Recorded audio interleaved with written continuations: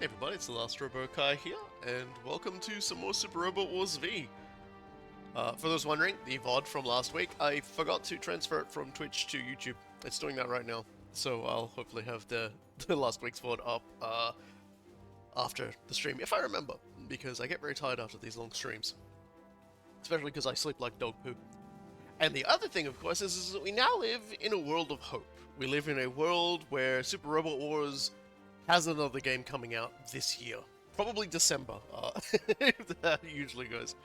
But it is going to change up my schedule for streaming Super Robot Wars, because I was originally going to do V, and I was going to take a little bit of like a month or two, and then I was going to play X, and then do a month or two, and then I was going to do T. So I don't burn myself out or be in the middle of playing a Super Robot Wars game when another Super Robot Wars game comes out. I'll probably just finish off this one, and then I will go into all the other games that I've been wanting to sort of do little playthroughs of, because we have a good selection of stuff, especially since now I have access to my Elgato that lets me take things from the console to like the main thing. So that should be fun. And well, yeah, we don't know when it's coming out, but yes, Super Robot Wars Y, which does feature a lot of really interesting combinations of stuff. Kind of looks like Combat Levy's getting a storyline, actually, or at least it's got its actual enemies in there. I can't remember the last time that happened. Probably Super Robot Wars 3. Back when they used to be assigned numbers and not letters. That's how far back we're going. Witch of Mercury is debuting, as is another Get a Robo series, Get a Arc, and it looks terrible. But that's like the CG from the show looked terrible, so that's, you know. One thing that does have me excited though is that G Gundam's coming back again. It was in T, took a time off for 30. It's coming back for Y, which means that it's going to exist in the same universe as Witch from Mercury. It sounds like they're doing a thing where it's going to be like there's going to be like a critical point for a divergent timeline thing, like, you know, it splits off like a Y, and apparently these two timelines where an event did or didn't happen are gonna like smoosh back together again.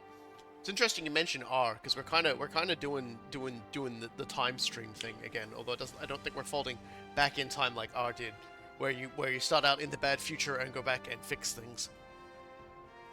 Yeah. It's a really sad indictment on me as a human being and my tiny brain, that I only actually just realized the Y is to represent the splits in the time stream. You know, going from one and up into two different directions. Not a very clever man. And speaking of not very clever men, it's time for the all Gundam route to continue. Last time on Super Robot Wars V, we encountered the the ELS. The English language speakers. Oh, we also got Macross too, which is for people to understand.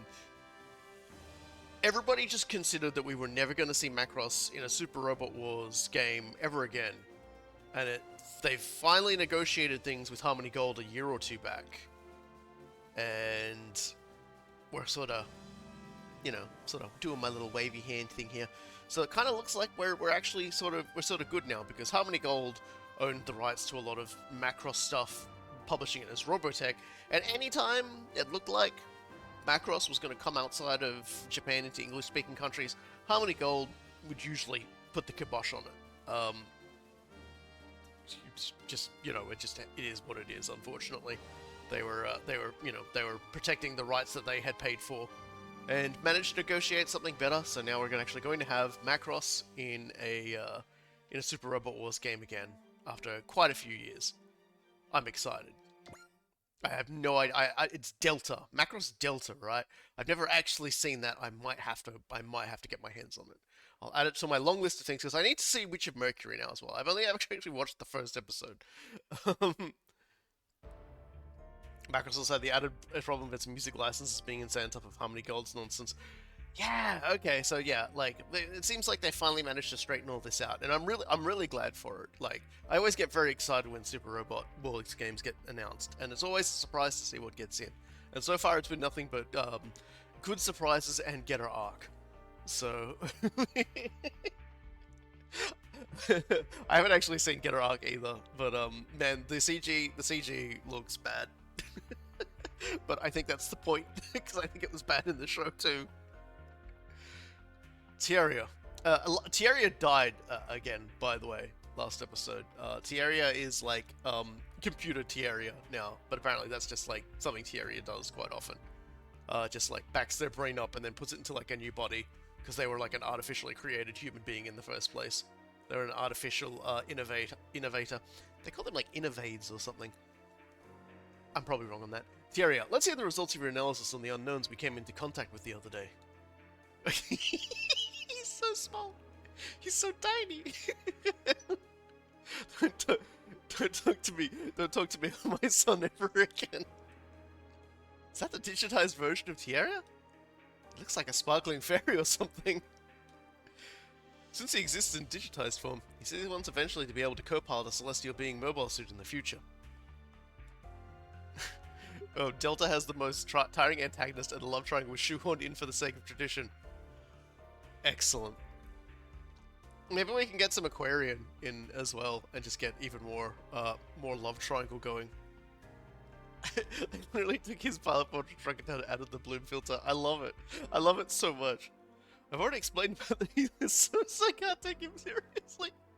I'm in the back. I'm in the back of the fucking Yamato right now, just giggling and like you know, Setsuna's just like giving me a look like, dude, come on, don't do this. Don't do this to us. I'm like, I'm trying to hide behind someone right now. I've already explained about their assimilative capabilities, but let's review the facts as we know them thus far. As long as isn't that one Aquarian that had two-person combiners, what the heck was that? See, that was kind of the one I was thinking of, because isn't that the one where one guy goes like, you took my girl, so I'm going to save the world? Like, that's my favorite dude loses the girl, so he basically just goes out of his way to get revenge by like being a better hero. That cracks me up. I've never actually watched it. That was just what I was told. You'll hear me say I've never actually watched it for a lot of things. Don't worry about it. First of all, for clarity's sake, I will be referring to the unknowns as the ELS from here on out. ELS means extraterrestrial living metal shapeshifters. Okay, well that's ELMSS. That's SSS. That's ELMSS. That's a lot of. I knew that space was a vast place, but I never could have imagined something like them existing out there. See, I think I said this like 2 streams ago. Like, people talk about like how weird alien life forms and stuff like that are and everything, but if you just turn around and like look out in your garden and you see a mushroom, that's like, I'm pretty sure a mushroom is gonna be way more freaky than anything you're ever gonna encounter as like a space traveler. I'm sorry, but like. Elms? Wait, trees are aliens? Yeah, you look at a tree, you tell me that isn't freaky shit. Like, you look at a tree, you tell me that thing isn't weird as hell. Like, you just see it every day, so you think it's normal. If you saw an ELS every day, you'd probably just be like, oh, that's just an ELS. That's just a living metal guy. Don't touch him. He'll subsume your consciousness and trying to communicate with you. Don't worry about it. The assimilation and fusion of the ELS works as you can see, but one major characteristic is that they use a method similar to quantum brainwaves to communicate. So that was what we were feeling during that battle. So it was coming from the ELS, just as we suspected. That's right. Also, they seem to be targeting humans that emit strong quantum brainwaves. Like innovators or new types, then. I'll see why the ELS all gathered around Setsuna, since he is an innovator. Since you brought it up, I want to hear from Setsuna himself about exactly what he was trying to do out there, yeah. Setsuna kind of like ran out there to being like, oh, I've got this, guys, and then he very blatantly didn't have this. Well, Tierria, I think I should speak for myself. Alright then, let's hear it. I was trying to reason with them. You mean you were actually trying to communicate with the ELS? Yes. Aeolia Shenberg, the founder of Celestial Being, predicted that humankind could explore space, and in doing so, could come in contact with other life forms. However, he believed that before that could happen, we would first need to stop all conflict among ourselves. He dreamed of a new age for humanity in which we would be free from our own conflict and understand the power of communicating with life forms other than our own. So the innovators were born, humans who can use quantum brainwaves to communicate the medium of GN particles. Right. I was trying to receive the quantum brainwaves those ELS were emitting and to understand them. I tried to maximize my capability of understanding in an attempt to make contact with them. If fighting them was futile, I wanted to avoid that at all costs. Didn't you just end up fainting? I couldn't withstand the vast amount of information they were emitting. My brain shut down from the damage. That's me anytime I have to, like, read math. So we still don't know anything about them then. Indeed. Setsuna, I don't think what you were trying to do is meaningless. I just don't think that's what we should be focusing on right now. I know.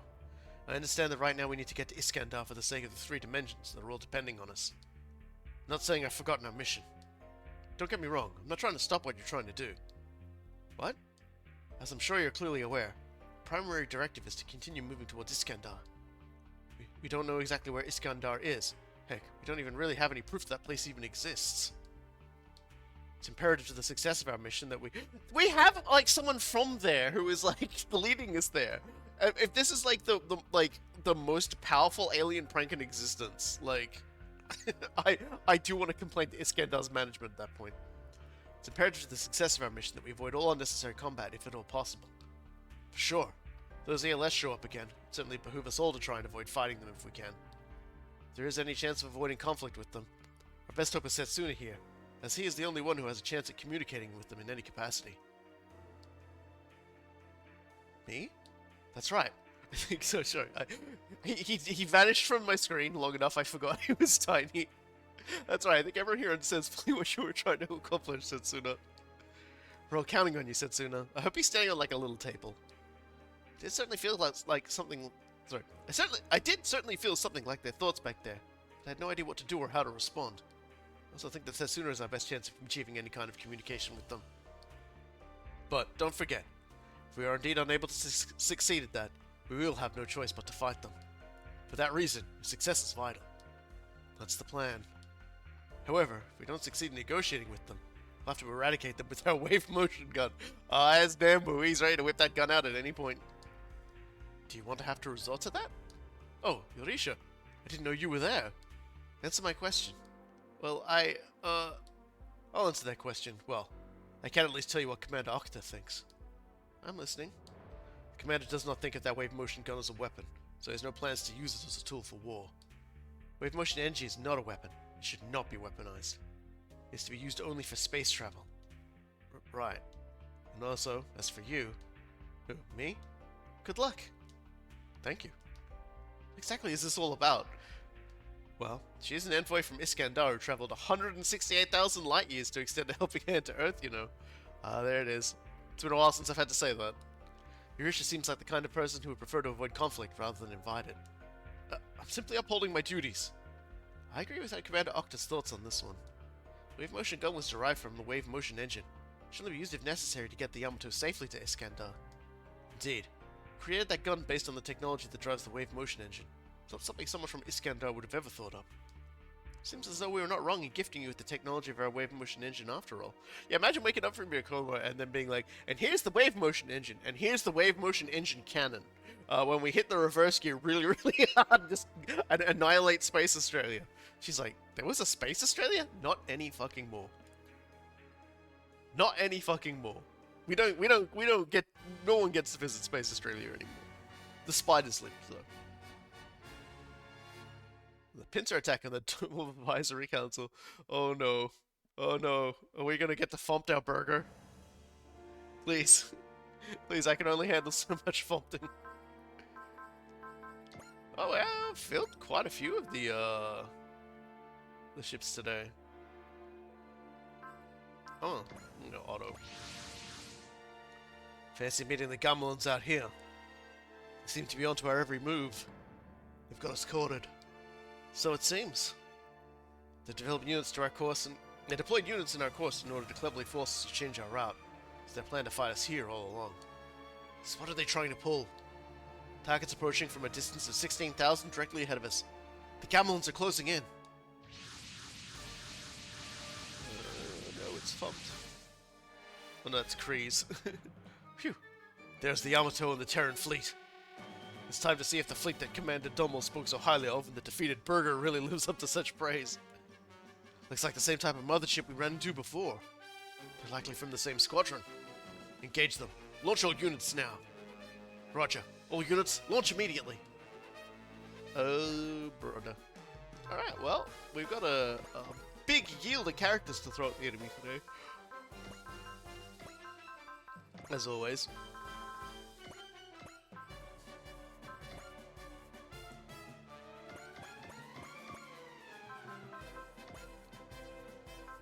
Yeah, that'll do. Let me just make sure there's not like a tactical point I have to get funny with here. Sorry. Okay, so the tactical bonus is pretty simple. We just got to defeat a character that turns up with Chitose. I think you can probably all guess who that is. This commander seems to be ready for an attack from the rear, unlike the last one we faced off against. They led us here. Sorry, my way goes. Oh! If they let us here, perhaps they're setting us up for some kind of trap. That is a high possibility. We need to take them out fast and get out of here before it's too late. So we don't have an SR point yet because we haven't actually figured out what the heck these guys want. So we're going to be very careful. Yeah, and this guy's flying the same sort of thing, I'm pretty sure, as Burger. He's flying the Guipolon class Shudelg, which is, again, I've pronounced incorrectly. Charis Kreese. Now that's a fine, upstanding name. He's not a thumped burger. Anyway, if we don't know, we don't have a time limit right now, at least as far as we're aware, so we can just sort of, you know, drive forwards, see where it takes us. The man does have a pretty impressive chin. But again, it's no Ginger. I miss Ginger like you wouldn't believe.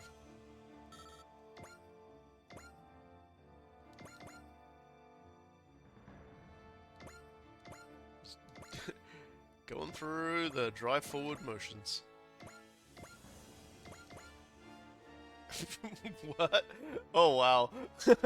I just look over and someone's about to explain the entire concept of the of Macross Delta's main antagonists, and let me tell you something, I saw the word feudal civilization. I got very concerned. Let me see this. Okay, so...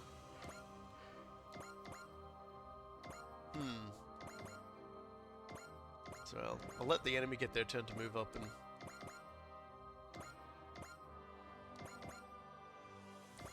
To elaborate on Delta's main antagonists, from what I recall, they're a backwards feudal civilization made up of short-lived human offshoots with enhanced reflexes. They have a single good point that the protagonist faction, the New UN, is undertaking cultural and economic colonialism, but their alternative is using precursor mind control and super weapons to conquer their star cluster.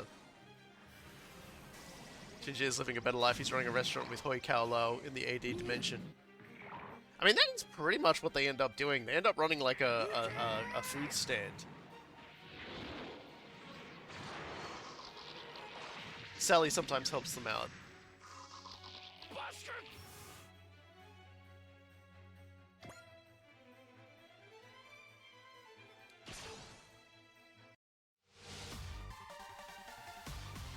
Goodbye, sweet eardrums.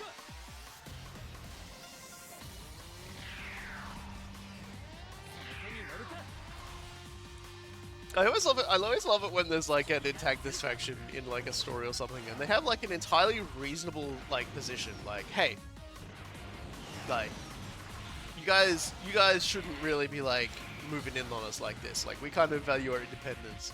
And then it's like, oh, and how did you get that independence? Oh, well, you know, nukes. We mind control.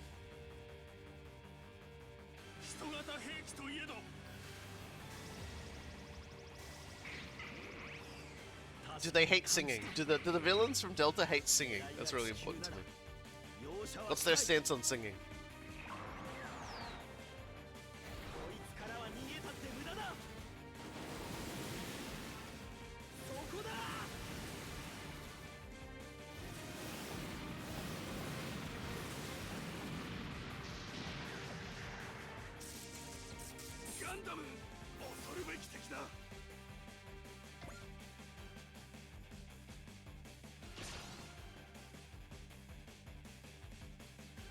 I was actually kind of surprised to see Hoi Kao Lo alive and well in that, like, sort of spin-off manga thing.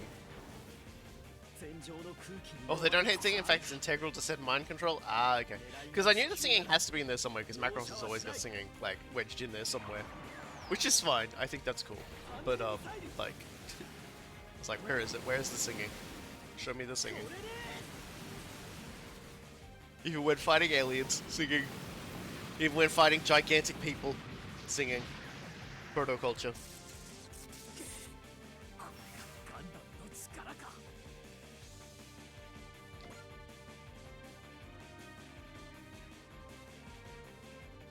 Oh boy. When does the other penny drop? Targets approaching from a distance of 8,000 from our 6. The Gamellans are closing in. There they are. They're surrounding us! Must have been lying in wait to ambush us from behind. Perfect timing, Ghetto. See why they call you the Sinker. I misread that as the Stinker for a second there. I'm a leader. Be it of entire fleets or of individual fighters. It's what I do. Man, it looks like one guy stole the other guy's head width. What is our next move?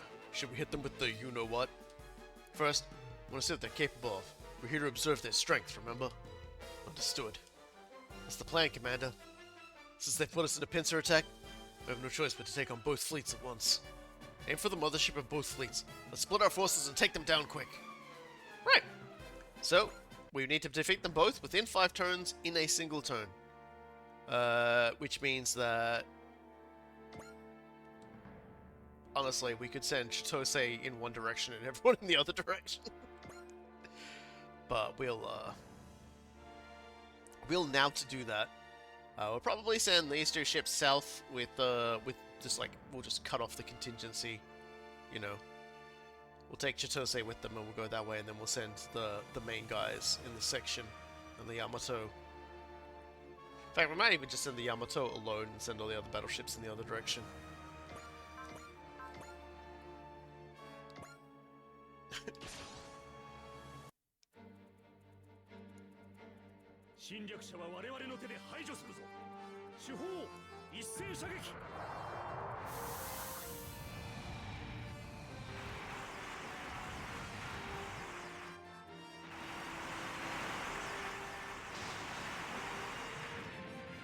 Did forget to put hit and run on the Eternal again, so I'll have to fix that up again. Me and my terrible memory.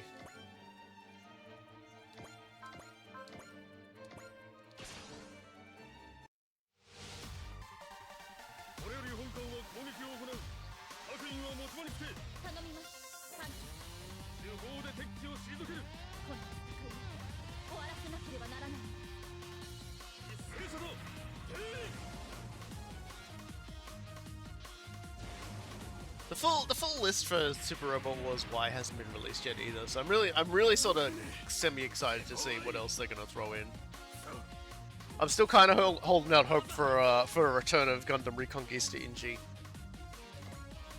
You know, I want more Bellry.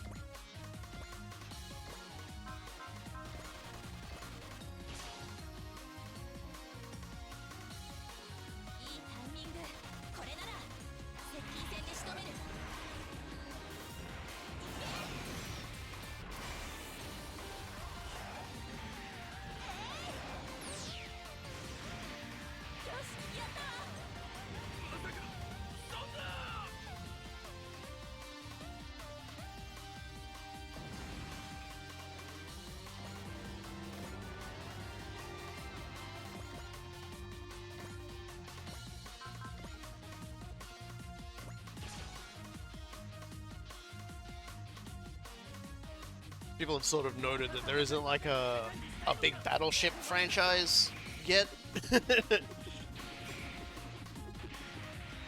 Because VXT and 30 had some big battleships, so I'm interested to see where they go from there.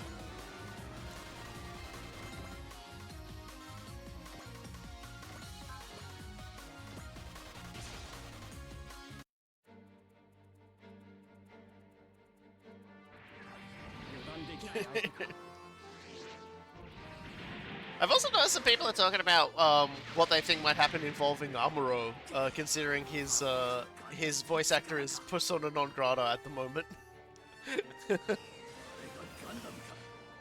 He's unfortunately had his voice actor after quite a long career has unfortunately seemingly come to an end. He rather unfortunately shamed himself and his ancestors. He got hit and run, right? Yeah.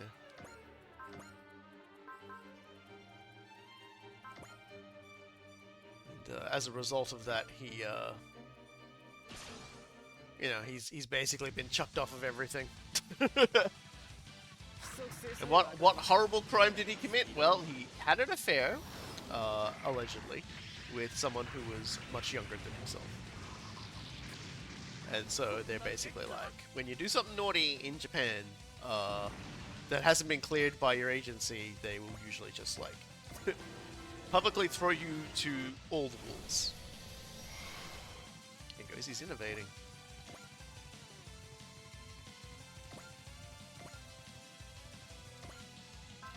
Sure, hidden away. Definitely sending the alpha down there. And we'll send Chitose down here as well, because she will be able to do a lot of damage. Yeah, Macross usually does have the big battleships, you're right. Well, I don't know if Delta has, like, a big transforming battleship. I hope it does, because I kind of really like that. That's, like, one of the really greatest things about Macross.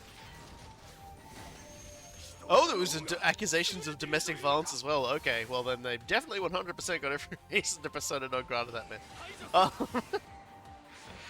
Yeah, he had a long and storied career, and like a lot of people are talking about whether or not regarding who Amuro's voice actor. He's done goofed and done a lot of things he really shouldn't have done.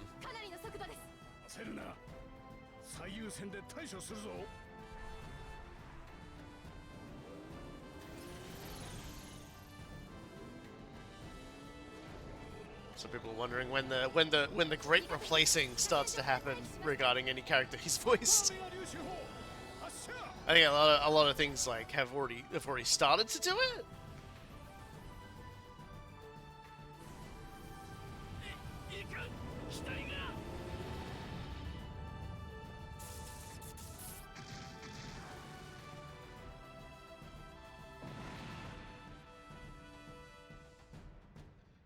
Amuro's not the only one with the V8 issue hanging overhead. Suruga / Gold 4 from Majestic Prince has a V8 issue to iron out as well. Oh, well, you know what? That's interesting, because yes, Majestic Prince is back for Y as well. And apparently... Yeah, there we go. Everybody else, head north.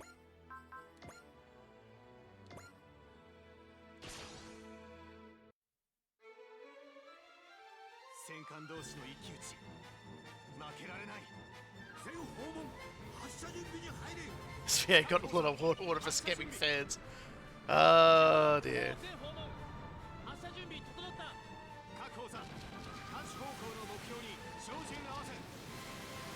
Man. Oh dear. There's actually there's always some people who do things like that. Unfortunately, there's somewhat famously the guy who played Kamen Rider Super 1 apparently did a lot of fan scamming as well. A lot of you know, at least there were a lot of allegations of it.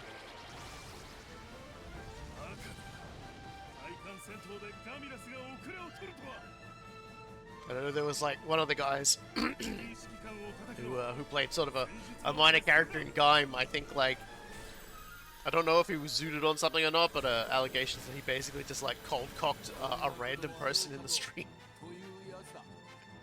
Which is just kind of like, huh. Well, I mean, he was a villain in Kamen Rider Gaim, so like, you know, in character, I guess.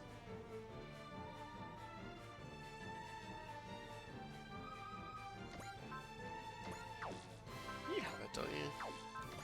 I will eventually look at the correct screen, yeah. Good.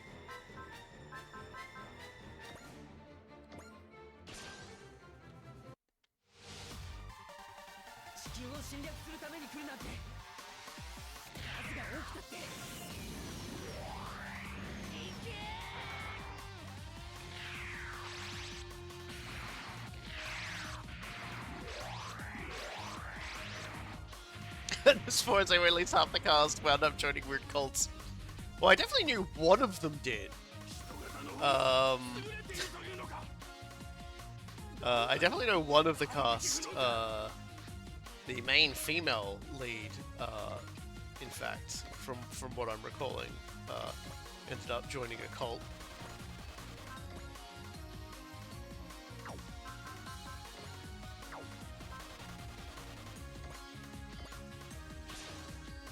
Yeah, it's very upbeat.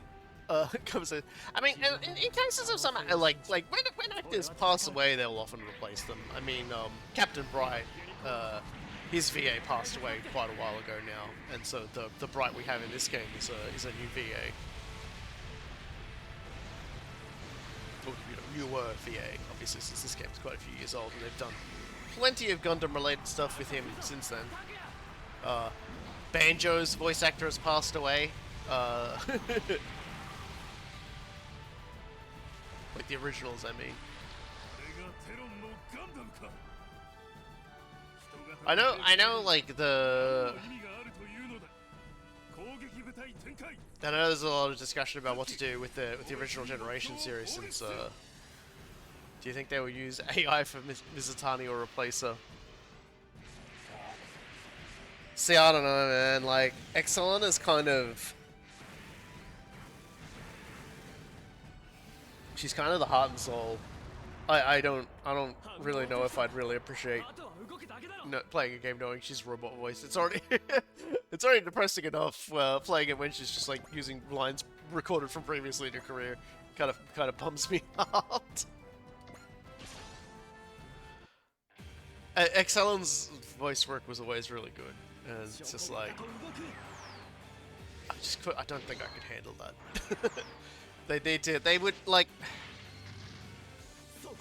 get a new actor if you must, but just hold them to an extremely high standard. Like, you can't. I don't agree with replacing. Personally, I have a very strong aversion to the usage of like dead people, even with like the general permission of like the family or whatever. I'm just not really a big fan of it. I know Star Wars did it, like, and I was just kind of like, I know there's a lot of really strong arguments to how, like, you know, it's good for various reasons or whatever. No, just like, the director already said he won't replace her. Well, isn't the director gone now? Didn't he quit? Didn't he become a producer and then hasn't he subsequently left? So, so problem solved, right? He's.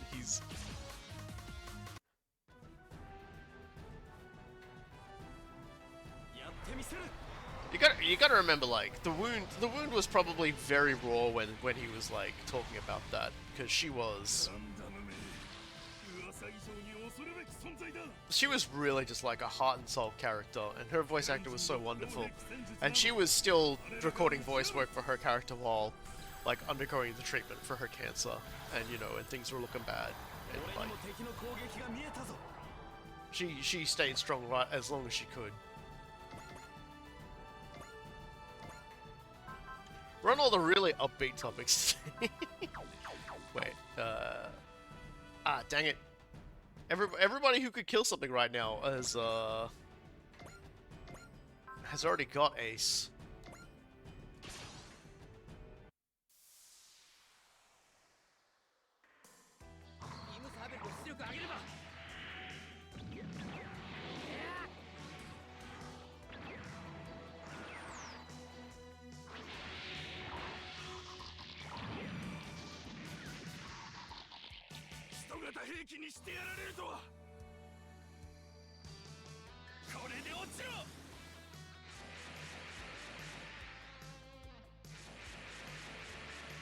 Yeah, it's not easy to replace somebody who's been like a core part of the character, because they are in essence what has made that character so great.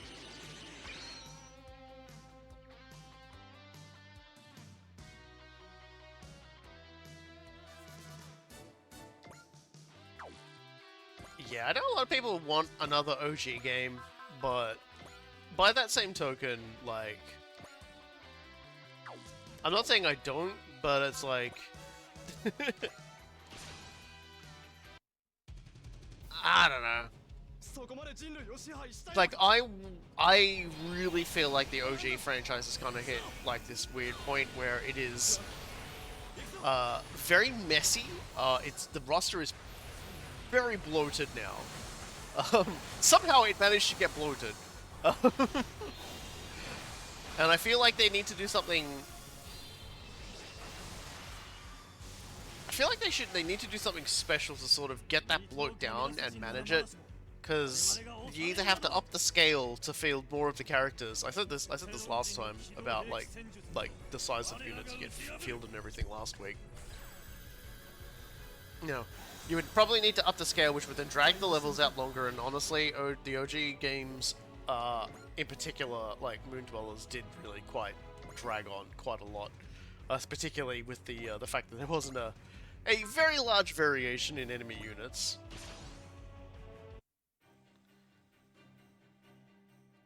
My personal opinion is that they should probably do something similar to what they did in the first original generations. Yeah. Yeah, the OG games also aren't as popular. They're much more niche because, like, you can pull people into the Super Robot Wars games with like licensed franchises and be like, oh, I really like this franchise. I'm gonna see what they do with it and things like that.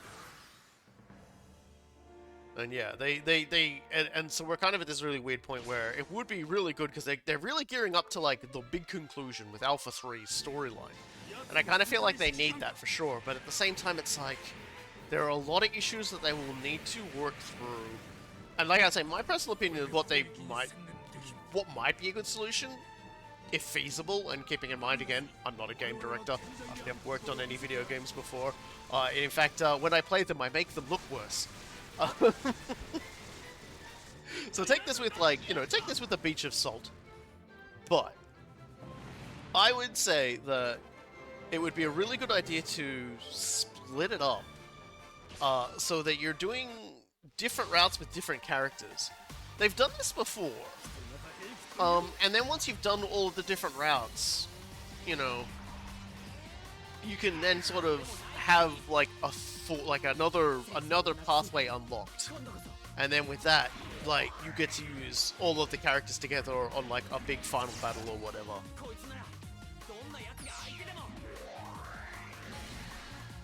Like, maybe get to carry over how a lot of the units were at the end. And that way you'd have a lot of units built up over the course of, like, playing the game as well.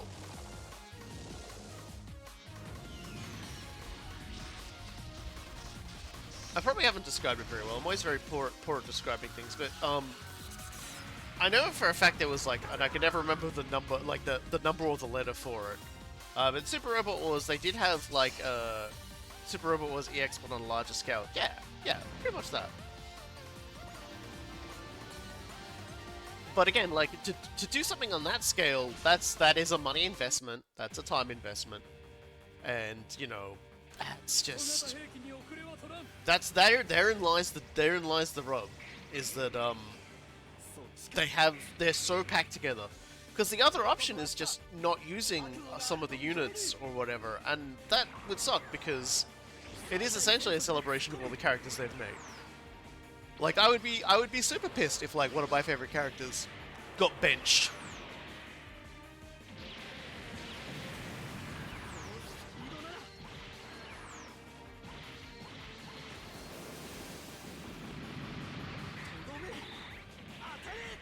See, I can't say for certain what would be the ideal solution for something like that.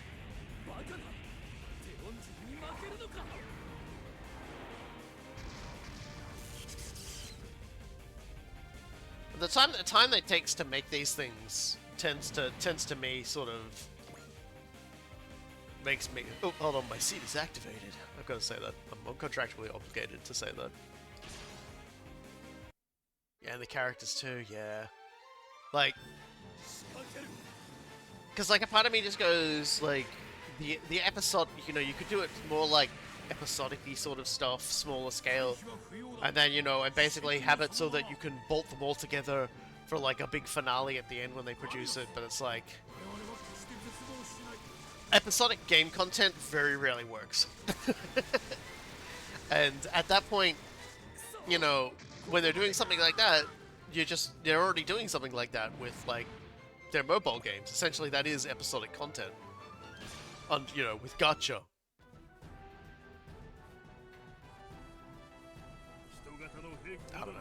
I don't know. I don't think there is an easy solution for the OG games.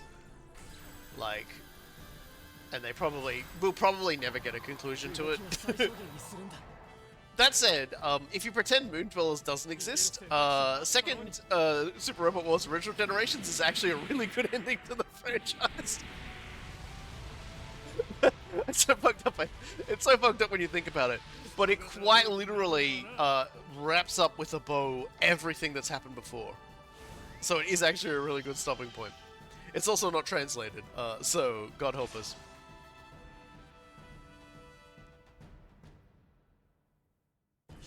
Yeah, I don't know if there is no easy solution. Especially with how video game production is at the moment, where everything costs $1 trillion.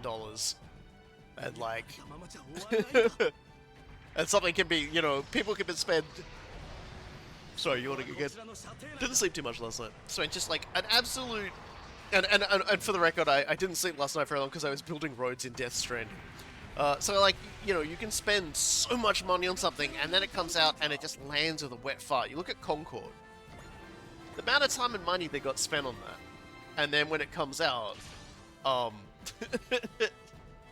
when it comes out, it basically just, it's turned off within the month.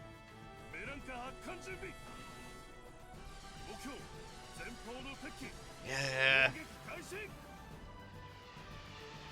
Like, back at the time, a part of me was like, oh man, like, you know, I was really happy with second original generations, because I really liked the character of Ing.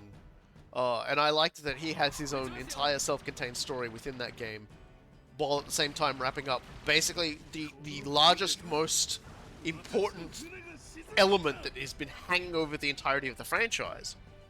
And they wrapped that character up, and it was really well done. Like, in terms of satisfying endings, I think second original generations is really, really good. But at the same time, you know, you knew that there was more stuff coming around the corner. You knew that they were gonna keep, you know, there was more characters still yet to be put in the game. And I was a big fan of Super Robot Wars J, right?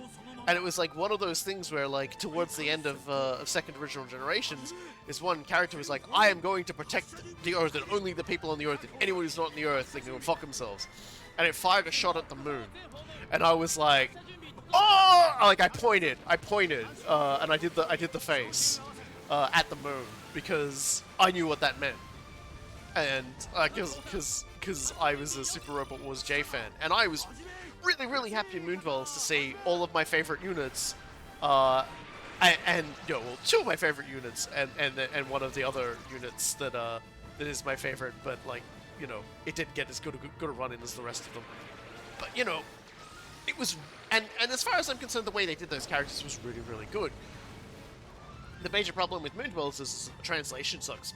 Absolute backsides. It is horrific. I hate it so much. It's really fucking awful. It upsets me. And at least, like, one of the enemy factions is tiresome to fight against. Yeah, like when it was just like, it's like, oh, he's shooting at the moon too, and I'm like, hell yes, Moon Dwellers! Well, obviously it wasn't called Moon Dwellers, at that point I was like, hell yes, Super Robot Wars J!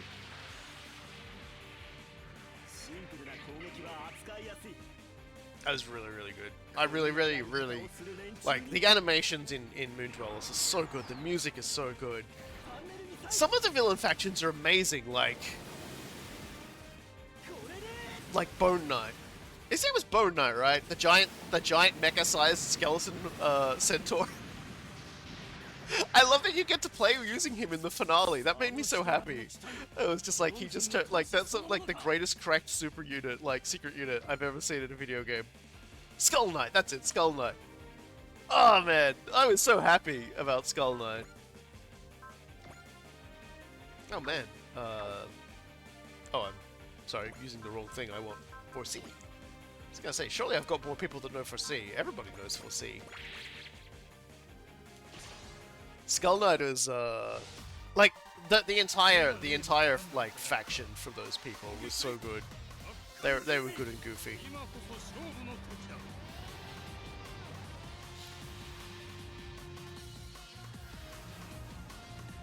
It's a nice shot of all the.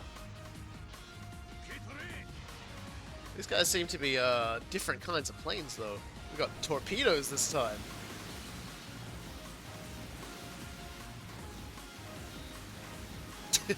All right, some of those were never going to hit. Some of those were never going to hit. Where that would hit if you were aiming for like a battleship. You know what a torpedo is for. But I'm just gonna put Iron Wall on, and we got Bullseye as well. There we go. Yeah, those are they're really big. Those are really big torpedoes. They were definitely designed to like blow up something.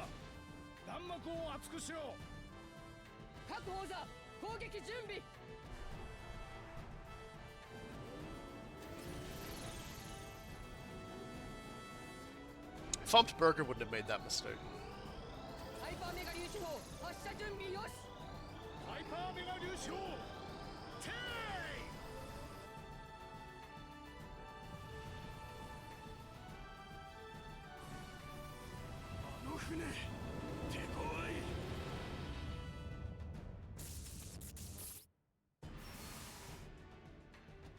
Oh, I haven't watched the Seed movie yet. I'll let y'all know when I've watched the Seed movie. I gotta do it, but I'm less like... If there is a word for me, it's busy right now. I'm almost to the end of doing my Fate Samurai Remnant stuff. I have regular work, I do this, and my current gaming addiction is Death Stranding, and so I just I just don't have time. God. Like Death Stranding, I love Death Stranding because it's like an easier SnowRunner, but with like story. Whereas SnowRunner is like, how do you feel about cock and ball torture? Like I made SnowRunner easier for myself by basically it's not technically not cheating, but I went to a higher level area, sold my truck. And bought like a more powerful truck from that area, and then went deeper into that area and stole a well, didn't steal. I salvaged quotation marks. I salvaged a Russian ATV, and then took it back to the start. Took them both back to the starting area. Because I was just like, I'm not doing this. I'm not putting myself through this hell. For people who aren't familiar with SnowRunner, SnowRunner is a game where you play a dude in a trucking company, and you go to different areas where essentially natural disasters have occurred, and you help putting things back together. And unlike Death Stranding, where you can build a road, or you can get help from other people, and you can get all set up and everything, in SnowRunner you can play multiplayer with people, but you're on your own, and the roads are often the thing that's like ruined, and a lot of the time you aren't repairing that road. You're just coping with that road.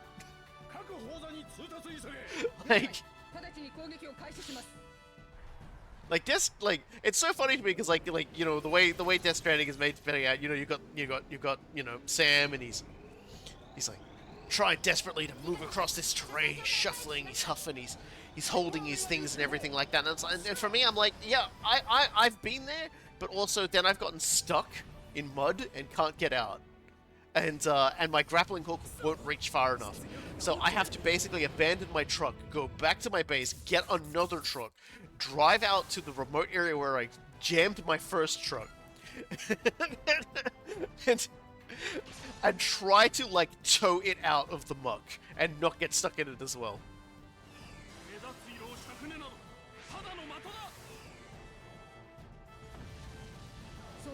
I'm so glad I put Iron Wall on.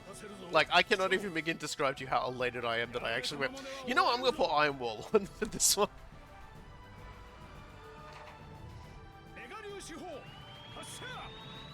Otto is just, like, taking all the fire.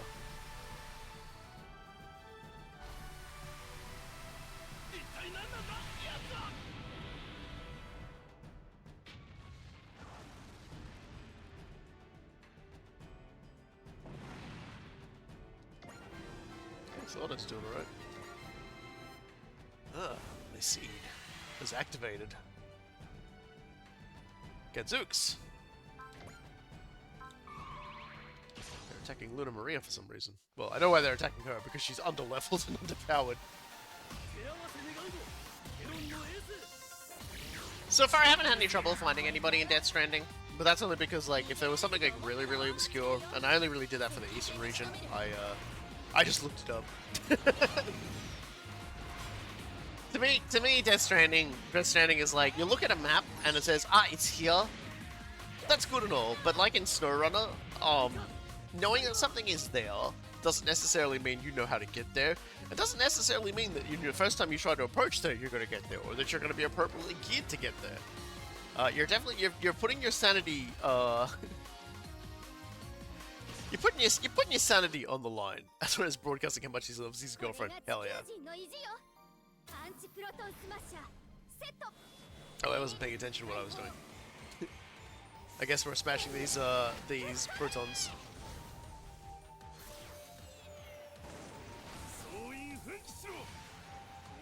But I managed to build a road that goes all the way to Mountain Knot City, so now I can, like, just drive up there. I will say though, the road that goes up there is unhinged. It's definitely not how I would have built that road. It's like a corkscrew going up on a floating road that has no like barriers. I do know in certain areas when you're on the road in Death Stranding, your car can't drive off the edge, but I'm pretty sure it's not the case for that place. There's been a few points in Death Stranding where I've tried to just ramp my truck off a really high location because I love doing that. And yeah, and the game was like, no, you can't do that, don't do that. And I was like, I hate you.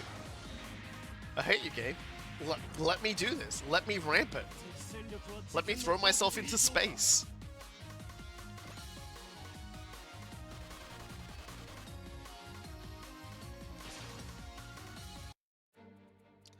Don't worry, guys. Luna Maria has got this. She'll save the day.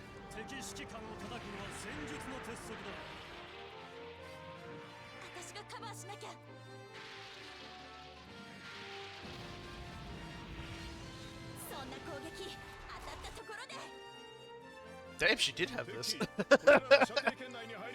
God damn. That was actually really quite impressive. Everything activated to fuck that up. That was pretty good.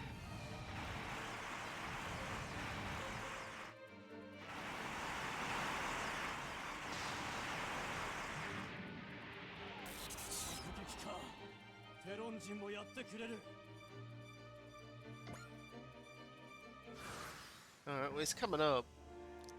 Oh! Ah! What's the matter, Nine? The Gundam are approaching! Okay. It's Soji. And Jamie, too! I don't appreciate being treated like some kind of useless sidekick. First Class Officer Jamie. I know. If we can just get our hands on that guy's mobile suit in the Yamato, your wishes can be fulfilled. Wishes? What is she talking about? Remember, Soji, you are not to speak unless you are asked to. That's the rule. I know. Soji. What's the plan, Chitose? Yes, you know what we have to do. Chitose. Yes, I know. But it's Soji we're up against. It's a lot easier than your mission of trying to understand the ELS, Setsuna. First off, let's take away his ability to fight back. Then we can talk. Understood. I've got your back. Not so fast. My mission is to monitor him, won't let you have him. Jamie, we don't care about you. Get out of here before you get hurt in the crossfire. Oh, is that so? I'll show you what you get for ignoring me. Get ready for humiliating defeat. What is that? It seems to be some kind of waveform energy, but it doesn't look like to be an offensive weapon. Kiddo! Yes, absolutely right. What the heck is that? All the surrounding rocks are suddenly closing in on us? First we had living metal, and now we have living rocks to deal with? This sector is home to a rock lifeform called Burano. Normally they just float around like regular rocks, but they come to life when exposed to a specific waveform of energy and slam into anything nearby. That's true, then won't you be targeted by them too? Well, Burano hate a specific type of metal. We just so happen to have used that metal in our equipment here, so they won't bother us. That other fleet seems to have known about the Burano as well, and it's done the same. They're probably thinking of using them in the same way. The sector was actually avoided for thousands of years because of the threat of the Burano. How do you think she even knows about them? She's been asked to gather information about them too. But let's focus on our attack on the Terrans for now. Looks like they're only interested in attacking Earthlings. The commander is a smart man, I see. Now then, Soji, the stage is set. It's all up to you. You don't have to tell me twice. Soji! Sorry, Chitose, but this is the only way! Commander, what are your orders? We can't avoid the Burano at this point. We'll just have to deal with any damage they cause, defeat the Gamelons and the Gundam, then get out of here. Then let's do it. Everyone, pay attention to each other and provide support when it's needed. Focus on taking out the enemy leaders. Pathetic Earthlings, the time has come for your humiliating exit from existence. Who is this woman? Yeah, so, we're in trouble. We're going to be taking damage periodically. Not a huge amount, as you can see. Everyone's been, like, love-tapped. Some already had damage, so that's fine. Anyway, we're going to... This is only, like, turn 3. And we have to do this in turn 5. So we're going to... hit that guy's all the way back there. Can I just shoot this guy? Excuse me while I shoot this guy. Yeah, we've got people that can actually like heal everyone, so you know, when it starts to get a bit dicey, like they can just like concentrate real hard and everyone will be happy again. And you know, it won't last that many turns because we can take care of this pretty quickly.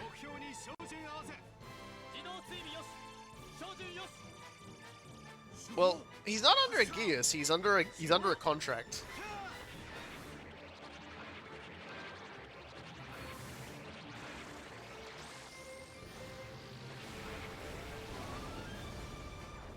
So, like, he could talk, but then, like, the agreement would be null and void. And they would probably also blow up the ship he was piloting and kill him. There's probably a bomb in it. Contract even worse. Yeah. Oh look, we'll be seeing plenty of funny contracts when we get to T, which is unfortunately probably going to have to be after Y and X. God help me. Gears or an NDA, which is another powerful weapon. Well, that's a good question. I definitely think, well,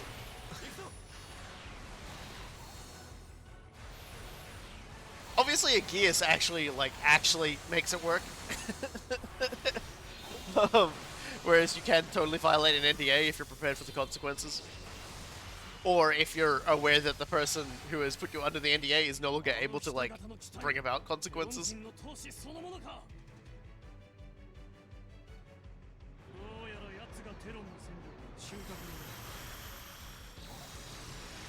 Neither can prevent someone else who finds out about that information from releasing it.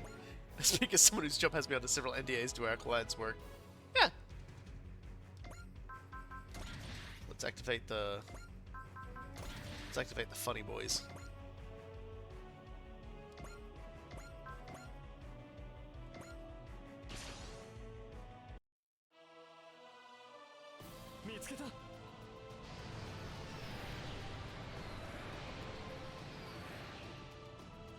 I'd completely forgot that there was just like this entire gimmick was like, oh yeah, there's rock life forms that like eating mechs out here.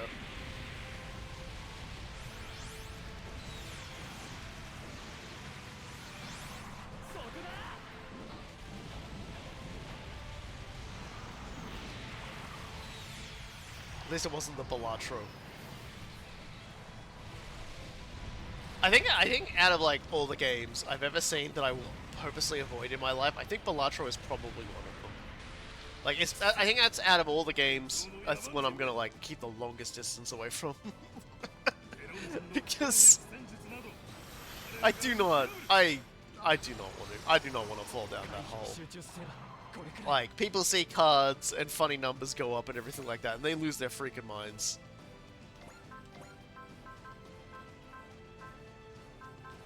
Need one more thing to die, and then Kira can get seedy.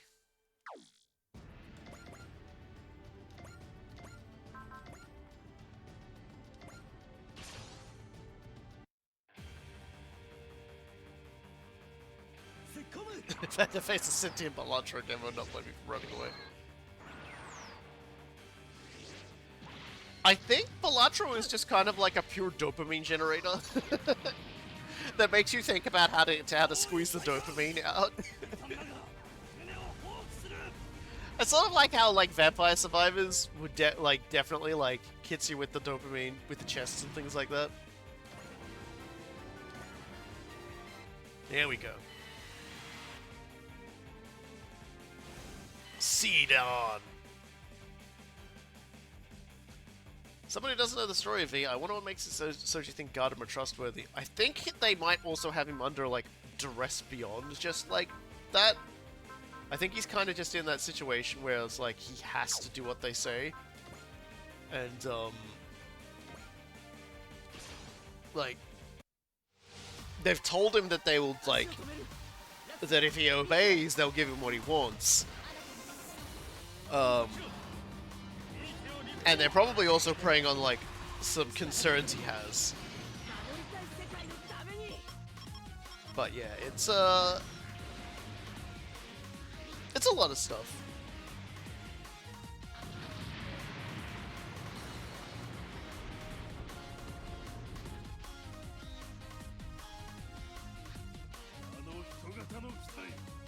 But yes, Gundam are shady as hell.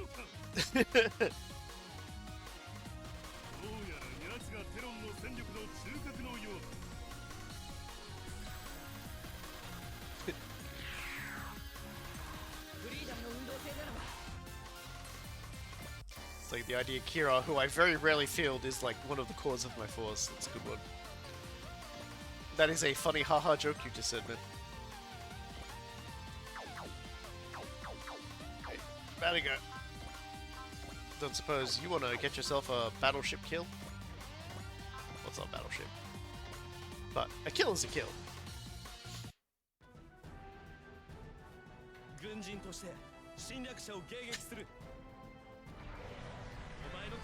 I never paid attention to like V's typos till I started streaming it, and then I become very self-conscious on their behalf. But yeah, so back on Death Stranding. Like, once I sort of realized I was just playing like an easier SnowRunner, the game has been very fun.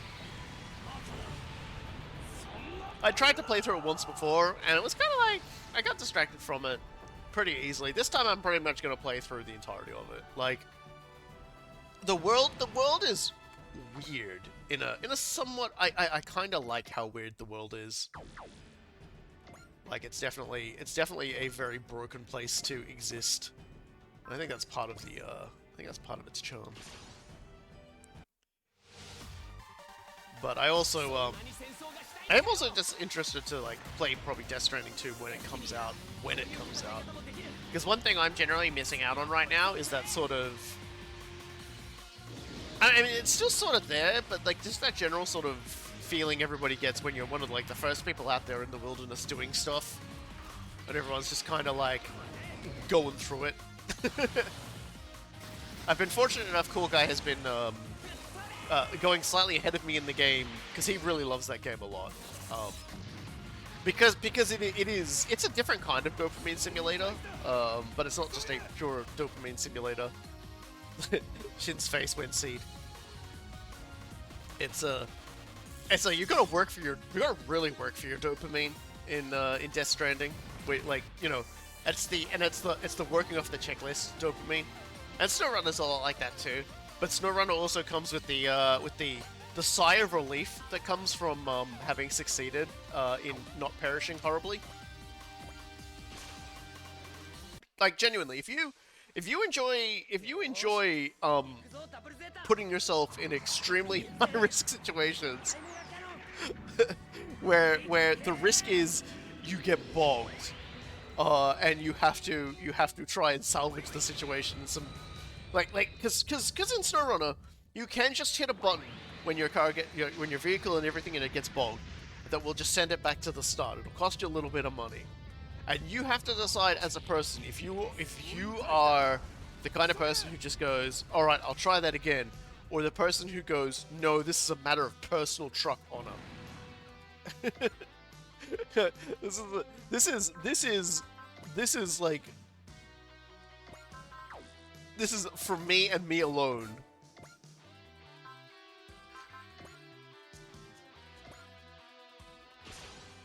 We'll soften this guy up.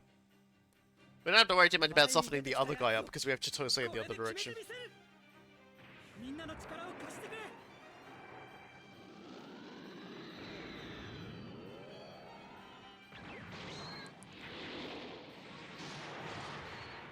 Yeah, it is. Wow, you just kicked that battleship.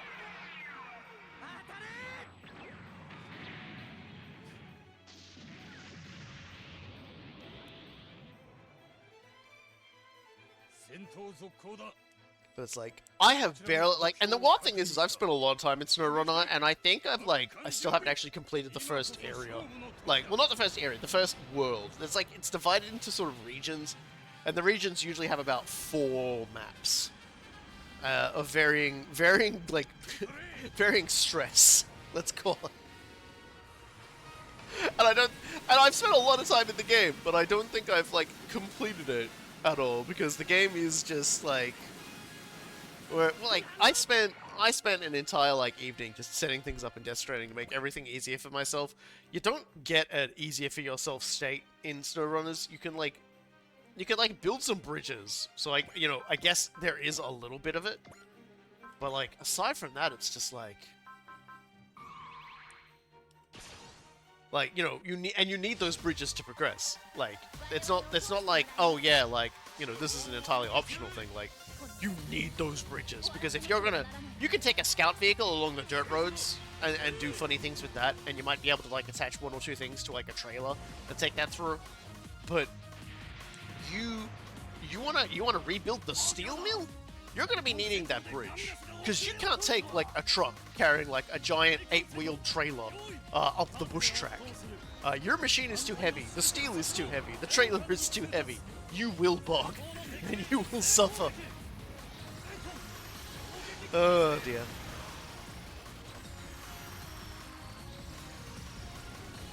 I have to, like, steel myself so that when I complete Death Stranding, I don't just, like, boot up SnowRunner.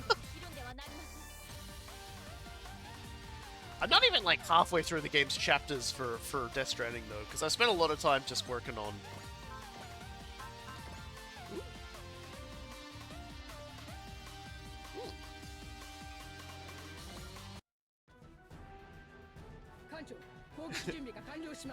Well, the multiplayer for SnowRunner we did try to do, and it wasn't very reliable, so...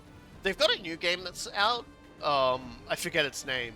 I haven't really looked it up to see how it's going either.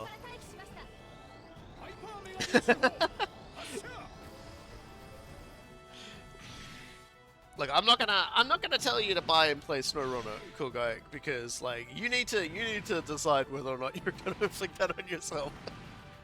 Just gonna bring Otto over here. Yeah, Otto got his Valor up.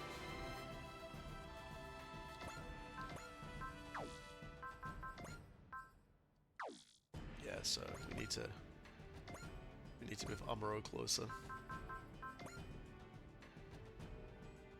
Oh. So Amuro killed that guy. Yeah.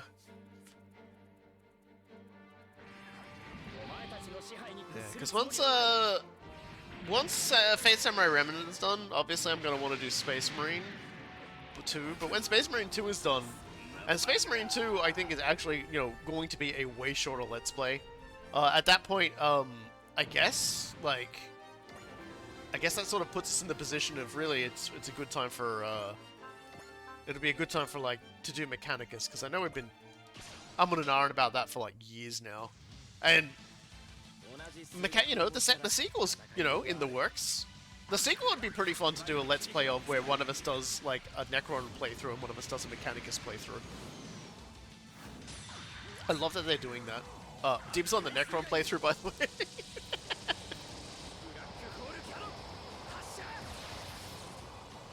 You all know how I love robots. Because we didn't just, in like the last week or so, we didn't just have like the revealing of Super Robot Wars Y. What model of Huckbine is this? Huckbine.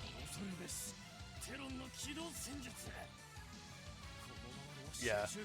Yeah, the way you described it to me, definitely felt like we're gonna have to do a lot of working and thinking on it, but, you know, I'm willing to give it a try, at least.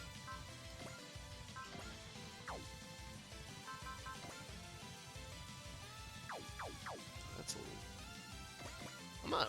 I'm just gonna let Little Marie kill that guy. I'm gonna let her kill him with the sword design. Yeah.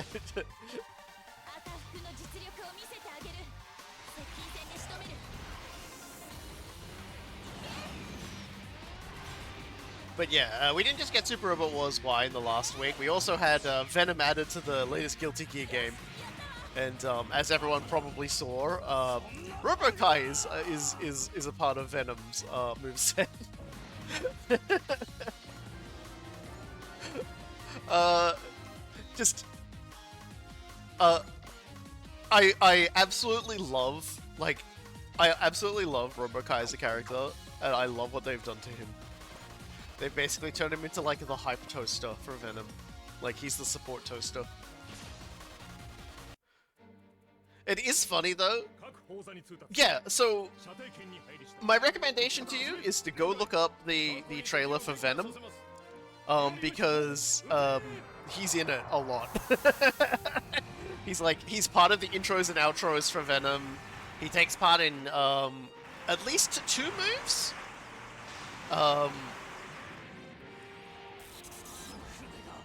Because at the end of the previous Guilty Gear game, and I can't keep up with all the names. I forget if we're on Strive or if Strive is the previous one or whatever. I haven't really kept up with them for a very long time. But basically, what happened was that like Venom and Robokai took down a particularly powerful enemy.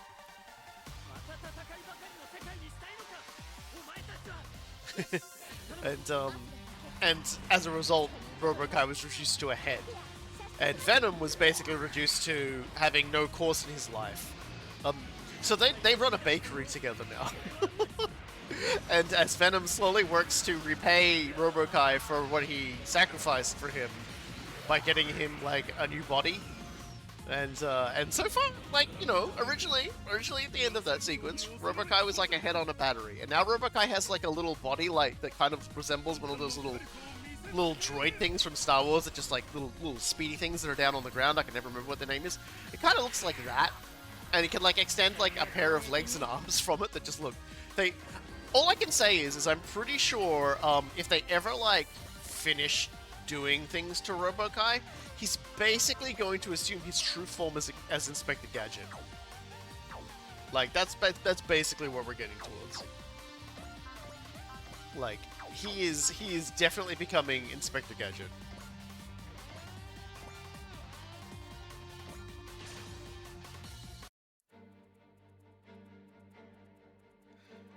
Now, Droidekas are the ones that, like, roll around. At least that's what they called them. These ones are just like the little boxes. the little boxes. Unless they call, like, droids that roll around on, like, wheels or actually as wheels. Yeah, the mouse droids, whatever you'd call them. Triggers Spirit Command Concentrate at the start of player phase when focus is above 130. So that's really cool.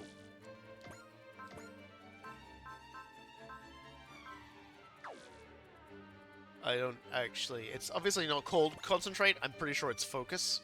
All right, this guy's not gonna take no for an answer. So I'm gonna hear.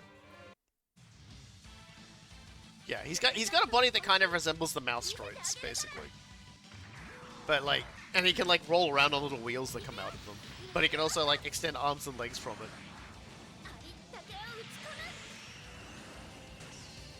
And he's still just as crude as ever too, which is great. He's like a shitlord. He's my favorite shitlord. He's the most powerful shitlord in existence. So yeah, Robot, like it has been like a week and a bit of of things from me that I enjoy. I did say I would buy the latest Guilty Gear game if they released Robokai as a character. They did not release Robokai as a character, and it doesn't look like it ever will, which is good. Because that game has so much DLC characters now, and the game has been out for so long, I just like, I can't. Alright, so what are these guys wielding? Each ship has got like a different formation. This guy just looks like a fighter squadron.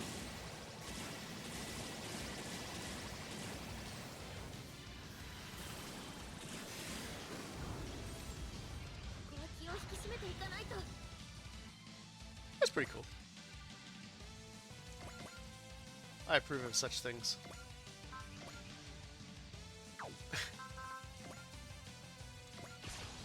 God damn it! I just saw the defense. It's like, no! Sorry, Tobiah, you don't get the kill on this one.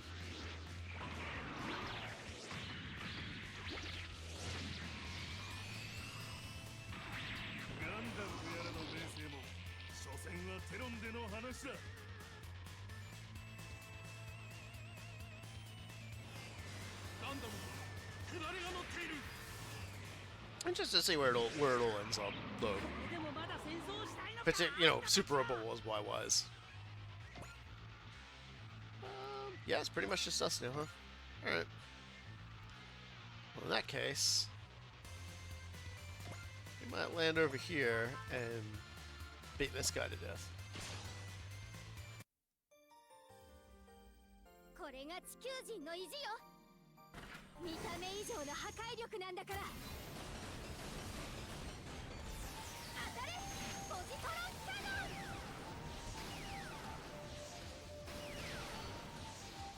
Alright, we'll just need to finish these guys off in the next few rounds, and yeah, and finish off those battleships. And then we can just turn around and take on Gundam. You know, and if Gundam leave and we don't get the tactical point, fair enough.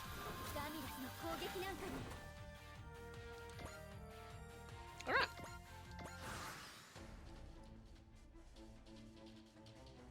Well, that's good. That must be the ship commanded by the man who commanded Domo spoke so highly of. You have to be careful. This commander fights very intricately. Things could get ugly if he brings his carriers into battle and turns this into a dogfight.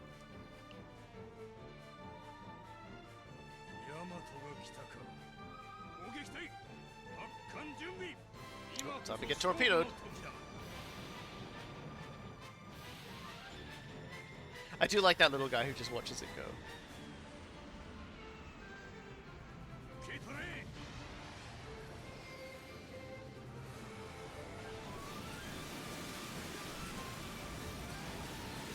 So we're going to take a hammering from this one.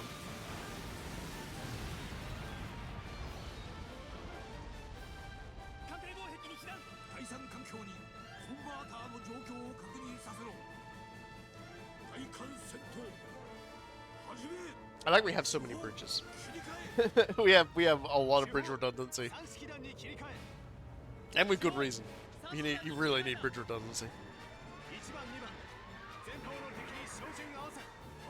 Yeah, I like the Gamless carriers. I think that the fact that they've actually got unique ships with unique attack patterns is pretty cool too. Like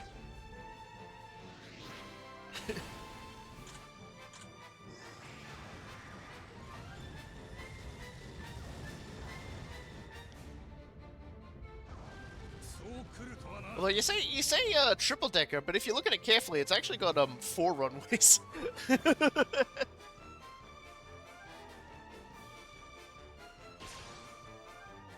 So it's a quad decker.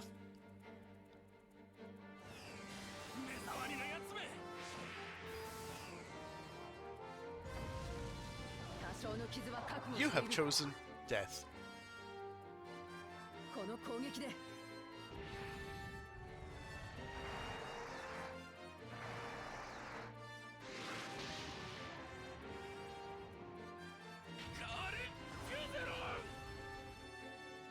The interesting thing with Super Robot Y is that I might actually play that entirely blind for everybody and not like play it in my off time, so that we can like basically just get me screwing everything up live and in person.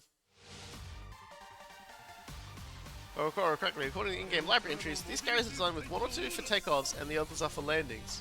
Huh. Well, that's pretty good actually. That's kind of clever. Because you know they're probably fairly large, so they're probably rotating a lot of you know fighter waves. So some can come in and land while the other ones take off. I think that's actually kind of cool.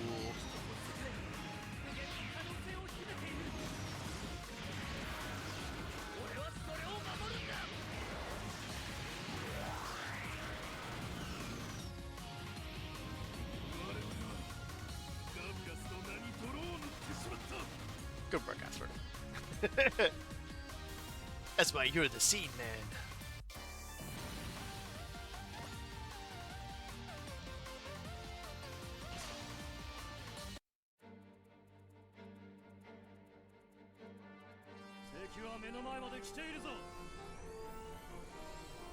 You can try and hurt him, but we got Lottie here for just that reason.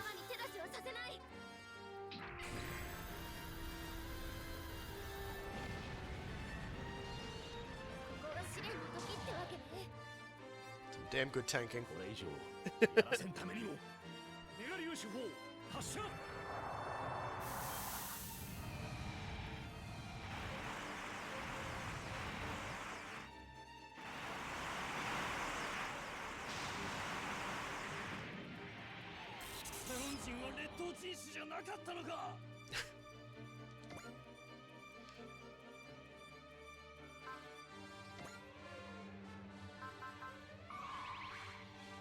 Well, we've still got enough energy for one more Mega Particle Cannon.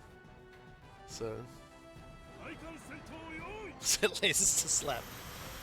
Oh dear.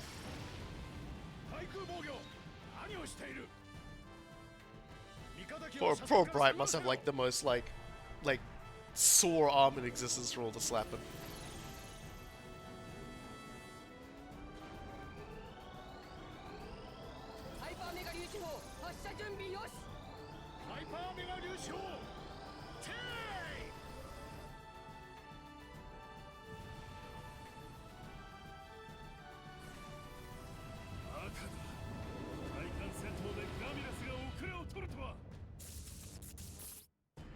Well, it's happening. Have fun, idiot. Huh. They actually ignored us. That's kind of wacky. Yeah, we want to finish off these last few... Ow. Ah, come on! Can't we do something about this? Those Barano things can be as small as a grain of sand. We can't do anything to defend against that. We just have to defeat the enemy as quickly as we can and then get the heck out of this sector. Alright, well... Firstly, let's just kill these two guys.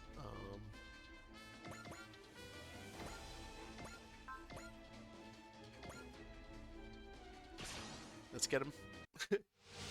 Let's get him, Luna Maria. Even if you can't pull this off, and I would be surprised if you couldn't, because you've been basically just Excalibring the shit out of ships all day.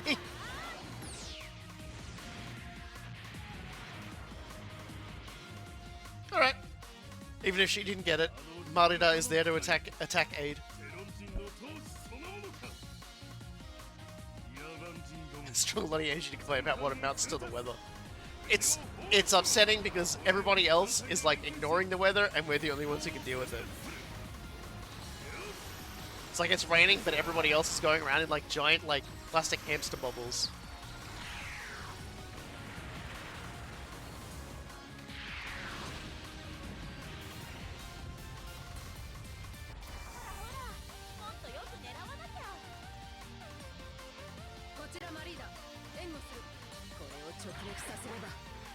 Give him the wigglies.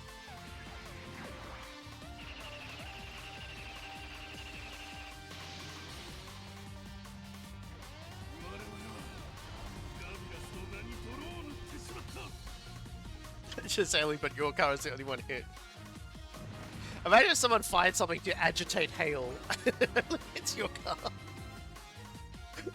It's probably the worst way I could have put it, but yeah, it's pretty mean. Oh, we don't need to get too funny with this guy. We can just boost knuckle him.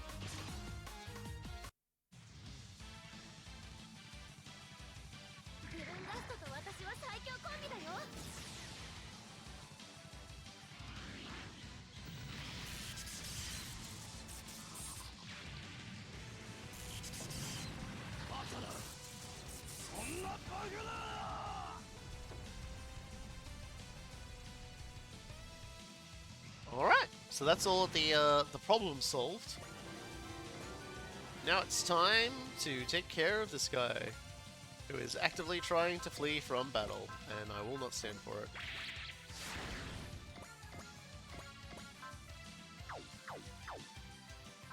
Okay, just do it from here then. お前たちのおかげでどれだけの命が失われたと思っている。このタイミングならいける。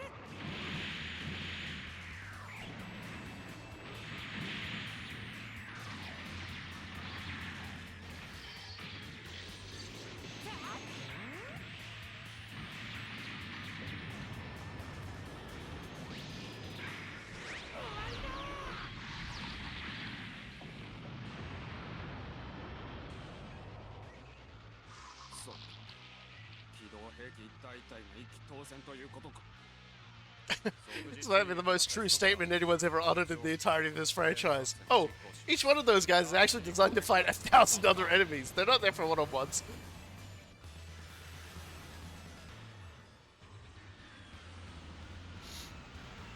Good lord.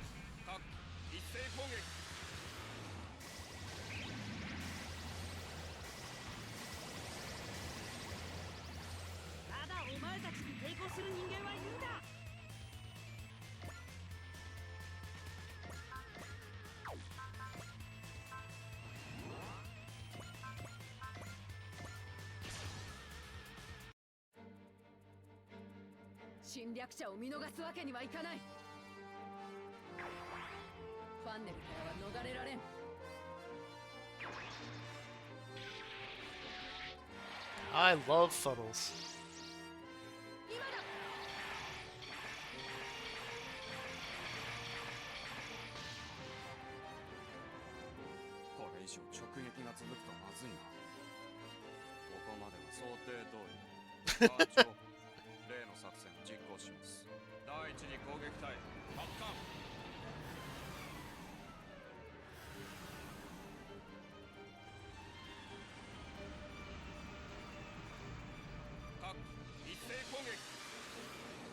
I feel like this guy's like appearance is like a sort of manner of speaking is supposed to like invoke Sanada.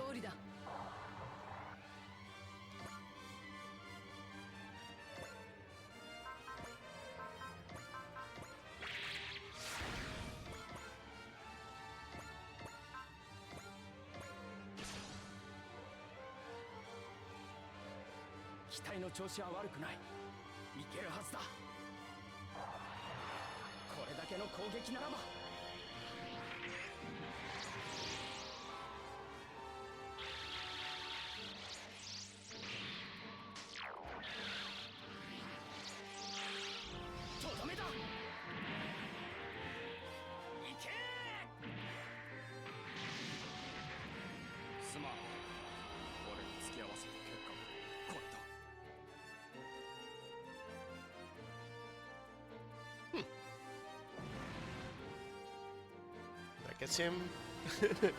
Increases range of few-type weapons by 1, increases skill by 20. It would be unwise to continue fighting now. Hear me, Terrans. You will pay for this. Smart move, Ghetto. One must always know when it is time to retreat and fight another day. The enemy mothership is retreating. Such quick and precise decision making. Impressive. Those three motherships can come together to fight as one. It'll be one terrifying force to face. Well, let's take care of this guy now.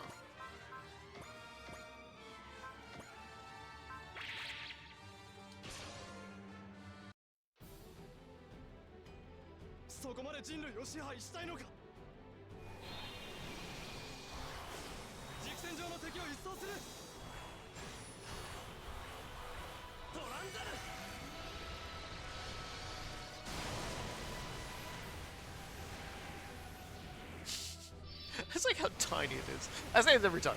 I love how tiny, like, the 00 is compared to his beam. And then it just goes like that. You thought it was a beam, but it was in actuality a sword.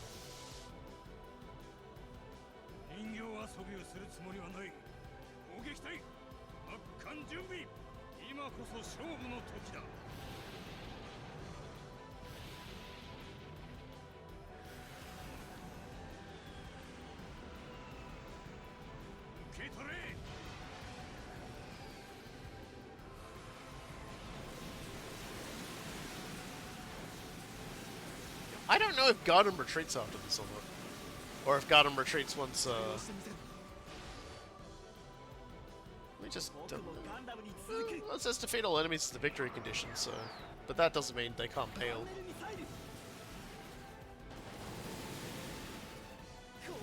But I'd rather kill these guys anyway, get the super robot point.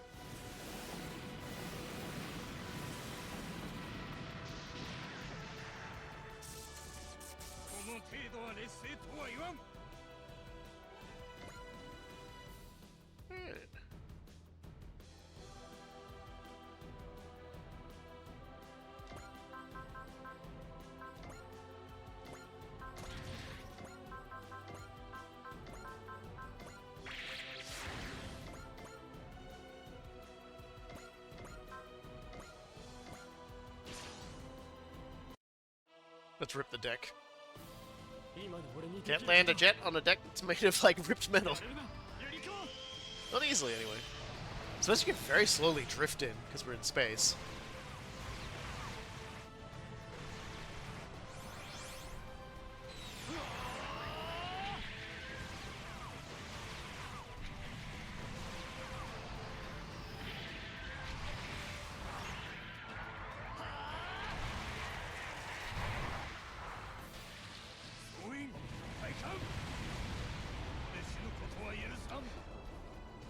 Wasn't expecting it to kill, but I think it does need some more kills, I think, so that's okay.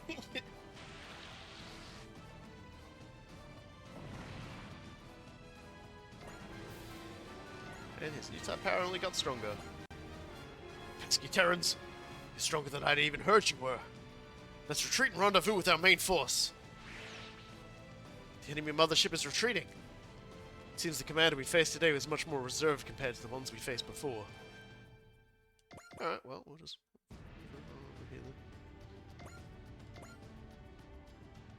Just back the Eternal up over here so it has a better backup.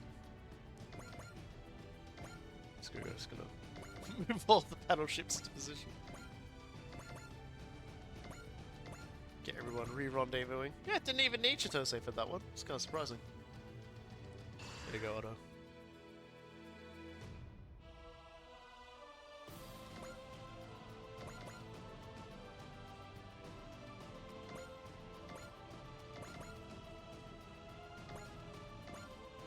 Overall, this stage just feels a lot less silly in terms of the things we're facing.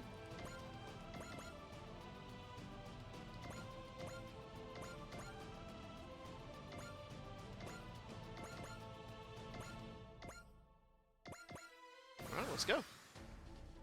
Form up, and we want to beat up all these enemies and then destroy Soji before dealing with What's-Her-Face.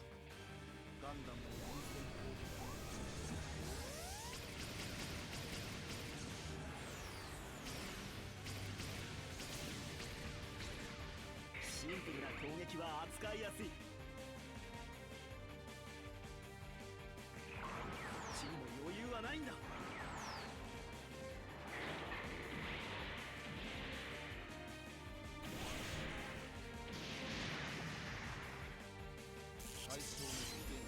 Oh, I didn't. Did I not? I didn't add what game it was. It's Super Robot Wars V. I'll fix that up in a sec when I'm on my next attack animation. My bad!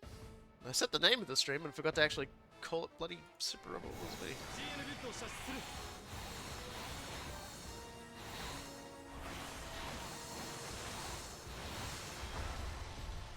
Here we go. Hey, it's beta.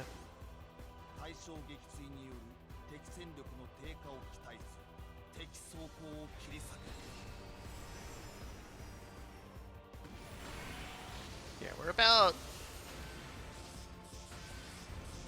44 missions into a 52 mission game, so we're on our 53, I think. We're on our victory run now, so like we're on the very final route split. That's like, you know, a unit splitting up route split. God.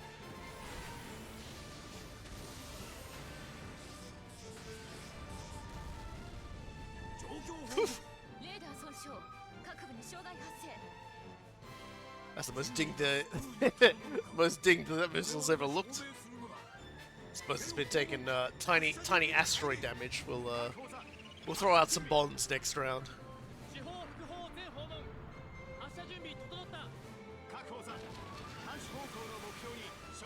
Yeah, like there weren't too many enemies. There still aren't too many enemies, and even the super robot point's pretty straightforward. It's basically just kill two guys that have a reasonable amount of health. You know, considering you have a lot of pilots who have soul at this point. Like the number of pilots that just have soul is kind of ridiculous.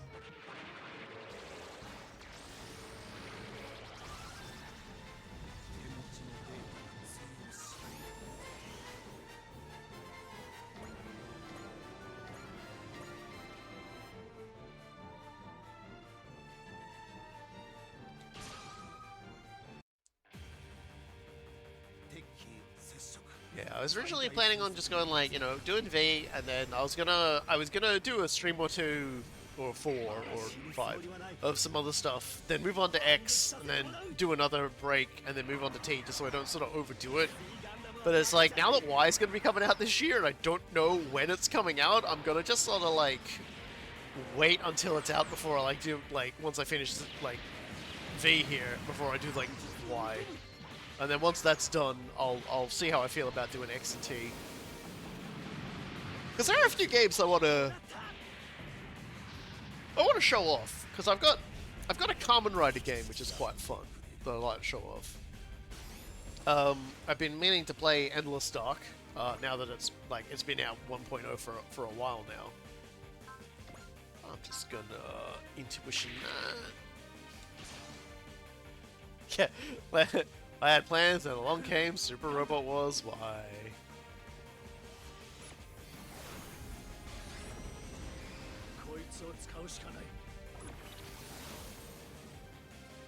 Well, tell Sol he's probably got like 5 weeks minimum. Yeah. If he still isn't quite done yet, I can play the Kamen Rider game first. I'm not telling him that. I'm surprised he's in here busting my balls about space junk.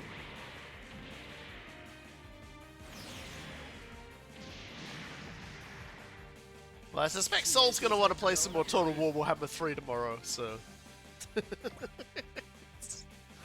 or maybe not, if I recall correctly. He Alright, let's just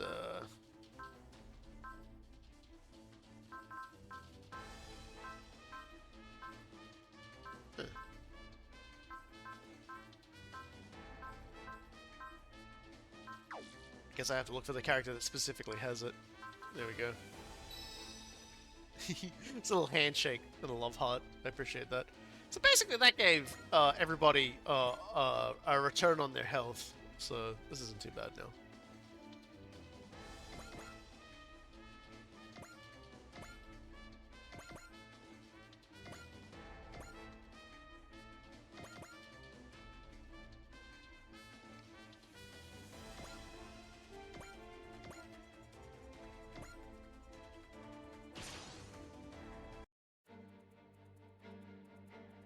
Yeah, I know. 外すものか Yeah.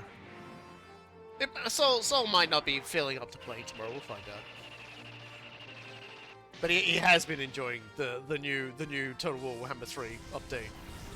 They did a big glow up for Kislev, and considering that's all he plays, he's over the moon. He's ecstatic. It's been he's been having loads and loads of fun, and you love to see it. Oh, you're gonna defend your friend, are you? All right then.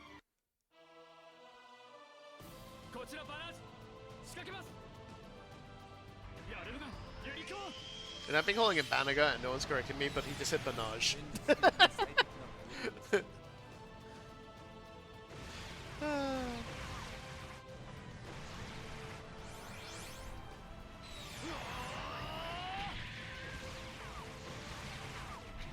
And I don't mean just calling him that for like Super Robot Wars V either. I've been calling him that since like 30.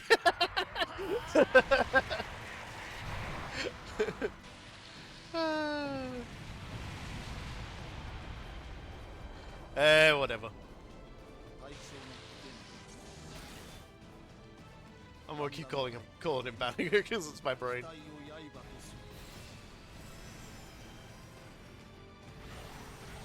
動きは最小限にするんだ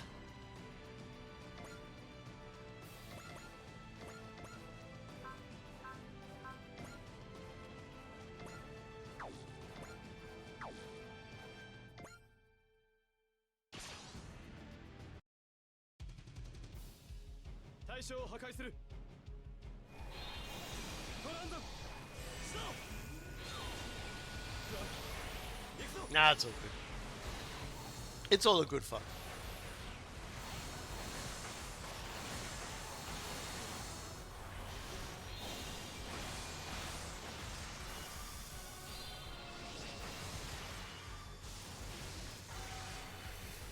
I should just put lies about pronunciation in my stream tag, and then I can get away with whatever I want. Because I already got lies about lore. Getting that ready for when we do the Fist of the North Star game. Hope you're ready for that one. Because we're definitely gonna be spending some time in that one.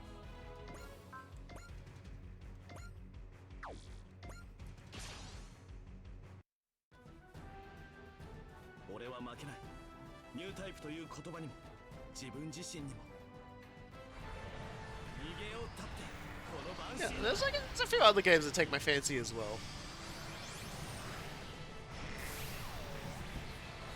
But who knows, I may just outright, you know, stream a game of Total War Warhammer 3 multiplayer. Really just depends on when Y's gonna come out. I'm looking forward to the stuff you'll make up. The worst part will be if when like I actually say everything truthfully and no one knows. You do the high-pitched attack screaming Fist of the North Star. Considering how my voice seems to be like getting cracklier and cracklier every time I'm streaming, I'm not sure that's like gonna happen. I feel like I hit a second puberty now. My voice is like just like starting to go down a pitch. I'm starting to de-octavify myself. This guy really would not die. He really should.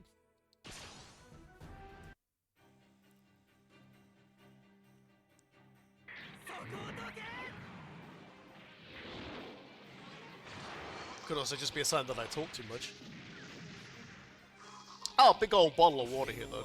For God's sakes, Camille. One job. One freaking job.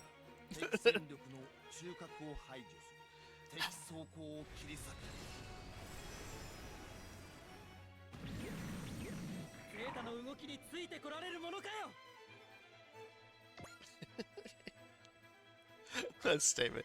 I have two voices because my neck is so long.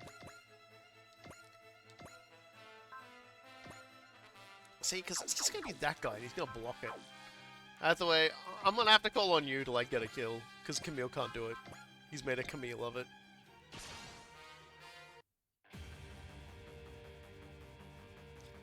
That's one of the problems with Camille, is I always feel like if I don't use his, like, EN guzzling attacks, like, the enemy will always survive.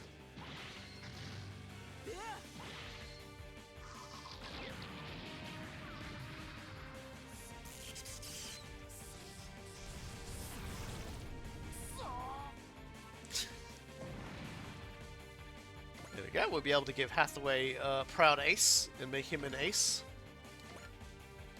Proud Ace the Ace.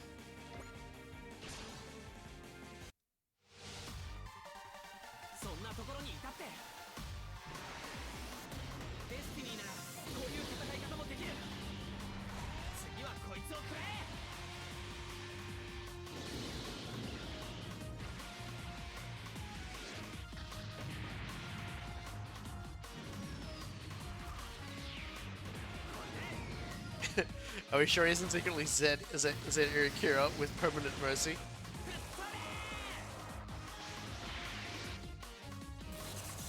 Kira's killing it.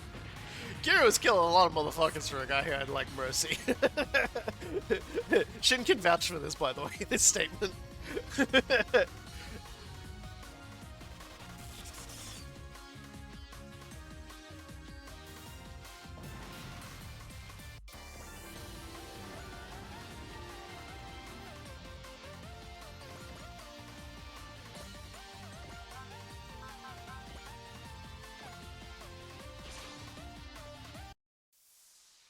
Surprisingly, Judo hasn't had much to do this stage.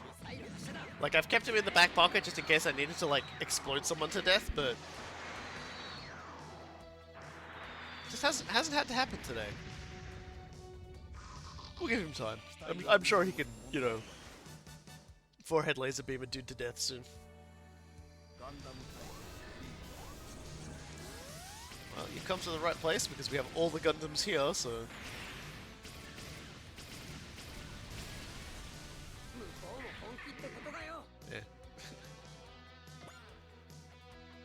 Yeah, oh, I know, but it's just like, it's just kind of funny because he also, yeah, Kira and Zed did have Mercy permanently active, so he'd never, like, kill steal or, like, kill any of your units. But he also absolutely 100% killed a lot of characters in storyline outside of actually fighting.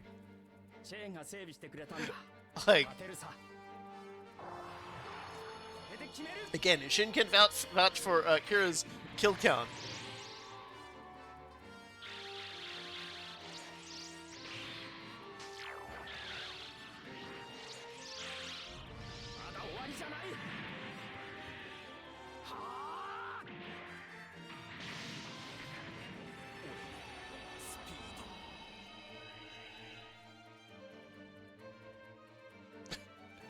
My speed was unsped.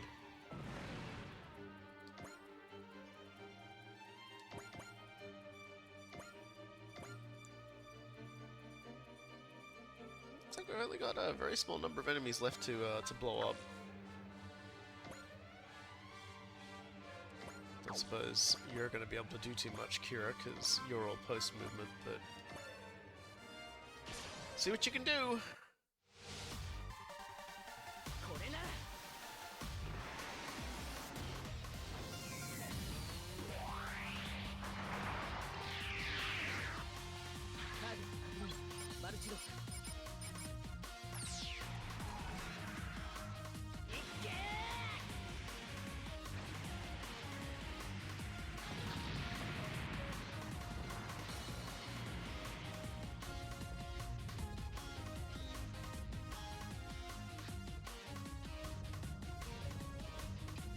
It's like the impressive explosion, but the guy still lives.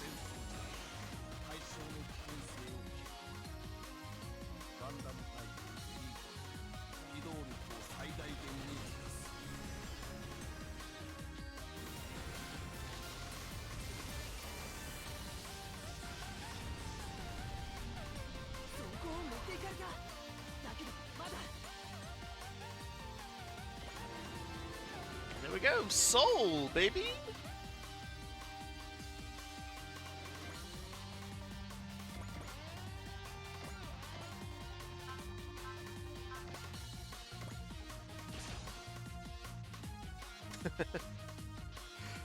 I mean, you gotta step it up if you haven't beaten Super Robot Wars 30 yet. I beat it twice. I was playing my own run of the game while I was streaming it. So I technically finished it twice in the first year of it being out.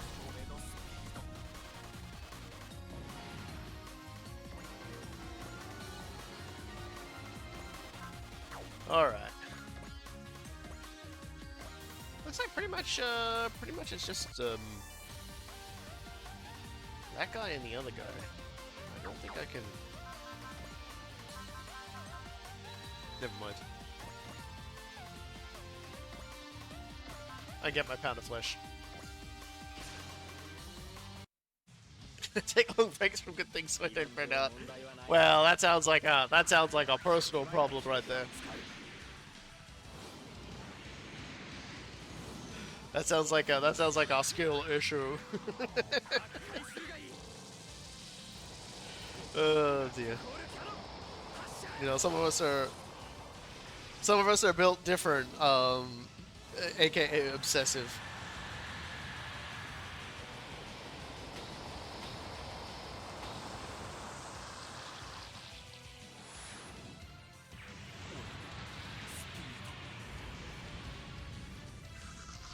No speech for you.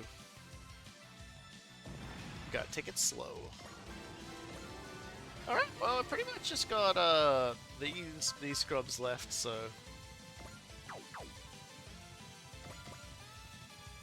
let's have some fun with this.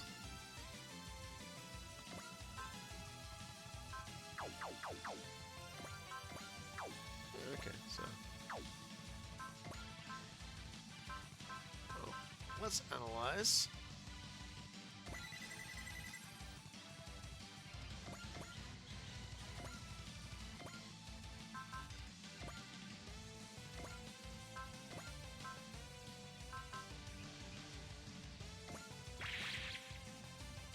Don't worry, there is an entire plan for this. Soji, I won't even bother asking you why you're fighting like this. Chitose. If you don't want to talk it out, we have only one option. We just have to fight to see who is right and who is wrong. If I win, you have to tell me everything. So you're just as serious as ever.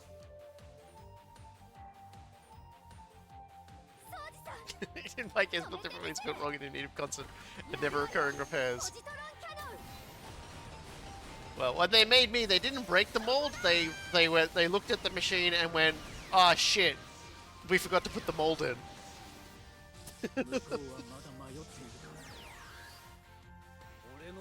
And I just went everywhere and burned the entire mold factory down.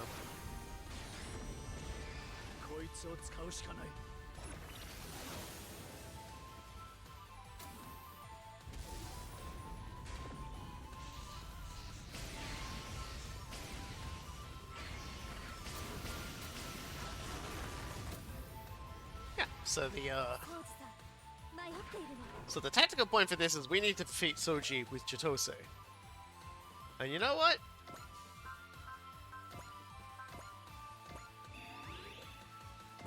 I think I might.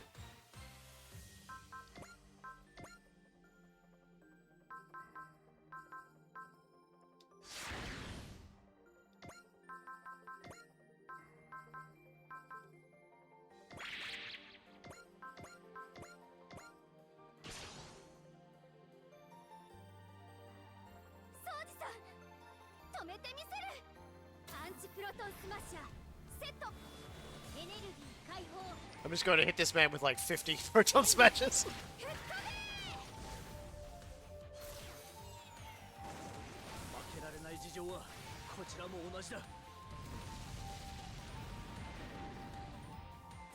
That's one.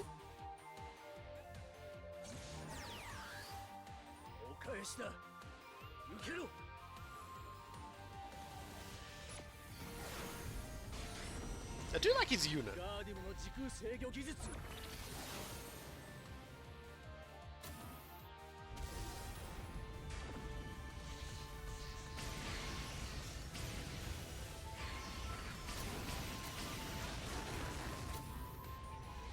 You will not be taking me into the time-space dimensional hole. I'm not interested in that. Anyway. As many times as it takes, Soji. As many times as it takes. I can do this all day.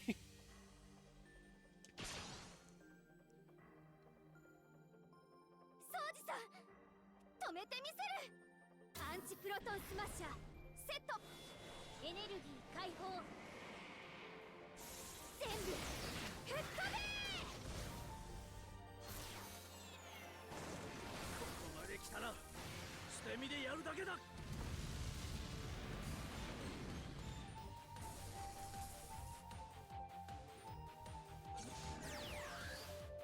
ナインを手に入れるためには。 Yeah, compared to previous missions we've had, this one's going much quicker.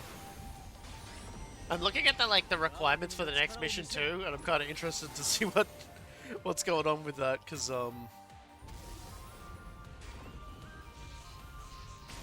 yeah, it's the super robot point for the next one is defeat at least 4 enemy units in a single turn with a single battleship commander, so that'll be fun. そんな攻撃に当たりはしない。素敵です、姉さん。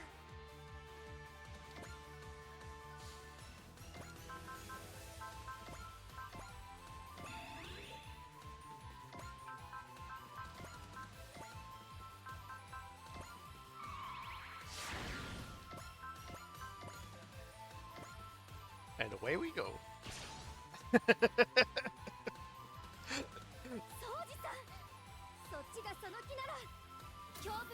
The worst dodgeball game of his entire life right now.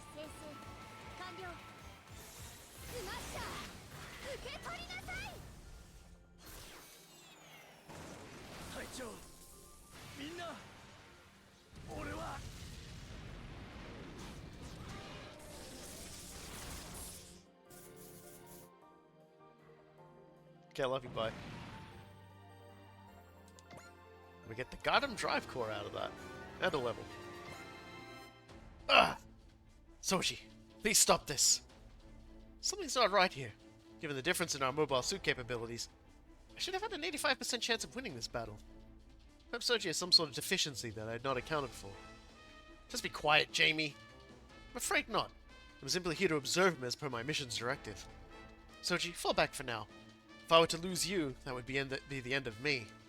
But that is an order. If you oppose me, your desire to regenerate Earth will never come to fruition. You realize that, don't you? Generate Earth? Can Gundam really do that? I don't know. I just feel like this is our only chance at survival. Soji! I'm sorry, Chitose. This is just what I have to do. I'm through playing babysitter. It's time to unveil my true magnificent strategy. Jamie, give it up. Oh, have I angered you? It's never a good idea to let your emotions get the best of you on the battlefield, you know. This is why inferior beings like you Earthlings should know better than to face off against Gundam. Yeah, so, she is going to partake. That's, very unfortunate for her. That she's going to partake. On the other route, I defeated her, I defeated her first, and Soji left, but, well, alright, look.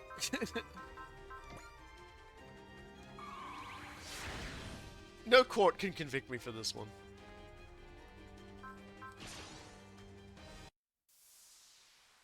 I forgot to check his attack. Oh well.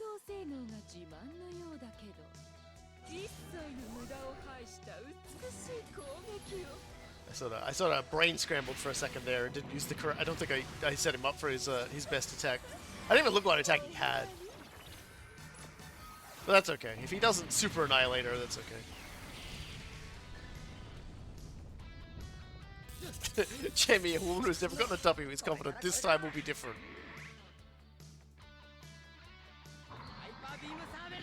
Yeah, I didn't have the right attack on it, but that's okay.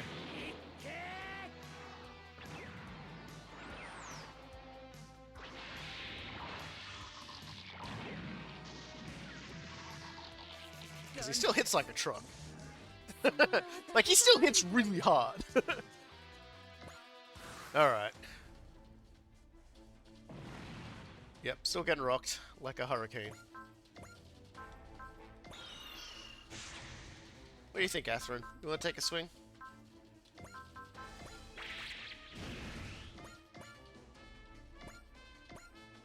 I think you do. 俺にもできることがあるはずだ。エターナル、ミーティアを射出してくれ。分かった。ミーティア射出だ。ミーティア射出します。世界を闇で閉ざさせるものか。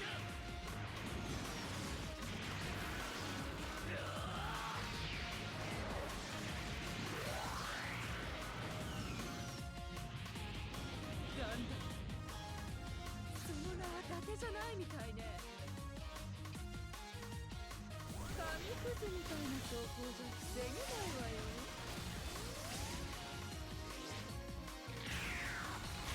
いい反応だ、ジャスミス。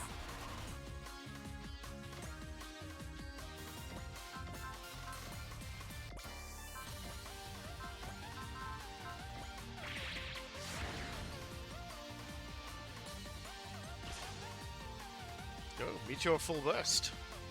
行きたいところに行くために今はラクス、ミーティアを。頼むぞキラ、ミーティアを立冬。思いだけでも力だけでも守りたい世界のために。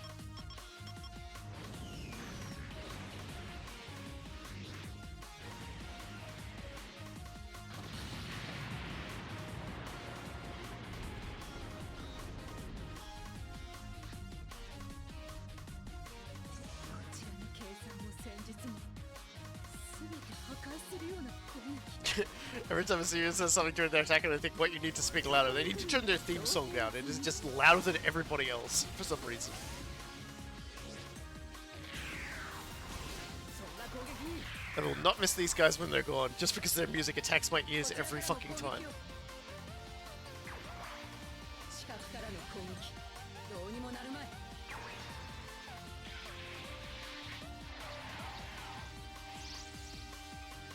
落ちろ。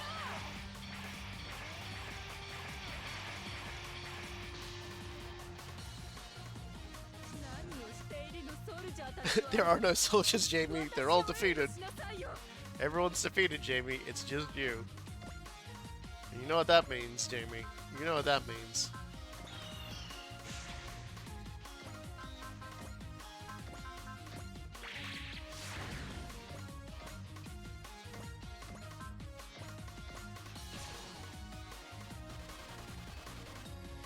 正面から突破してやる。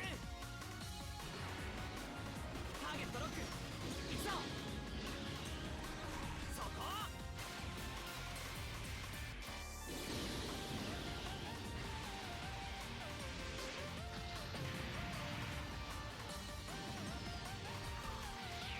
まだだ、逃がすか。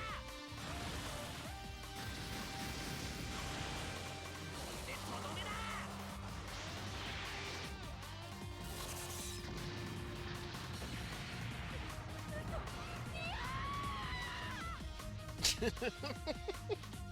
That face gets me every time.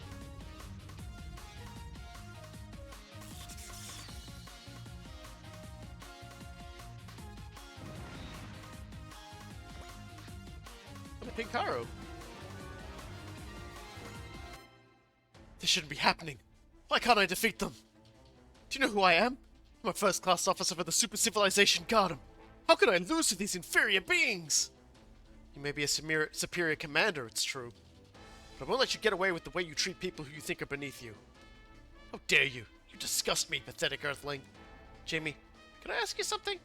Are you an android, like Ghoulie? What are you talking about? I'm a first-class officer. I'm no experimental soldier. I just do not interpret your speech or mannerisms as human in any way. That's interesting, coming from an AI like you. If even an AI thinks you aren't human, what else could you possibly be? You all disgust me. I'm not finished with you yet, Kisaragi Chitose. Next time we meet will be your end. Is Jenny really an android too? She does feel a bit different from a normal human. Either way, can't let her get away with what she's trying to do. So I'm going to gaslight her into thinking she's a robot. I won't stand by and let her manipulate and use an innocent person just to further her own cause. Gamelans and the Gundam have retreated. Cover all units and let's leave this sector. We still weren't able to get Soji back. Sis, it's okay. We will. Your actions today have taught me more about you all. Yurisha? Not about the Cosmo reverse system, but about why we gave you the wave motion engine and called you all to Iscandar. I think you all can answer that call. Is there some kind of test from you? From Iscandar?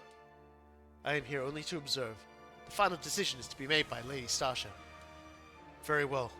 Then I hope you will continue to look upon us so that you can see for yourself if the Yamato and the rest of humankind has what it takes to save us all.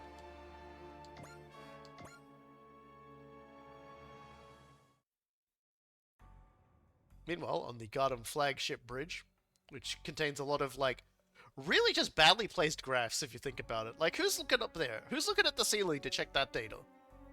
Like, who's like, leaning over the edge of the bridge to look at, like, the big funny thingy on the floor there?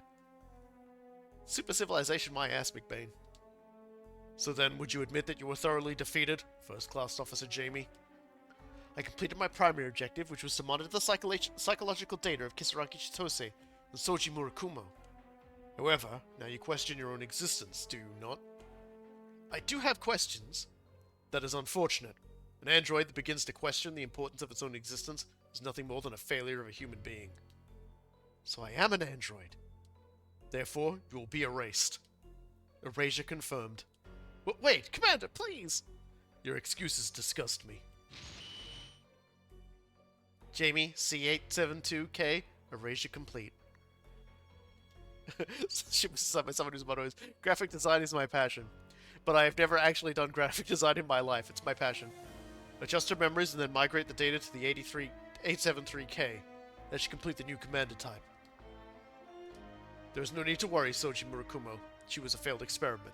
She had to be erased. Will you do the same to me if I can't get 9 in the Yamato for you? You are a human.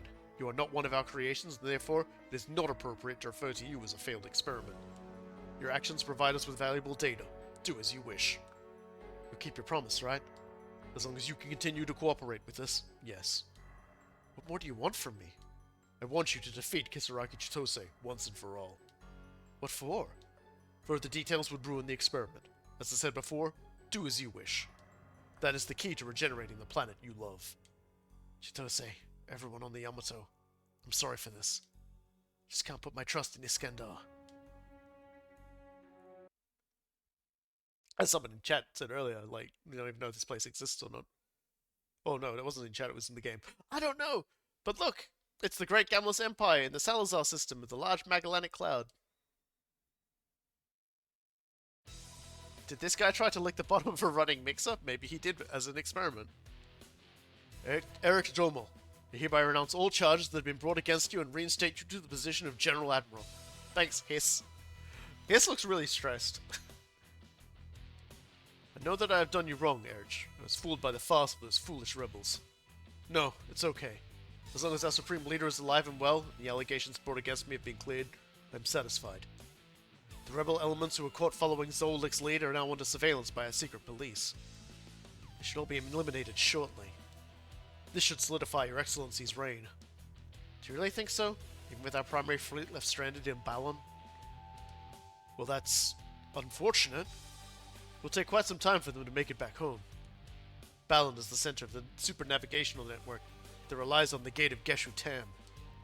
Since this was destroyed, a large portion of our primary fleet is now stuck in that sector. Your Excellency, allow me to make a single suggestion. Let us destroy the Yamato and that Terran fleet. Can you do it? I will, even if it costs me my life. Subordinates are already in action. If you can successfully complete the mission, perhaps we can reduce your wife's sentence. Thank you for your consideration, Vice Commander Hiss. Erich, I also have two more requests to ask of you. Yes, anything. First, survey the ruins of the Super Civilization Gundam. I never expected we would come across them. Heh, I suppose it was worth it to deploy squadrons to the far reaches of the galaxy after all. As for my final request... Oh, I wanted to hear it.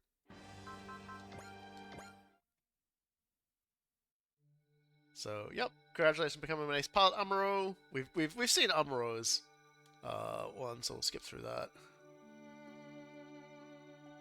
And we've seen Marida's. She has ice cream. She's pretty happy about it. Not sure exactly what's going on, but it seems like Soji is working for Gundam in exchange for the regeneration of Earth. So it seems, yes. Judging by the combat data I've gathered, it's apparent that he's fighting seriously despite having some reservations, of course. Through this analysis, I was able to obtain data equivalent to 100 tactical points for my tactical processing capacity. So you think he's being tricked by them? We don't know for sure. We don't even know if Gundam is capable of what they've promised. But if it is in fact true, we would not need to make this journey to Iscandar. Don't lose sight of the plan, Nine. I have no idea what they're really after, but we can't trust someone like Gundam who likes to control others by force. I agree with Chitose on this one. Can't put our trust in a group of people who we don't even know the first thing about. Thank you, Akira. Anyway, it's time to eat. Let's have some dessert and take our minds off things for a bit. Yeah, you're right. Thanks again, Akira. Anyway, I have to attend to some maintenance work on the Grand Vank, so enjoy your meal. Aw, you can do that later, Nine. You know it's the rule around here that we all eat together at the same table. Sorry, but I have something I need to get done today. Okay, I understand. Finish up quick and then meet us in the mess hall if you can. See you later, Nine. We'll be waiting for you.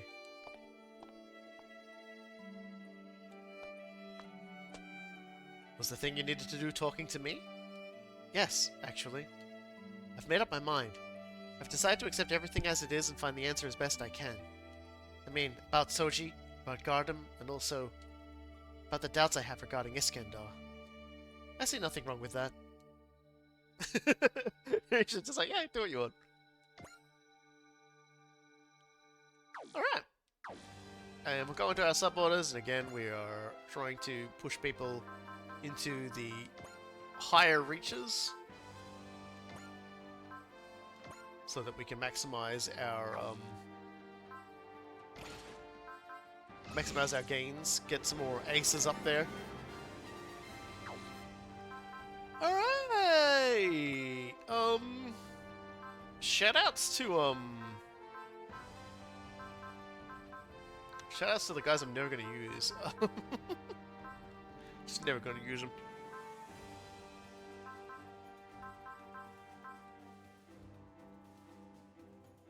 Yeah, well, we buffed the ZZ up a bit excessively. Get you up to 70.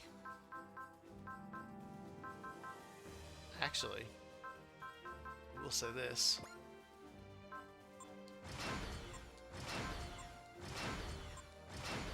Huh. Don't remember what I put her to, or whatever. That's kind of weird. And then get these two go up a little. Yep, just enough. Cool. And then is there any benefit from a... God, we haven't actually put anything on these guys. I'm gonna give Shoot a Booster, Strike Freedom.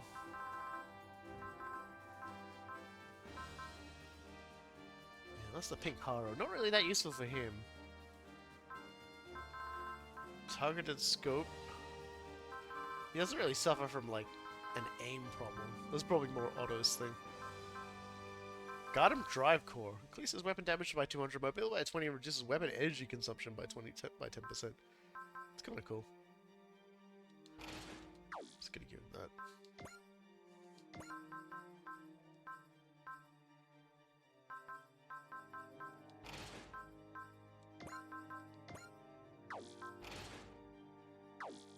Come on, Lockhart Stratus is a cool dude. Yeah, he's a cool dude. He's not getting used in this battle.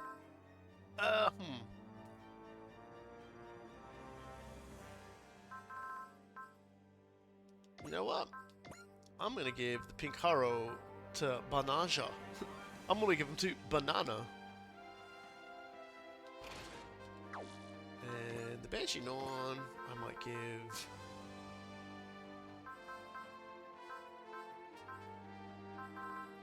I might give him the Gundam Drive Core.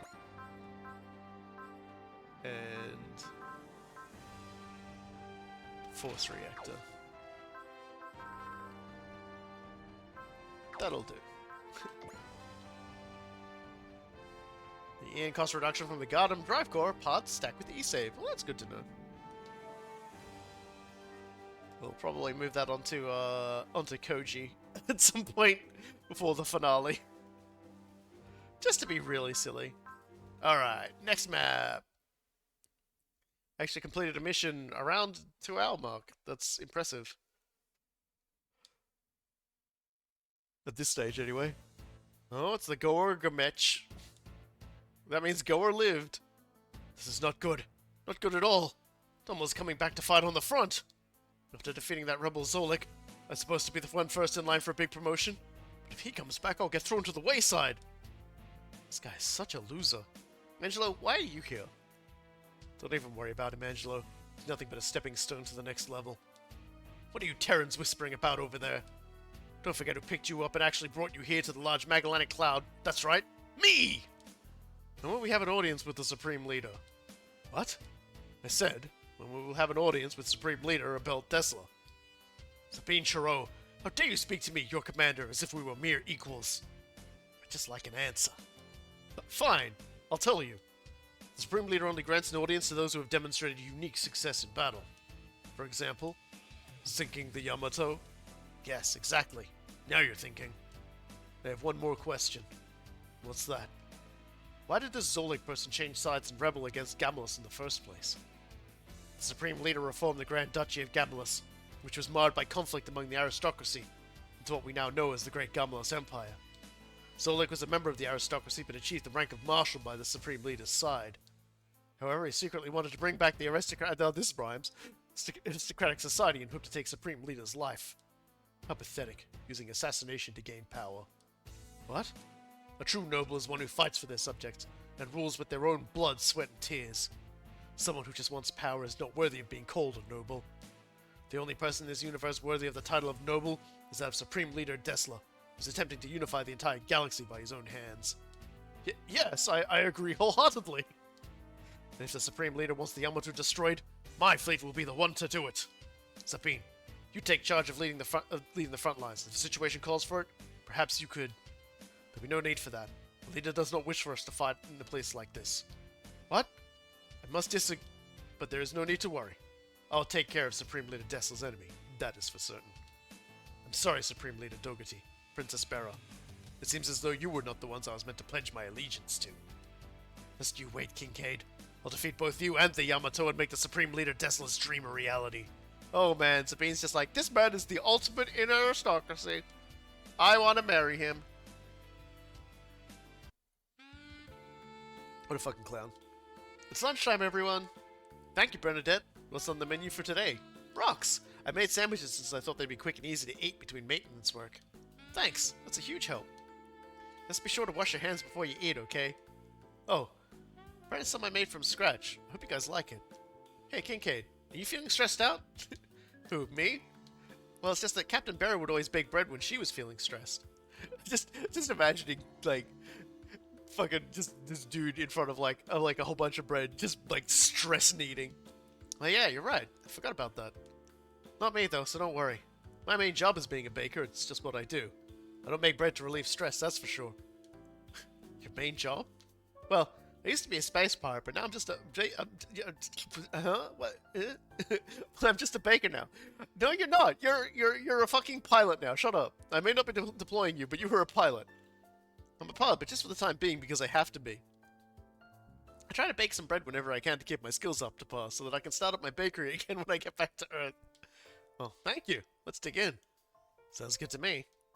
Did you decide to become a baker because that's what Captain Barra wanted? That was part of it, sure, but the main reason is that's what I really wanted to as well. What made you want to be a baker? I was always interested in the act of eating. It's something we all do to survive. And I used to be a space bar. I want to take you to the space bar! Eating, huh? It's true. Food, clothing, and shelter are the basics for survival. I guess in that case, becoming a baker is a good choice. It was a tough starting out, though. Barry had been eating and making bread ever since she was a kid, and I had no clue what I was doing at first. But now every time I see how the bread I make puts a smile on people's faces, I'm glad I persevered. Wow, this is really delicious. Seriously, this is the best bread ever. No joke. Sis, I thought you were on a diet. Ah, but it's just so good. Plus, I have to eat a lot of it, else it would be a disservice to all the Kincaid's hard work. You know, it's strange though. We've got the fate of 3 whole worlds depending on us. We're all the way out here in space. We still get hungry like always. That just means we're still alive, I guess. Indeed. That feeling is exactly why I wanted to start my bakery. Even out here in the darkness of space, as long as we are human, we still get hungry and have to eat. Sabine, if you want to cast Earth aside, then that is your choice. But I'm gonna make you eat bread. Just don't forget that you are a human. You haven't made it that far yet.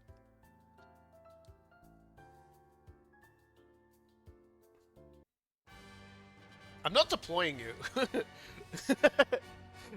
I don't get anything if I deploy you. So you can go back and bake more bread. You can park his bakery next to Octo's ramen shop. I mean, hey, look, if you one-stop shop for all your good food needs, I'm down for that.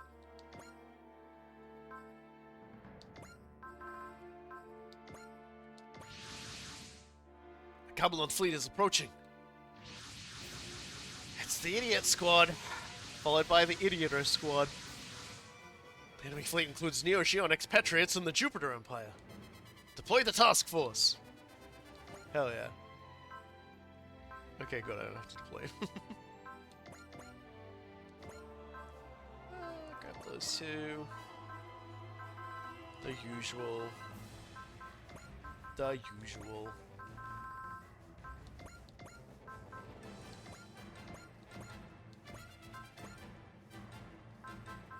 I'm taking the Brave. Yeah, it's weird that Yamato wasn't the force deployed for that one. That battleship looks like the one commanded by Goa. Guess he preferred to parallel boast and jump in the midst of all the confusion as well. We could probably learn from his tenacity ourselves. Yeah, we had no idea he was, like, there at, like, the other place. Still, that guy needs to get off our backs. You know, they roped in some expatriates from Neo-Geon, the Universal Century Dimension, to fight with them. Is that the purple mobile unit suits one of... Sorry, is that purple mobile suit one of Full Frontal's guards? Who's piloting that thing? I've been waiting for this moment, Kincaid. What better place to settle the score between us but out here, in the Large Magellanic Cloud? That's... Sometimes, like, I wonder if they listen to themselves when they say a statement like that. What better place? Why... What? Sabine! Any place is a better place to sort this out, I guess. That Amakusa mech we fought on Jupiter is here. That's the least of our worries. We can handle that as long as it's not one of those bio-brain copies of Wait. What is that? Even in another world, you're the genuine article. You must be sensing the presence of your copies. What the heck is going on? You totally destroyed that bio-brain plant. These 4 are the last remaining samples. We managed to get them out before you arrived. That means they're loaded with Amuro's combat data. You mean to tell me Commander Amuro might as well be piloting each of those mechs? I didn't think any of those stupid things still existed. Did you say stupid? Well, that may be true. Huh? New types are only ever another weapon on the battlefield in the end. Commander Amuro? New types were supposed to be the future of humanity, but nothing changed in the end. This is precisely why humanity needs a respectable leader. Someone who can usher in a new age. Respectable leader, you say? Sabine, you don't mean... I'll destroy you and the Yamato so that I can rise up to the position that I truly deserve. I'll become a true noble of this universe. This guy's crazy. What's all this talk of nobles about? Looks like he's lost his mind to aristocratism again. Oh, that aristocratist. in about 10 turns, he's floating in space. He's like, got a beam saber inserted inside of his backside. And Goa is like in a half-ruined carrier next to him, and he goes, well, what did you call that? And Sabine just looks at him, throws his arms out, and goes, the aristocrats. Oh no, far from it. This is who I truly am. As long as I am alive in this universe, I will work to fulfill my destiny. Sabine letting someone like boo yourself. Sabine letting someone like you loose to do whatever they want will bring nothing but more conflict to the world. You have no right to be out here in space. Save your breath, Kincaid. I'm the only one qualified to live with the Great Gumless Empire with my deep understanding of space. Sabine Charot. Your petty arguing is a waste of time, Sabine. Hurry and destroy the Terrons. You've got 3 minutes. If you can't take them out in 3 minutes, you have to contend with all of you-know-what. All units be aware that our enemy no longer possesses the mentality of Earthlings. This is our duty to stop them here and now. We end this now, Sabine. I wouldn't have it any other way, Kincaid. Defeating you is the first step to the rest of my destiny. I won't let that happen so easily. So before our lap clear, defeat at least 4 enemy units in a single turn with a single battleship captain. So yeah. And apparently something happens in 3 turns. But we just need to, That's not going to be the end of the map, obviously, because we know how this goes. These things always get silly. So we're just going to try and get someone up to get 3 kills. Be it with a map or whatever. See how it goes anyway. We've got a lot more conventional battleships this time, so we'll see what happens.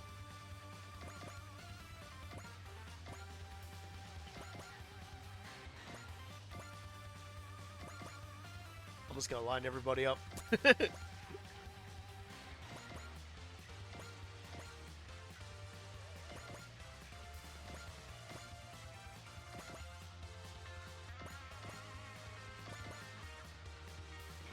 we're gonna just blow people up and zoom in.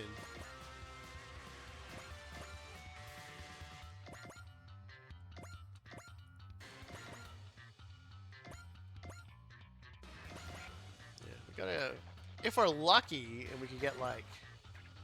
Basically, there's 2 ways to go about this. The first is to get a map attack off, which is the easy, like, you know, quotation marks, it's the easier way to do it.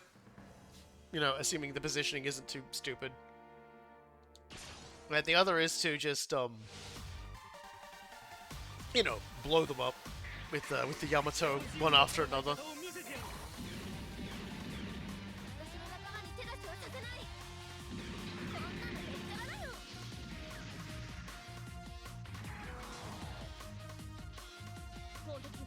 Yeah, Angelo is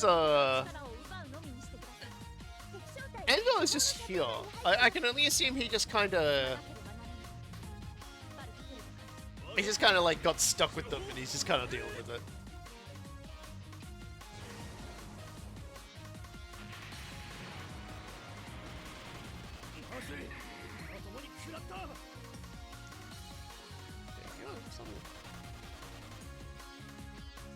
I mean, this isn't bad. Like, if I could get like 2 more to sort of move up like that, I could probably like valor them with Captain Bright.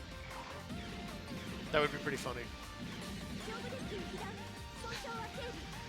Oh, look, they did damage.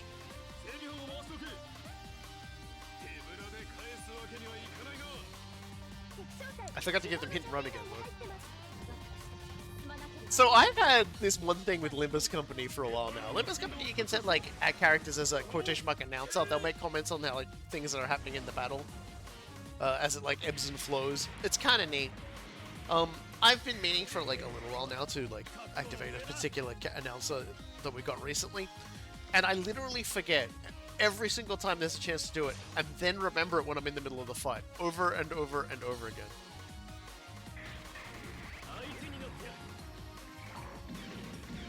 You know, it's just like...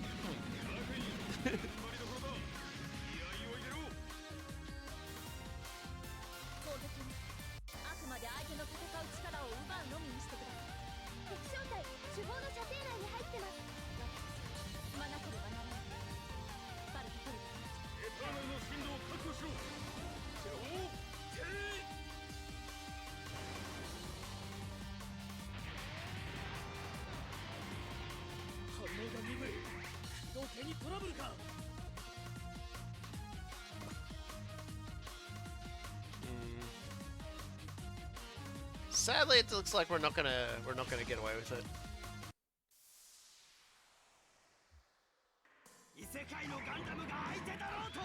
it. He just yelled out Isekai Gundams.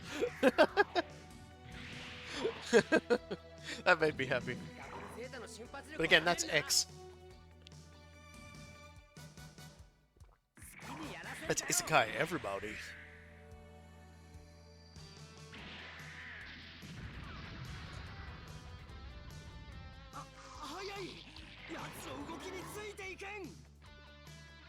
Glass of cup of water here.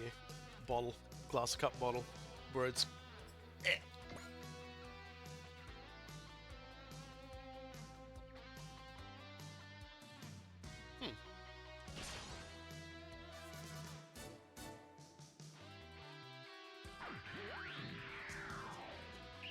the Eternal is such a weird like inclusion in J.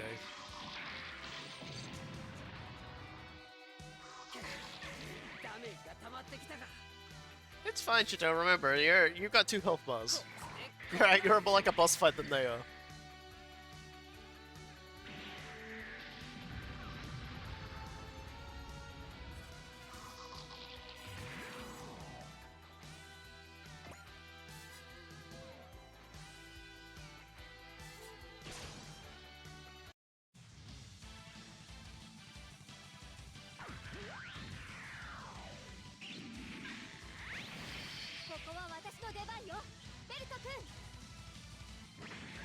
That's a pretty shameful display that you didn't dodge that belt. Like, you had good chances. 手ぶらで返すのは失礼だな。ディープスラッシャー。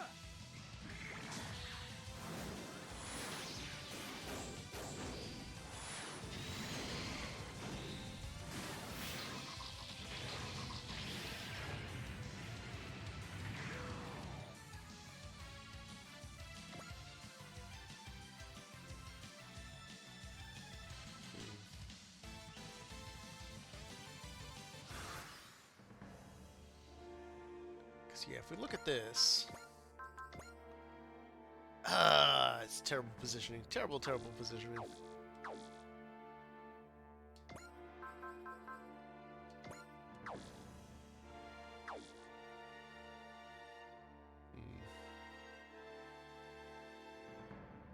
May just have to go with waiting for like the next wave to appear, and then like... Because that's a nice cluster, but those guys all are way too healthy.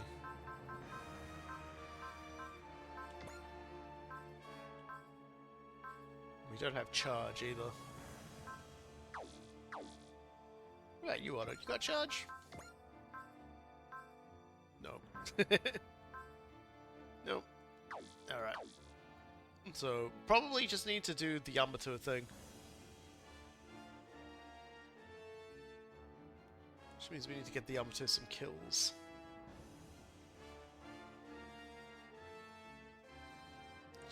Just a dang shame.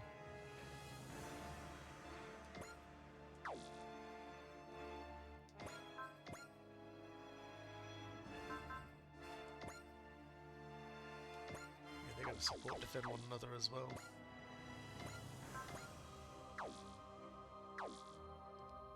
Irritating. I am officially irritated.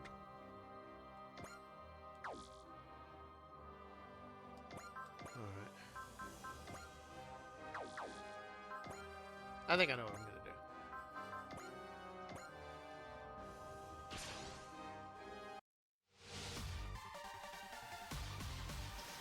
Gonna have to just start dismantling the large numbers of support defense clusters here.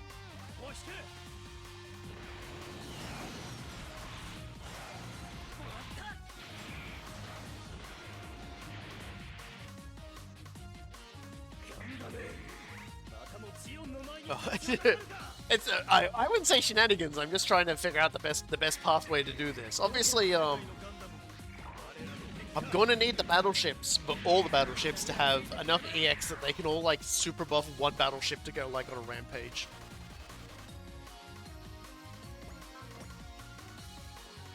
That's basically it. I wouldn't call it a particularly clever battle tactic, but it is a. It's still a good one.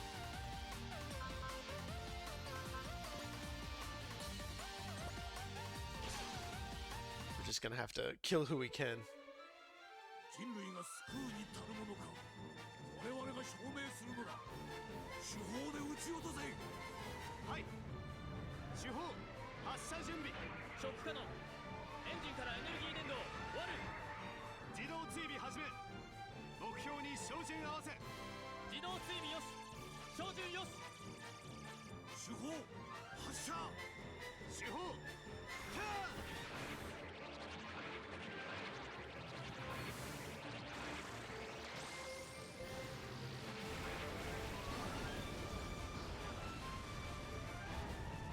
もう限界だ。脱出装置。Have a nice night.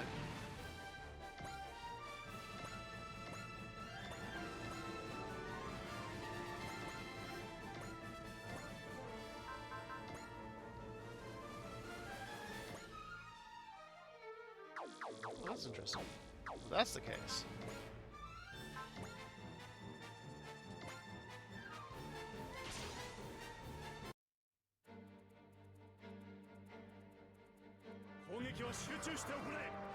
And we need all of our we need all of our battleships to be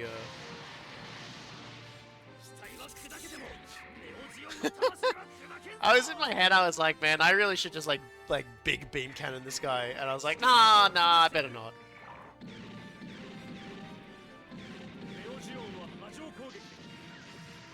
And I'm just like, well, that's about par for the course, isn't it?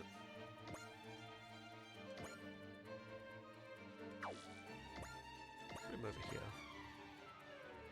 Still, that doesn't mean they're free from retaliation.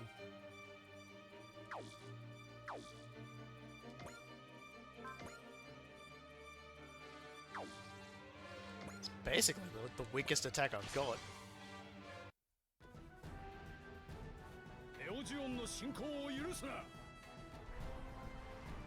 Because as we sort of established, every certain number of kills, like the battleships do get EXE that they can use on orders and self-buffing, so we get them kills. Good, we got him with the wiggly string, that's good. We might be able to do some funny stuff.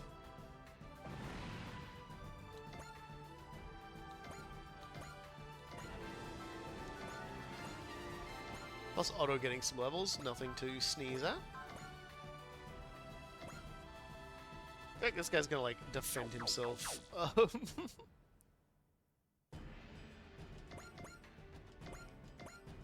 just gonna like wound him a little.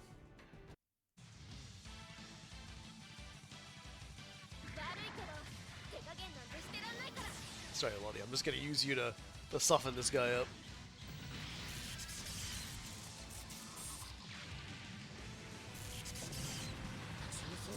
Ugh. It wouldn't have been too bad if she'd accidentally killed him, because Lottie can use the kills as well for the purposes of becoming an ace.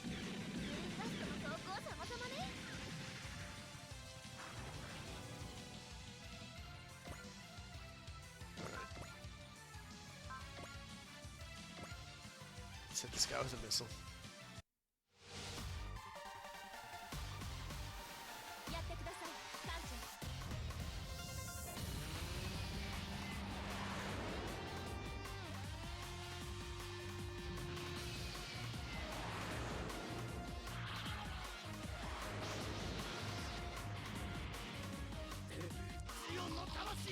These guys in their shield defend, I swear to God.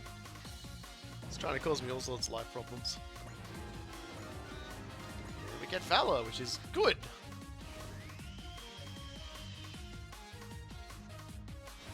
And everyone's systems are activating, which is also good.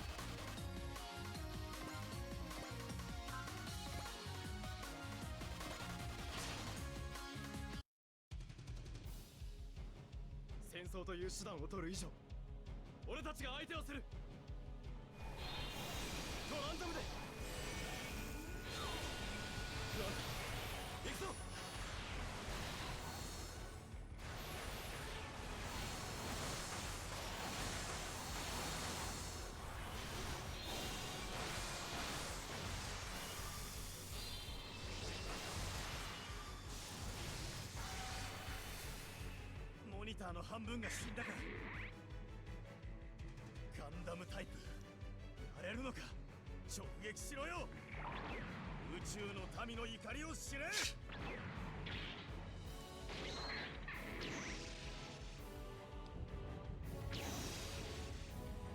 It's the jackass from before, isn't he? Actually, speaking of, this is just more on, like, yeah, this is the personal guard. And we have seen Angelo in his Rosen Zulu before.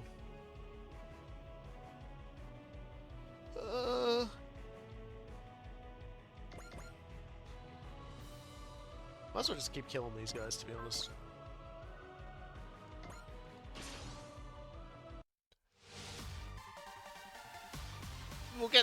if it's the second wave, soften them up and then start killing them.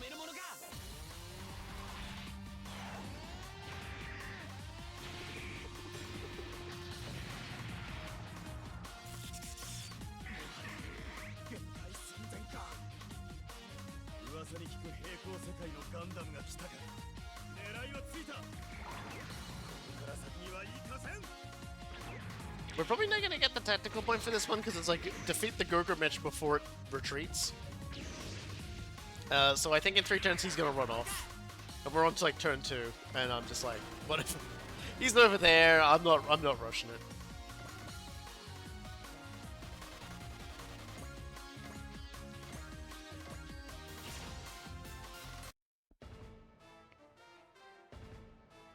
This is one tactical point I'm more than happy to let go.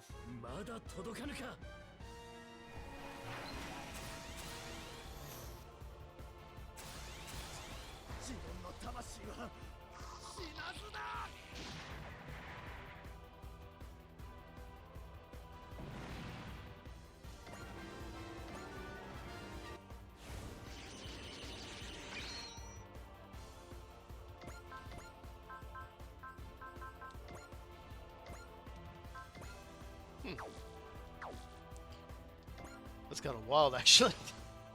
I guess they are little Admirals.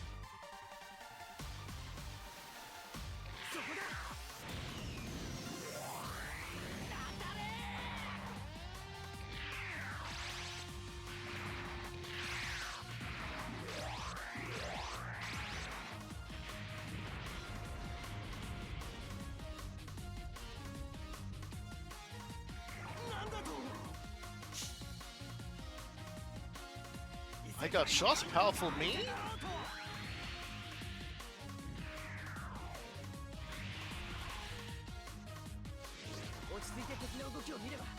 Gonna be real sorry when his seat activates.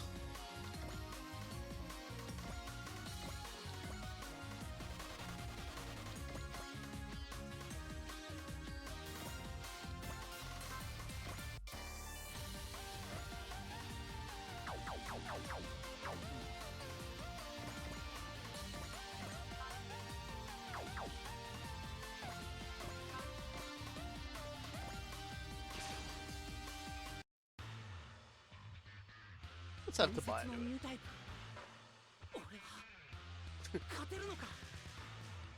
Come on, man. You're like jacked up and souped up. See you, man. So they're announcing the Switch 2 tomorrow, huh? Or doing more announcements about the Switch 2 tomorrow.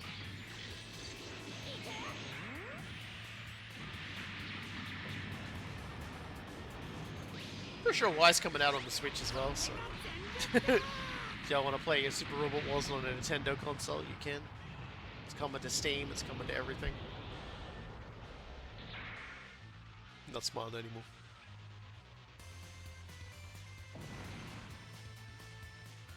There we go, Tobiah is stronger than ever.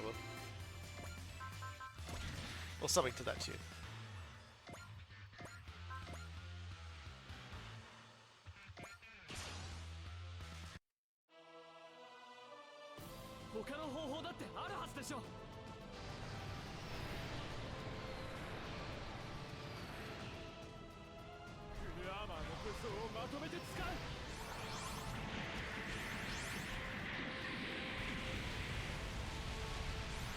Oh dear.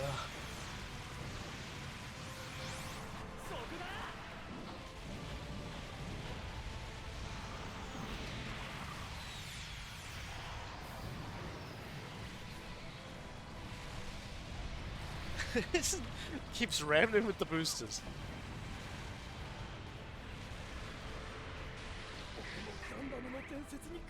Get hit by the second one, that's on you.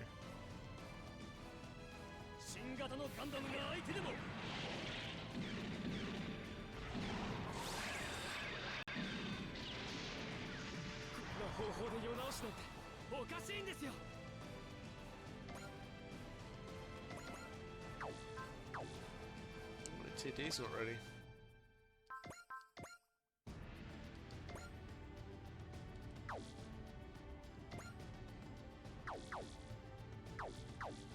Interesting, just not too many people who can actually like sandbag these shots.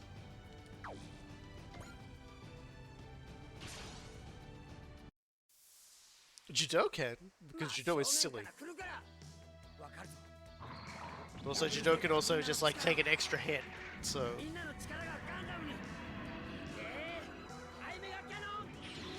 And he'll get like all of his HP and all of his energy back.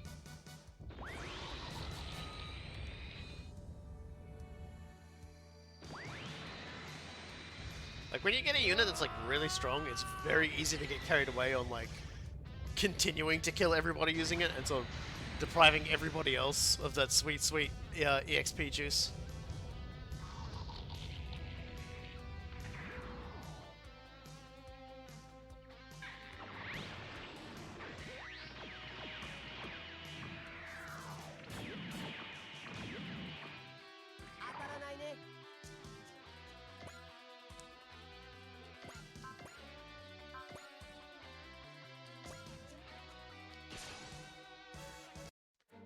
New types are just another weapon, are they?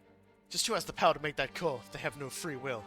The commander and creator. So it's up to me to take out the creator and set things right. How's that for free will?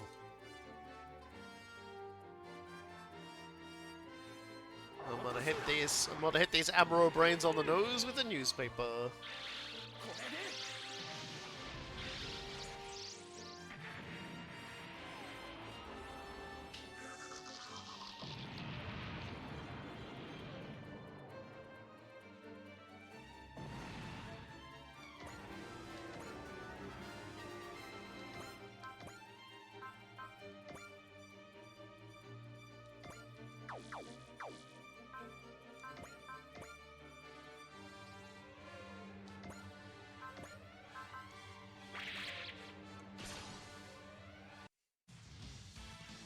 Trying to avoid using the spirits, but these guys are kind of cracked. I don't really want them chewing through my forces, so I'm just gonna hit them with the beastly shots and let them die.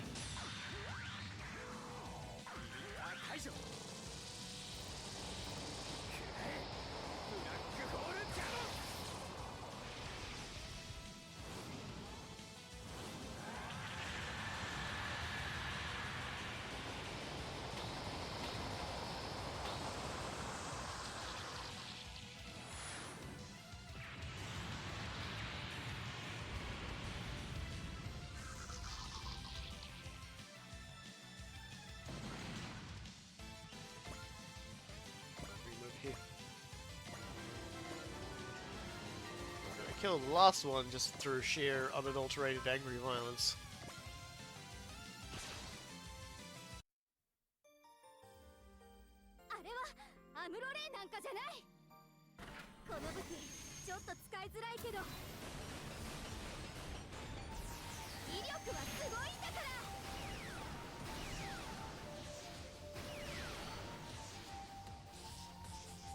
Get poked, nerd. So please don't do too much damage back.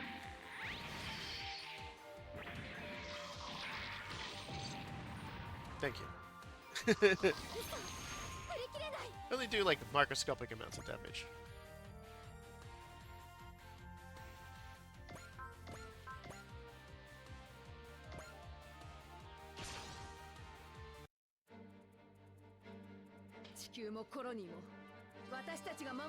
I love this unit so much. I can't get over how useful it's been. Marina's been having the time of her life in it.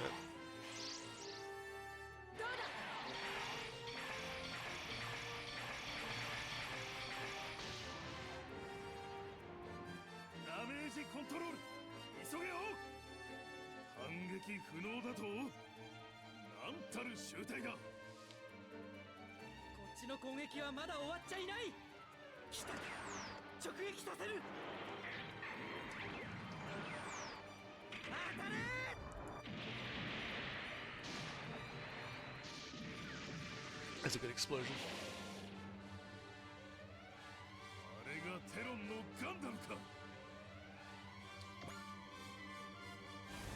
Go.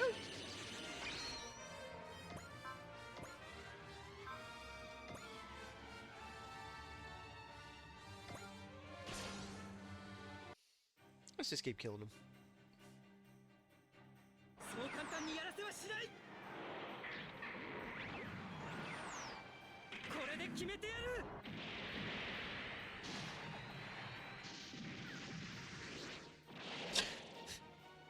Camille really not escaping the accusations right now.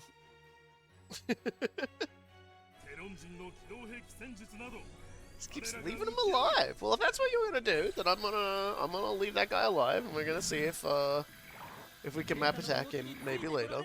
See what he does. I don't think we can. No, there's no way unless these guys all move in here. There's no way we're mapping them.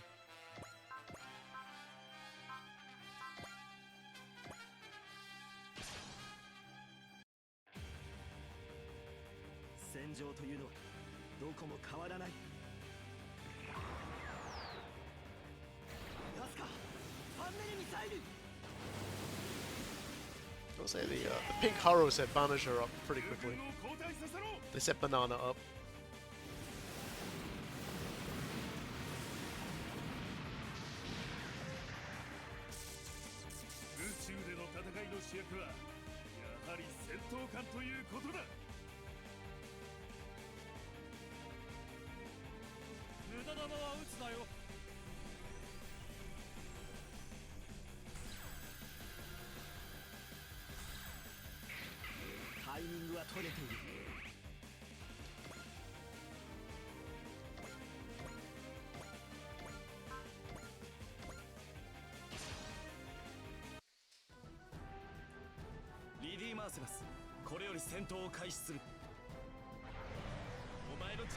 I'm calling him Rid, and his name's Riddy. You know what? I'm just gonna let it. I'm just gonna let it. I'm the only one noticing these things. If anyone's ever called me out for this, they've done it like weeks after I like talked about the character.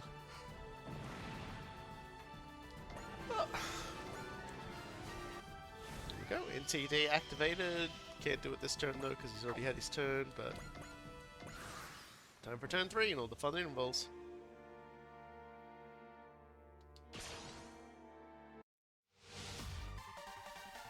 Time to get my ears blasted.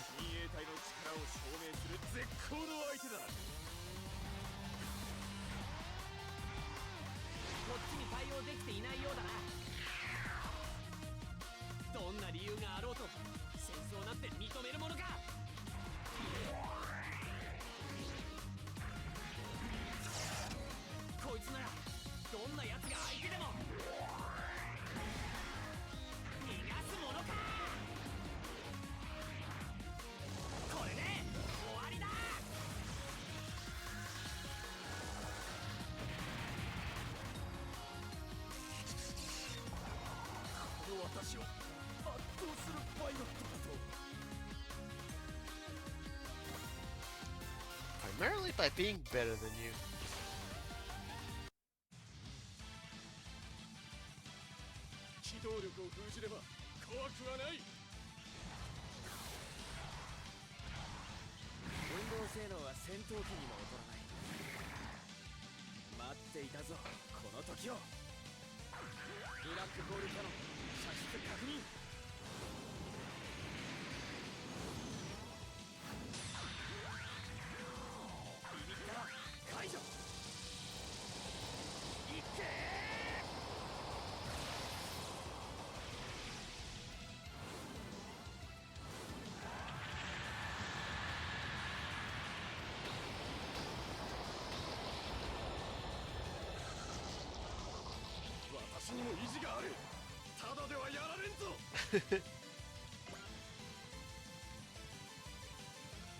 Ooh.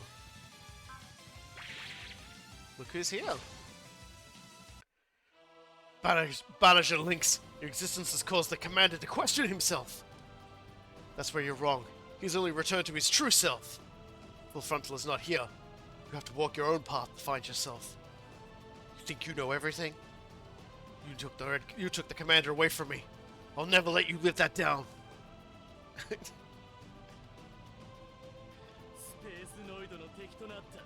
ニュータイプなどローゼンズールの力を見せる。 Such a 貴様にふさわしい死をくれてやる。 such a funny like reason. You've made him a better person. Fuck you. 集中すればこれ You've made him stop being Char. Go to hell. I'm gonna get horrible revenge on you for this one. 何なんですか。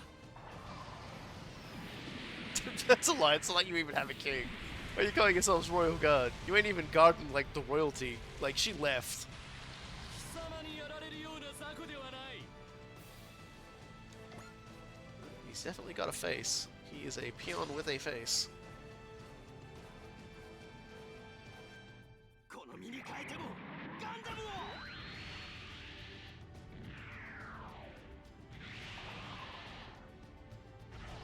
当たらないに越したことはないんだ。最悪の事態になる前に。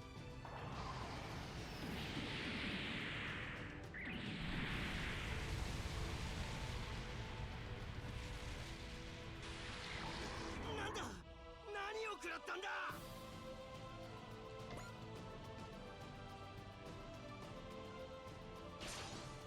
Yeah, that guy was never hitting. He was never hitting Judo right now. 異世界のガンダムが相手だろうと。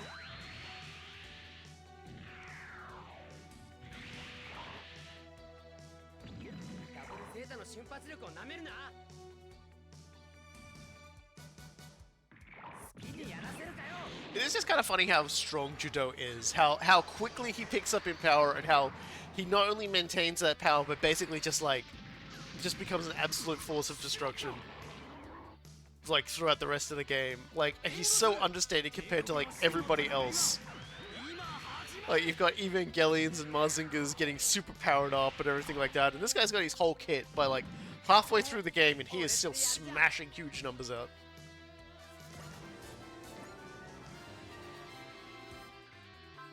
There's no way I am wasting my fucking best attack on the weenie. I ain't doing that. 迷ってる暇はない。そこ。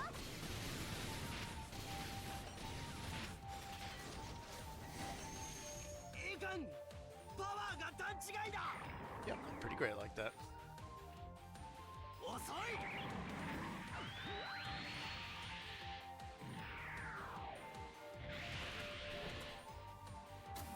回避は最低限の動きでお願いします。了解。できる限りやってみる。 Let's take a look here.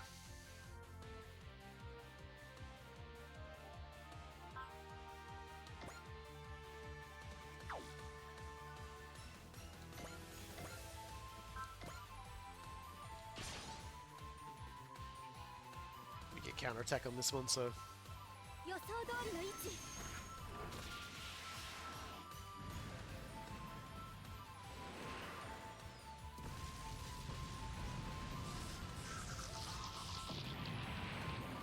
there we go. Problem removed.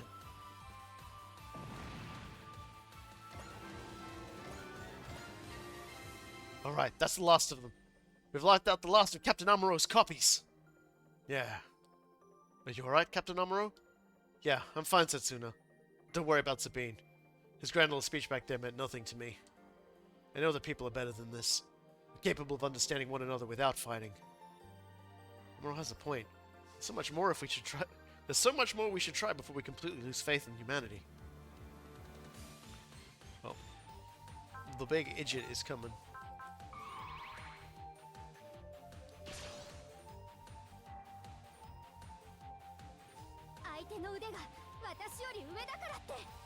Let's give him a taste of the football. This guy's definitely toting more HP than like the battleships in the last one. 思い知れ。これが貴様の限界だ。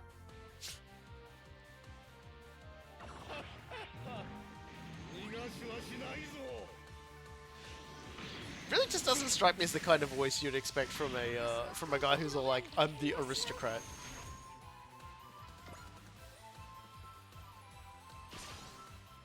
What do I know, though? I ain't never been an aristocrat in my life. あてやすいという考えもある。 I ain't never even been a Nigerian prince. こんなのへっちゃらだよ。悪いけど手加減なんてしてらんないから頼むね、グルンガスト。必殺ファイナルビーム。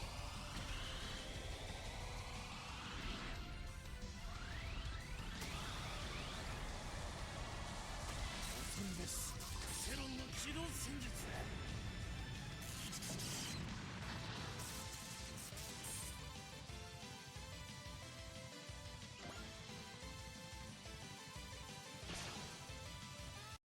Alright, if that's the way you want it to end, go for it, man.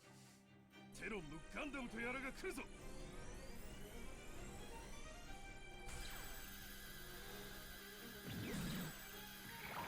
狙いをつけただけじゃダメなんだよ。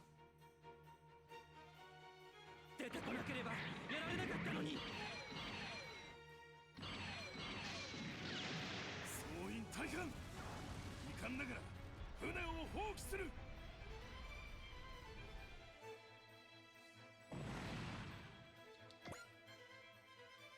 Yeah, Amuro finally gets ready to rumble. The seed is activated. That's just rude. You guys come get in firing range. パワーと走行を重視したタイプか。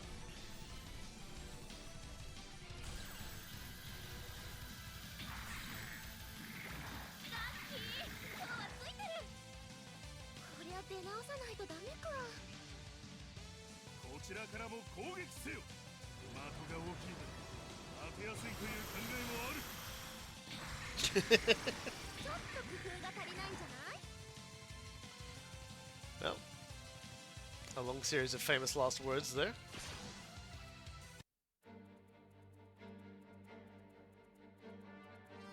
攻撃目標確認。被害状況確認急げ。格納部に被弾。現在消火中です。前方の敵に集中砲火だ。主砲一斉射撃。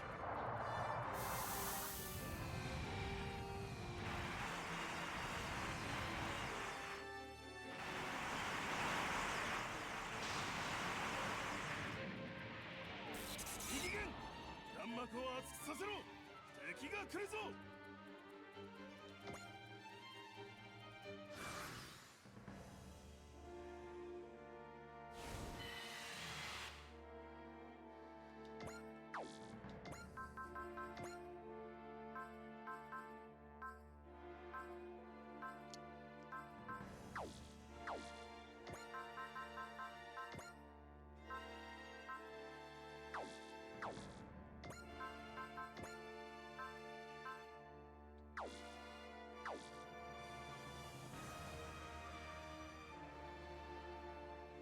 Okay, just thinking how best to do this. Restore action is 5. Just don't want to kill too many people before we get a chance.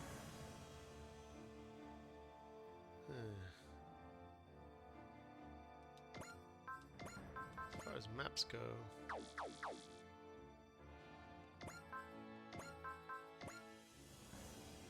hit those two guys.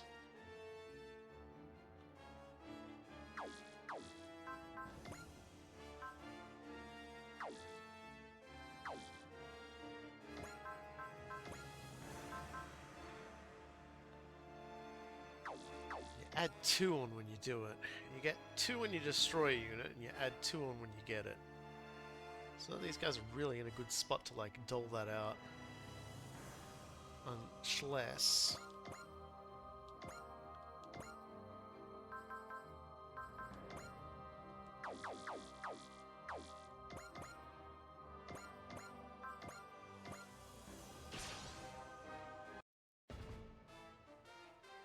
その目を覚まさせるには荒領事が必要か。トランザム。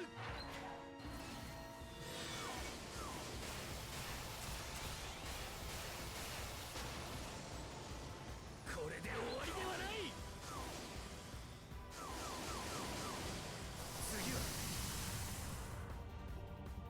訳ありません。アンジェロ隊。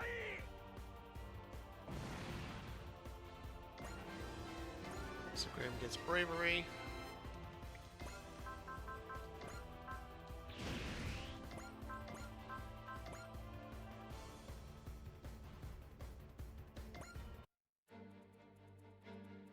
ミノフスキー粒子戦闘濃度散布。了解。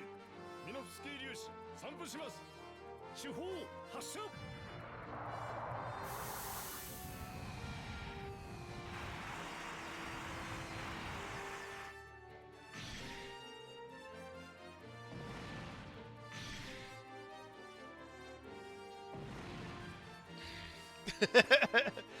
Dang it, game. I needed one more.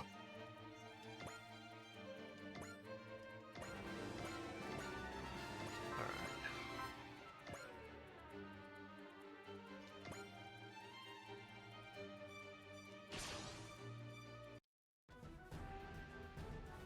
弾幕を張れ。熱くだぞ。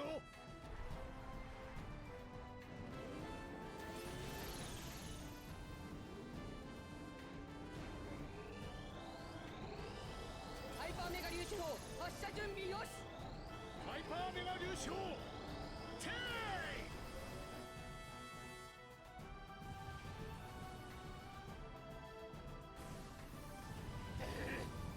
総員退避だ。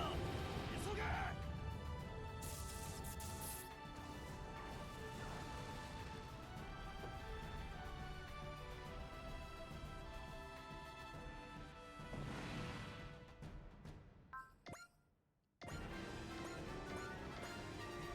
Okay. Alright.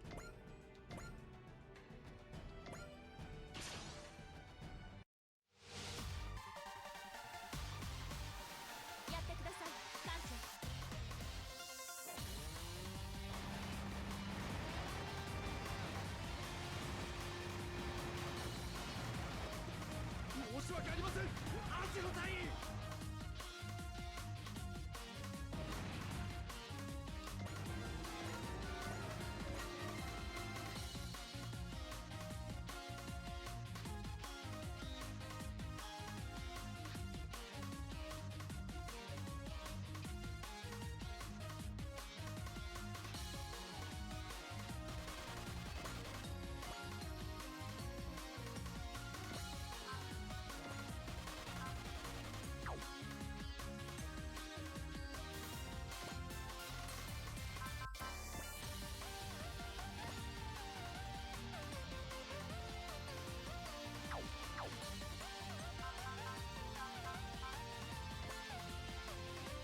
Alright. I think I can do this?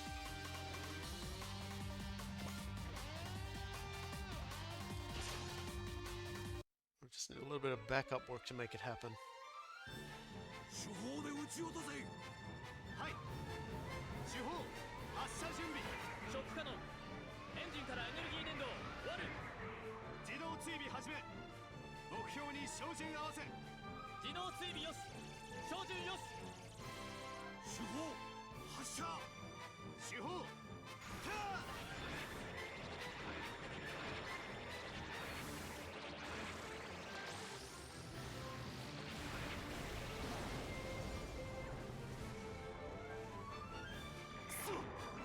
Nope, I miscalculated. I used the wrong ability. Oh my god! Thought I was talking to the guy with less health, and apparently talking to the guy with more health. さすがは起きた艦長。 And I don't think this counts because he gets the kill. ディープスラッシャー。 Let's find out.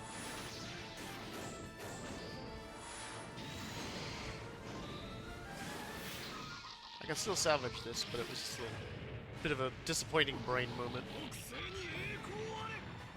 See if we get the EXC. If we get the EXC, we might be able to recover from this. No.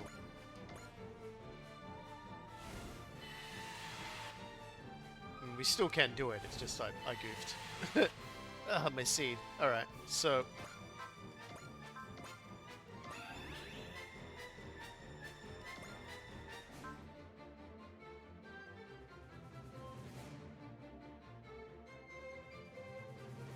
Yeah, it's still entirely possible. We just need to actually kill someone with these techs, rather than like... Yeah, I thought I was attacking one of those guys for some reason. Not my best way.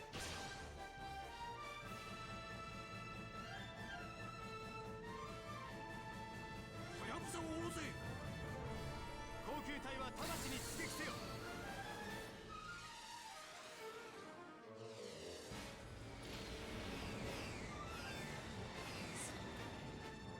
お客さんを出迎える。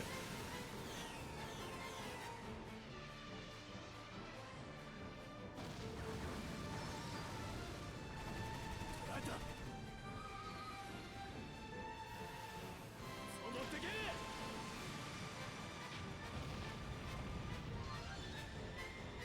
ジーク準備だ。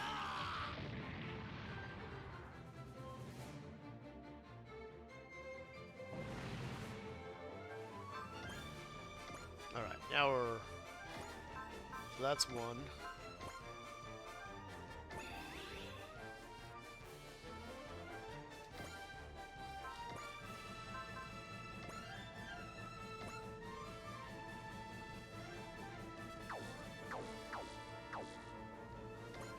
Just gift it right there.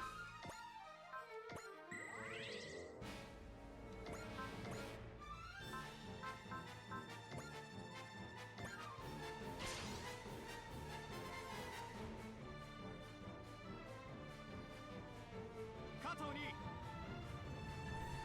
準備はできています。いつでもどうぞ。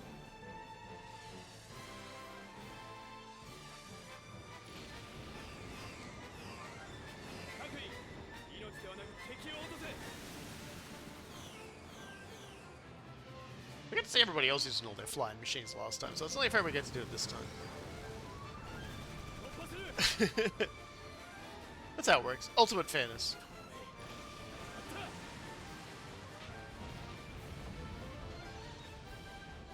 ジーク準備だ。 Now...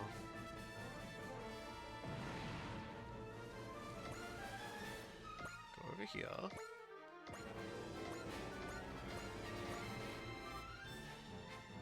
Multi-action again. Here's the question. They will defend. Right, in that case, we need to set them up.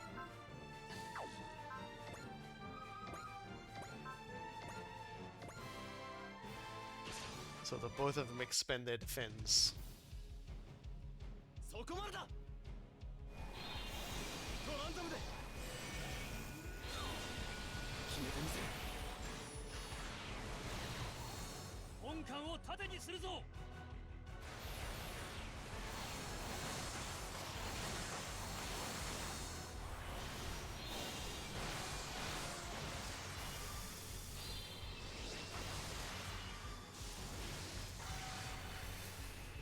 恐るべしテロンの機動戦術。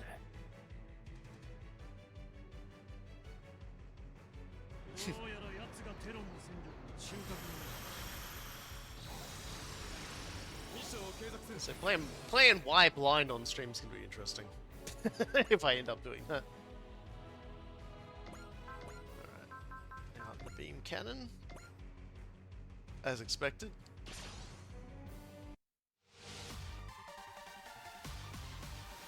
ここで決めてみせる。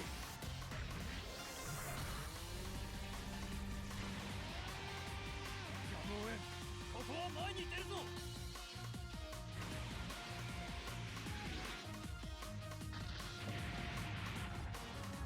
Now there's only one thing left to do.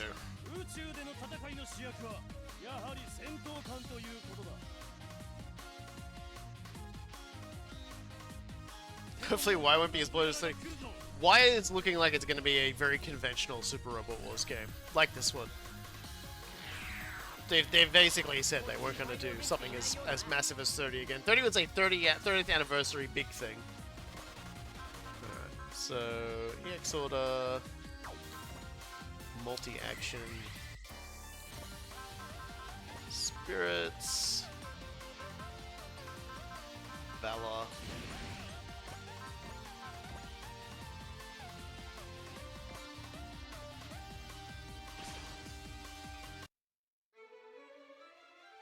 標識別ダミラスの戦艦です。艦長、敵は正面からヤマトと撃ち合うつもりのようです。第一戦速、敵へ突っ込め。第一戦速、よう空を波動砲撃艦首展開。近田はじめ、撃ち方はじめ。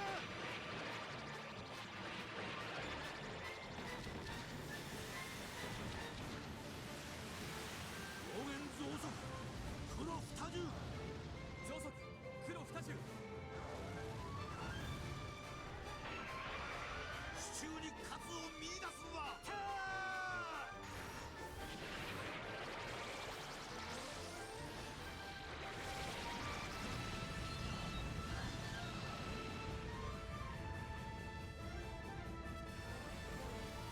戦いはまだ終わってはおらん。警戒を怠るな。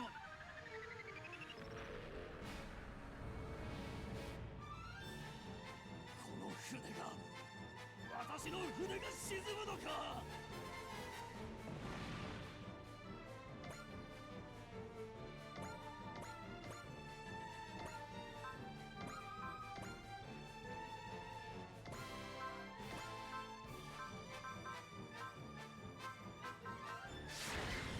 Well, no kill like overkill, I guess.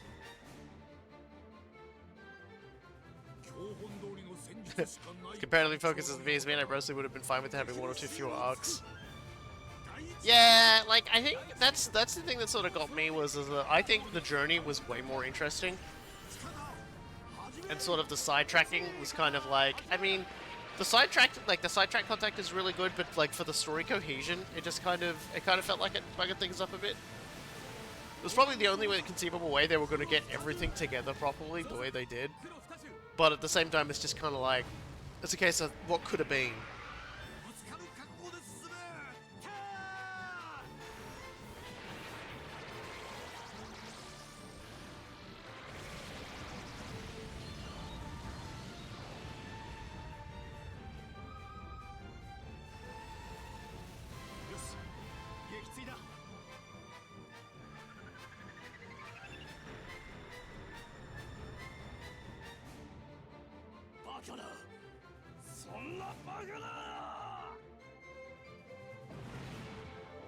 Alright, there we go, hopefully.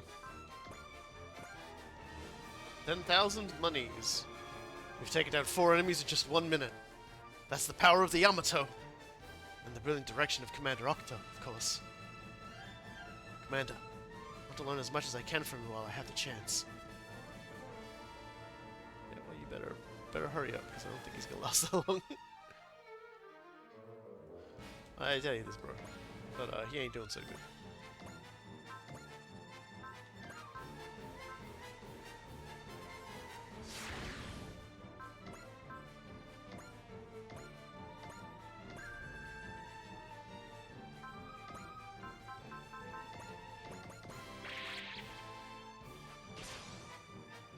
Yeah.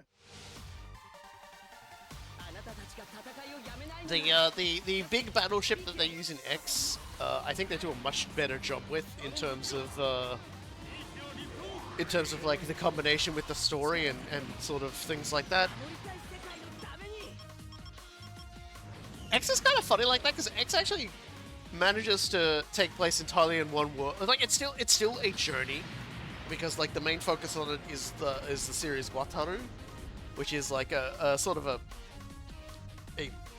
non-serious hero's journey story, as he sort of accumulates allies around him on his journey.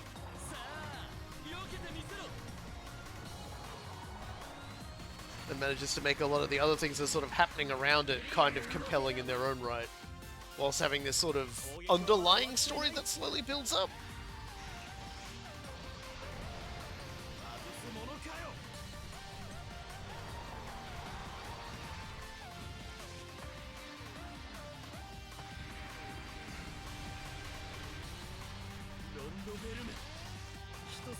But yeah, like, V has a really solid start and a really solid end, as far as I'm concerned.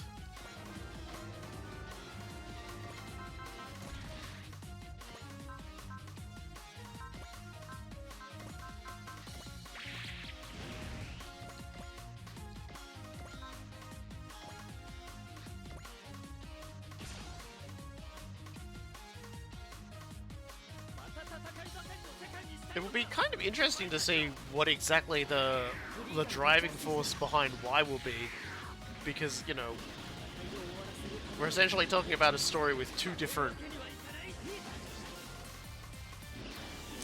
timelines diverging, and I guess, you know, something allowing someone to move between them.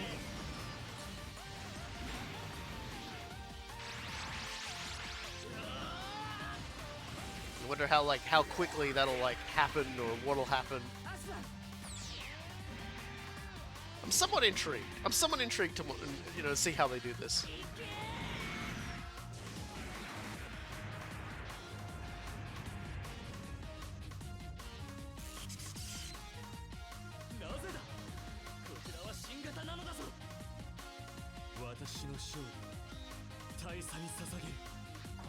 Because I consider X, like, V I consider a pretty good journey.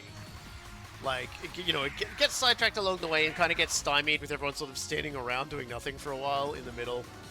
Like, in a general, and like, well, it gets back on track pretty decently, but X, I think, is a really good journey overall. Can I just violence this man? For the high crime of being Angelo. Hey, listen to me. I have no need to listen to the words of the Federation. This is the Large Magellanic Cloud. There's no Federation or even Neo Geo here. Just open your mind for once. If you just quit focusing on the past, you could live your life so much more freely. I'm not here to hear your sermons. You're just the same as I once was. I won't stand and let you be like this. Well, yeah, Reddy's got his shit together, I guess. Actually, just got jumped by the homies. Yeah, when Kieran Atherin jump a dude, they don't fuck around. They spend a large amount of time just thrashing you. Oh, shield defend. That's just rude, that is. I had a perfectly good Valor there, and you had to fuck it up.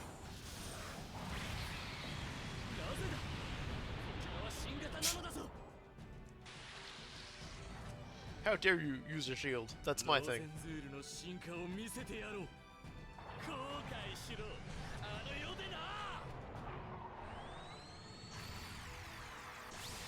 Oh, I did it too. Also, I used persist.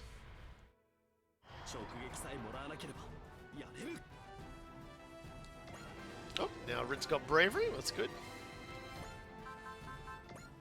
Well, this guy's gonna be a butt.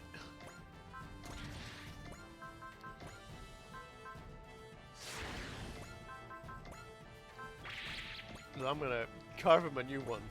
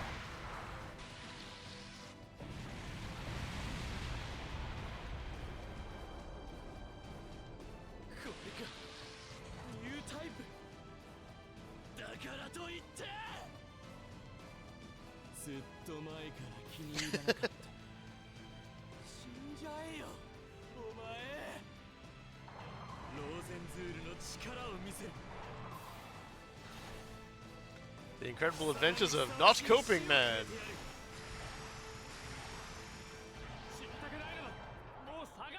Can Not Coping Man cope in the final episode? No. No, he can't. That's okay. Because, he can be the 59th kill. You think you understand full frontal? Let me show you the power of love from Lottie.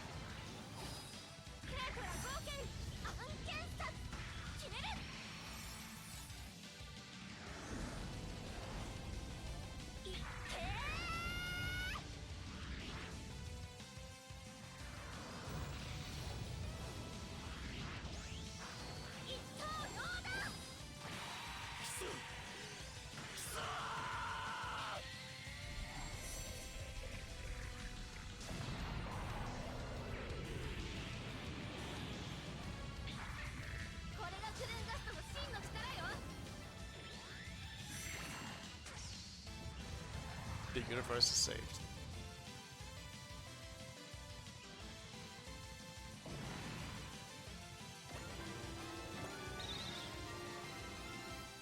No, this can't happen! Commander! Commander, no! Don't chase after the shadow of full frontal. The one you're after is not here. No, I can't. He's been freed from the curse of Char's spell. Now you must free yourself from him too. No, I can't do that! Oh no! It's okay, Bannigan. The pilot escaped.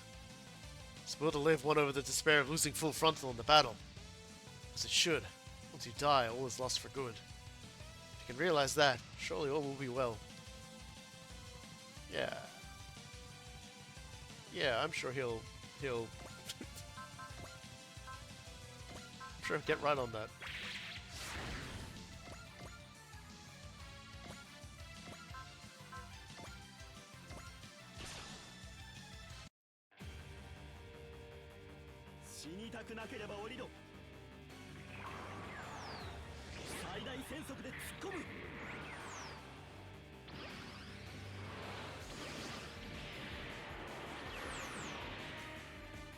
I think he flees after this stage ends. After 3 minutes, I think he runs off, but...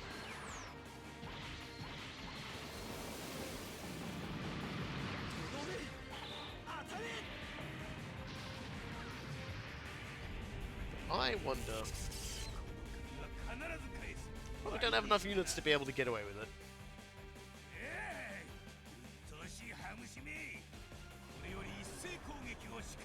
He has a cape. Bless Goa. He really is. He's done like one good thing, like one correct thing this entire time.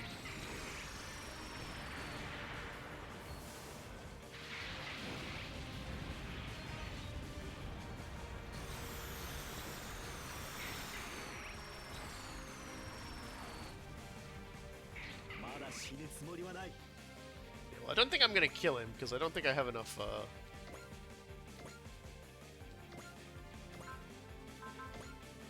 I don't think I have enough power in the pocket to get away with it.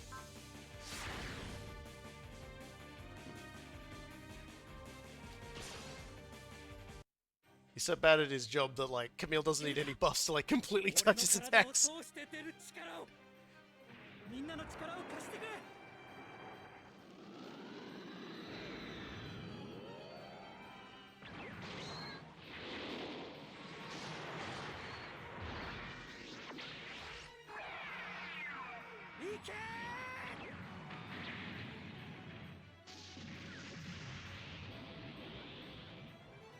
Pretty close.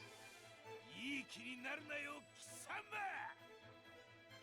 テロン人は人形遊びが好きと見えるなこれより一斉攻撃を仕掛ける全艦攻撃用意モンシーシャー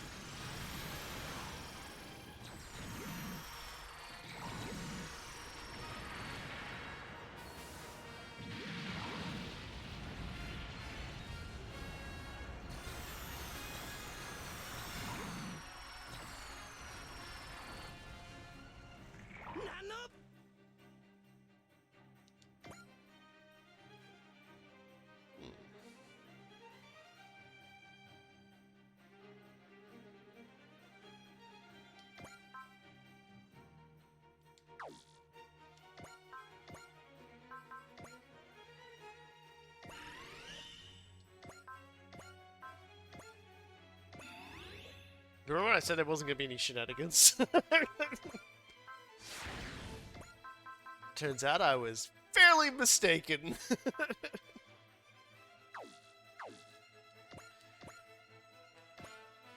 I'll hold off on finishing the job on that one though, and we'll see if we can't get Clown Shoes over here out of the fight as well.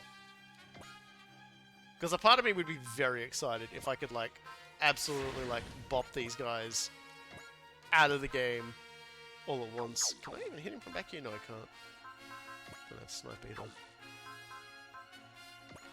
Alright, we'll just use our lesser super death beam.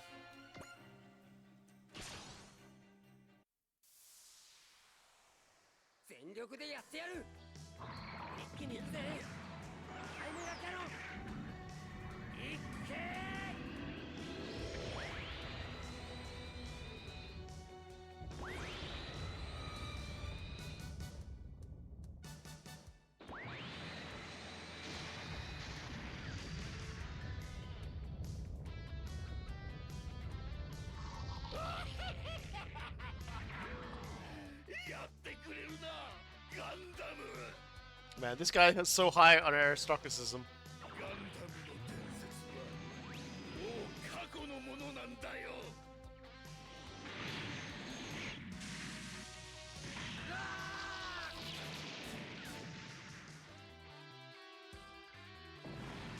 Yeah, no one cares. No one cares.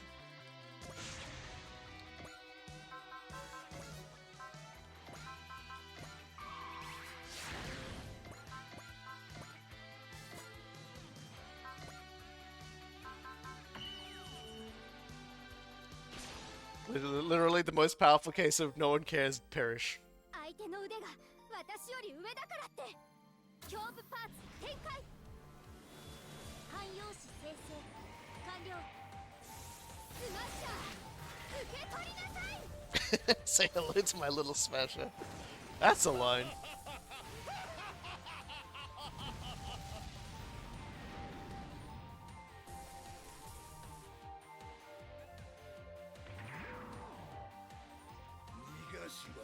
I really don't see what's so funny. Zabine. Zabini baby.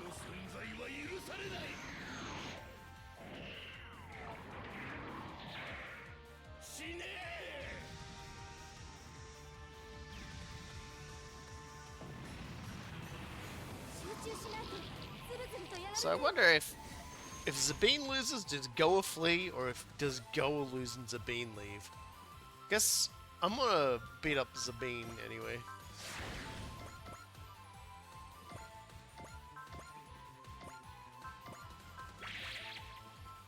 Because I just want to punch this man. Tapaya, you dare to stand in my way yet again?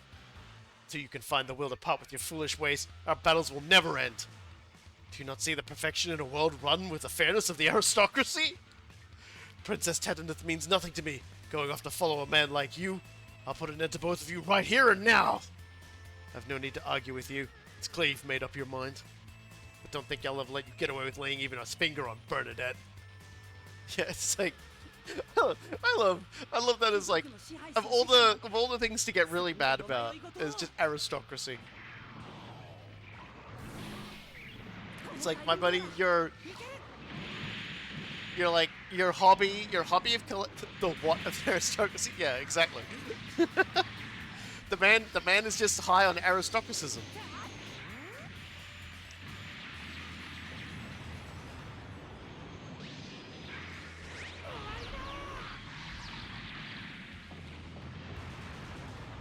Huh.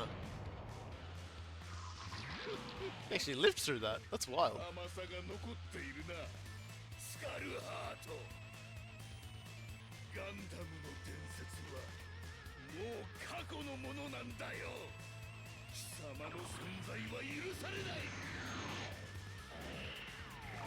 Glad I activated intuition.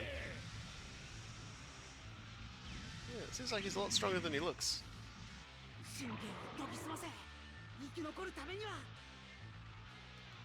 Still, I have one more trick up my sleeve.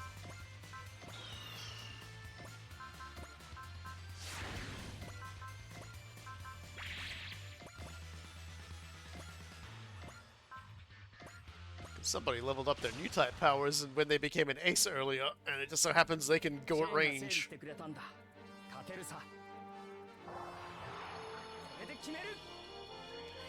This is what you get for sticking battle data and bio brains in a bunch of robots and calling them Amuro. The real one comes in and smacks your shit in.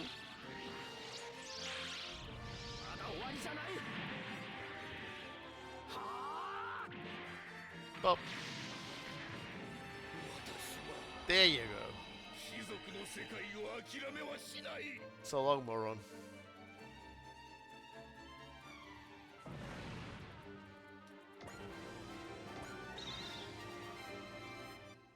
Kincaid, there's no way the likes of you can stop me. This guy's tough. You're not the only one who's experienced strife and struggle, Kincaid. We're not gaining any ground. I know what this calls for. What the? Oh, hi. I guess Goa's fleeing shortly. What are these monsters? Are they attacking us? Huh. What's the matter, Setsuna? Did you feel the thoughts of those monsters? This is something different. The only way to describe it is a destructive impulse. It's no use. Trying to talk to and understand these things is out of the question. I have to do something. Those are invaders. Invaders? Those are the monsters that appeared in the Universal Century Dimension. I thought we defeated Dr. Sao told me before we left. He was possessed by those things, right? They must have come from space in the first place. I don't know if those are exactly the same as the ones we saw on Earth, but it would be surprising if they existed here in the Large Magellanic Cloud. Retreat! We can't fight against those things! Do as you wish, Goa. What are you talking about, you fool? Anyone who stands against Supreme Leader Desler and disrupts the order of space is to be eliminated, and I will be the one to do so. A true noble must be ready to shed his own blood for the cause. Come, follow my lead! No way, that's suicide! Do what you will, but I'm going to retreat! Okay. So I should have gone for him, and then forgotten about this idiot. Stop fighting! Let's work together here and fight back against those invaders! I have no intention of cooperating with the likes of you! It's not the time for that kind of thought! He's gone mad! We're not going to get through to him any more than we are with those invaders. Kincaid, we have no choice. You have to defeat both Sabine and the invaders. You're okay with that, right, Setsuna? They're not like the ELS. They don't know any other way but to fight. Kincaid, you're no different from those monsters. We have no choice but to eliminate you right here and now. Sabine, you're pathetic. Space is full of conflict. Only a truly strong noble is capable of leading this world forward. Alright, well. Yeah. I'm just gonna fucking drive the Yamato over in this direction. So how much health has he got left over? 15,300. You know what?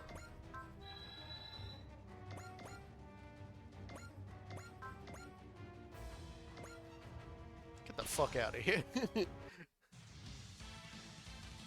Literally everything is from space out the way. You know what they mean.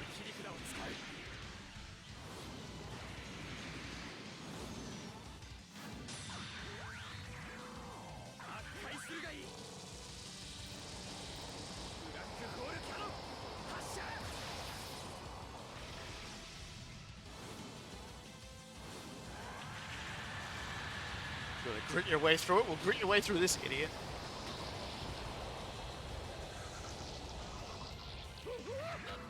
Man, this guy is tough. Also, his laugh.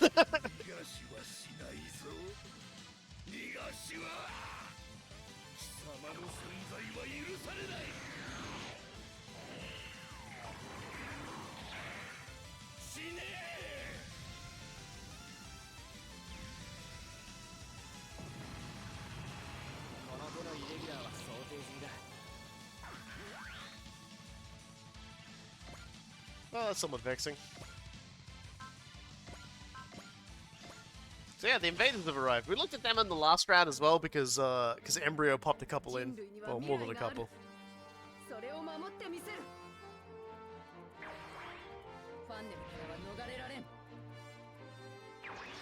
Yeah, so I don't get the tactical point for this one. I should have used it to kill Goa, because I was like, he's gonna retreat as soon as the beam goes down. But I get the feeling, regardless of who I actually defeated first, it was gonna retreat one of them. So.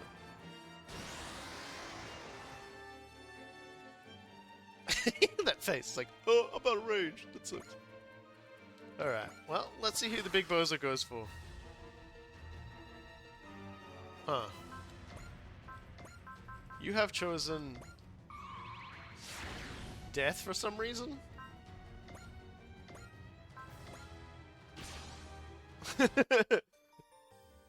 Imagine that being your decision. Ah yes, I will fight the one that does damage.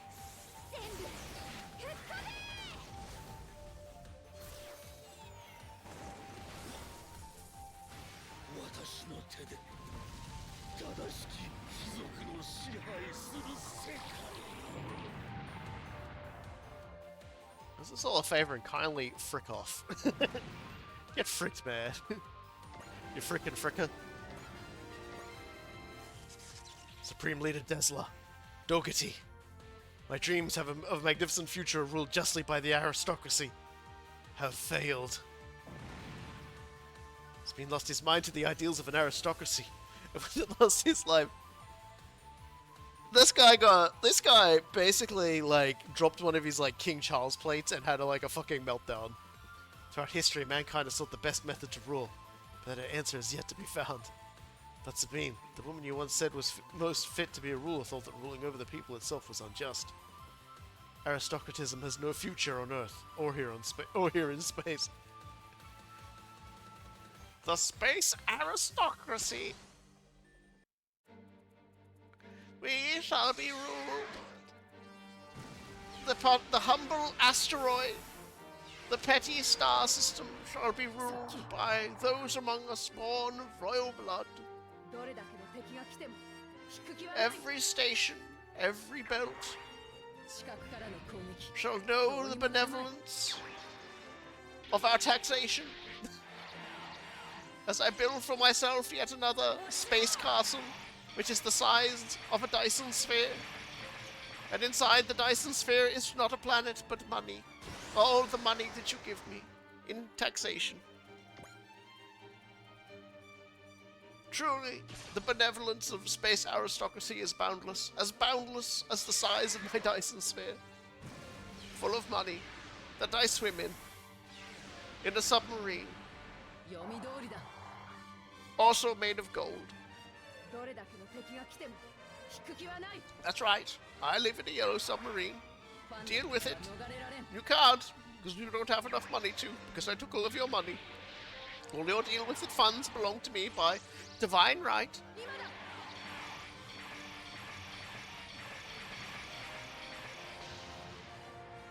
Alright, space bugs. We shall justly rule over the space bugs. They have no money, however. What they lack in cash resources, they make up for in sheer numbers, and so we will chain them to our space Dyson sphere to keep everybody else away, so they might not take our money.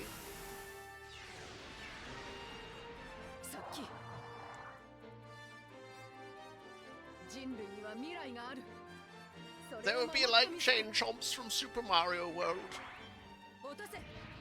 only highly infectious. But no invader could live in my body, for it is full of aristocracy and money. I have been eating it.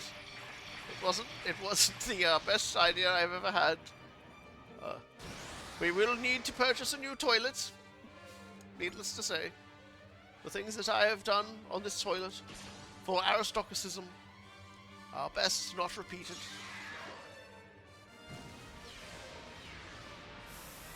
Many were the grunts of my royal personage as I squeezed out a giant loaf of gold. I need to stop. Give him the wiggly fingers.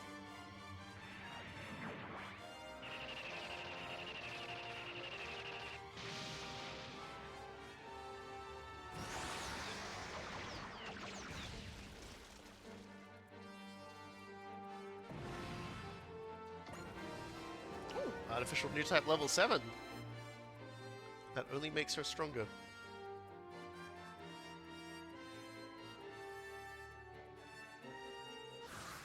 Well, I guess we send everybody in to help out, because there's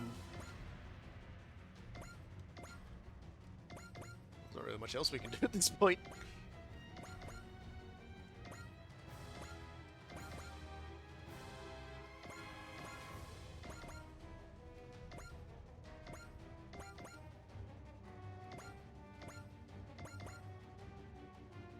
Honestly, Marauder's probably pretty well positioned to solo half the map anyway, so, you know, never know.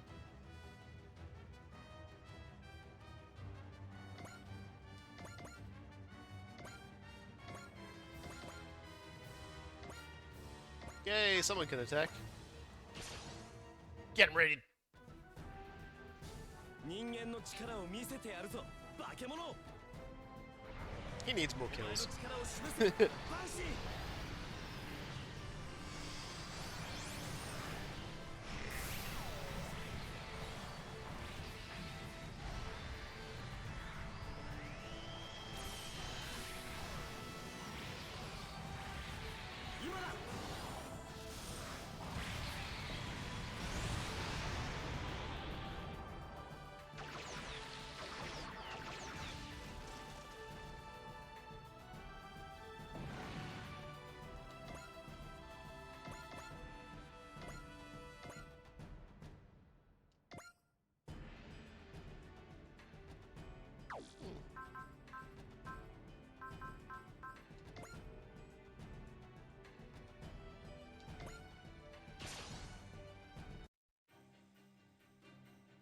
Now, don't leave him with 10 HP, Camille. For the love of God. You got one job, boy. And... perish. Thank you.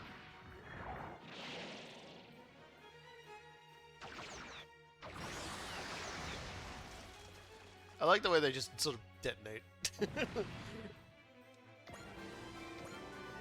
Just sort of explode.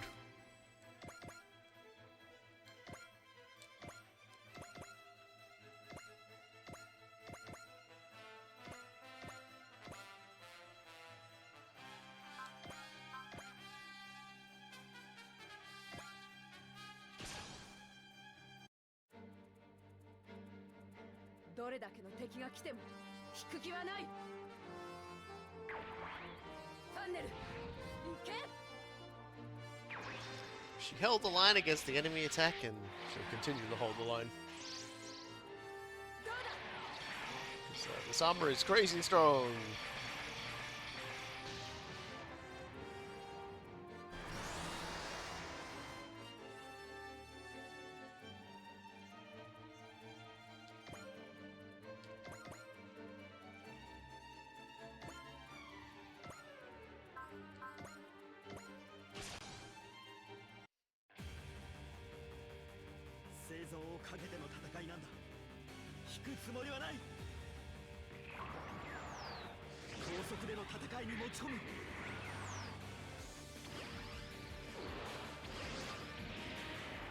So we probably won't have time to fit in another mission after this one, as much as I'd kind of like to, because we're going back to like the big missions again after this one.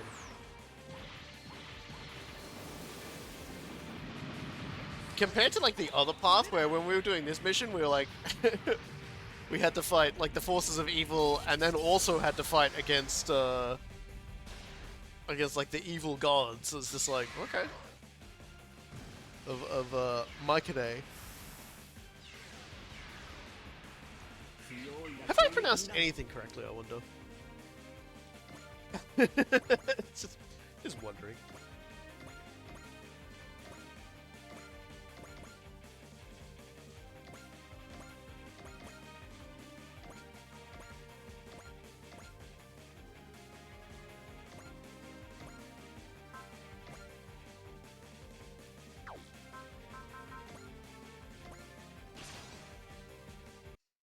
All these creatures can think about is eradicating anything that is not one of its own.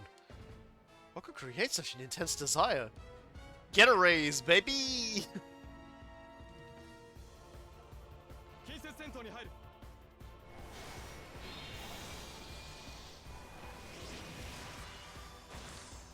Can't stop gettering, won't stop gettering.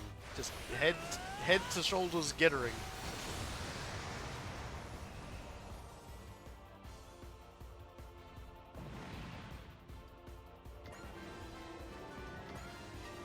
That's everybody.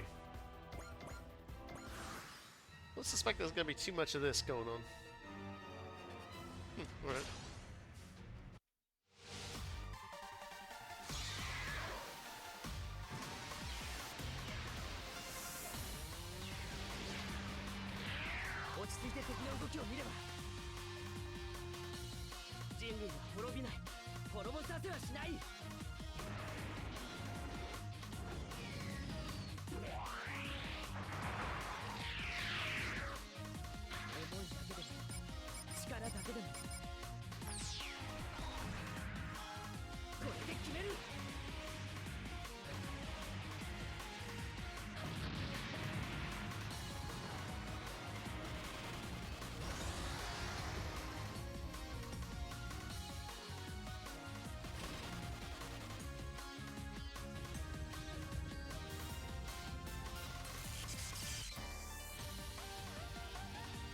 guess he went out smiling.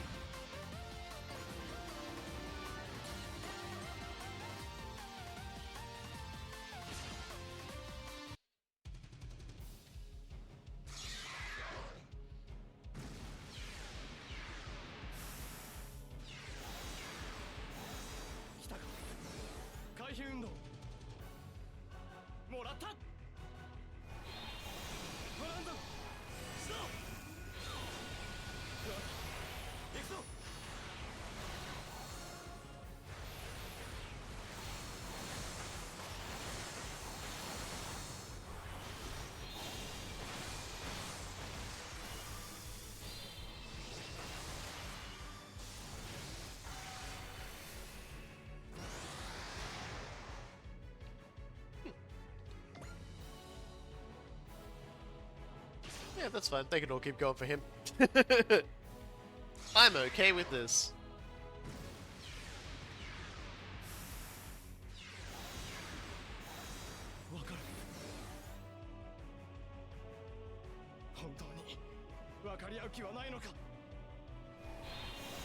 Hurt his feelings now. All the guys ever wanted is like, you know, understanding. Look at you. All you want to do is eat and store eyeballs.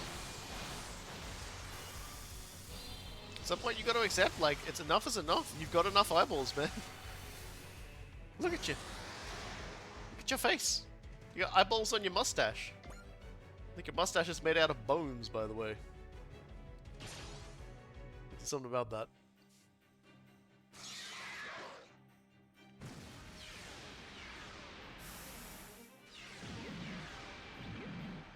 I feel like having like an eye where like on the tip of one of its like points, one of its starship points, also just make you dizzy.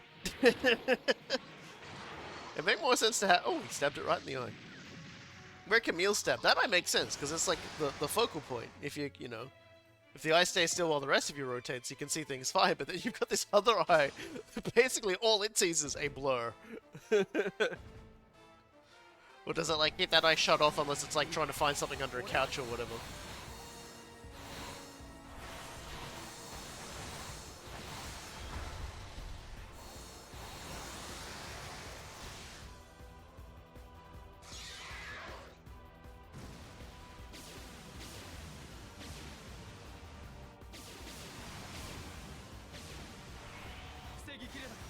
Sin's not fucking around here. He's in for it.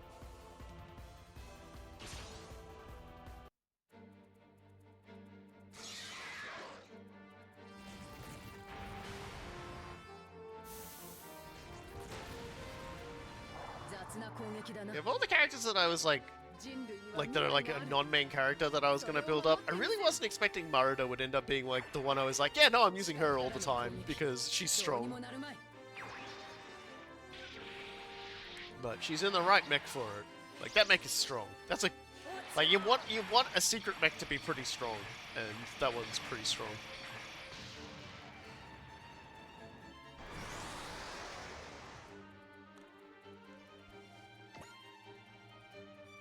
Up the cockroaches.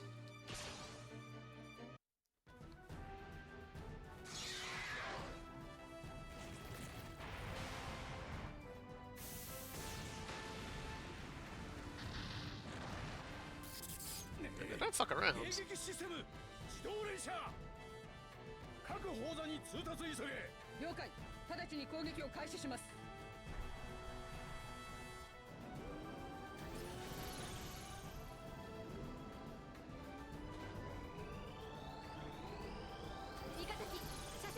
At least the Super Robot was why using Arcus that we hopefully won't see invaders, fingers crossed. Well, here's the question. Because, like, I'm not familiar with Arc at all. Are they back to fighting the Dinosaur Empire, or is it something different? I think someone mentioned, like, the Geta Emperor is kind of the problem again, similar to sort of how it was with the Degeneration, whatever it was called, that we had in, that we had as the DLC in 30.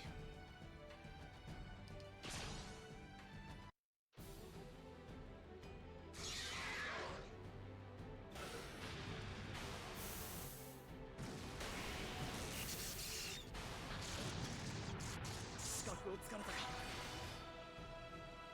Kind of interested to know about that one. 俺は軸線上の敵を一掃する。トランザル。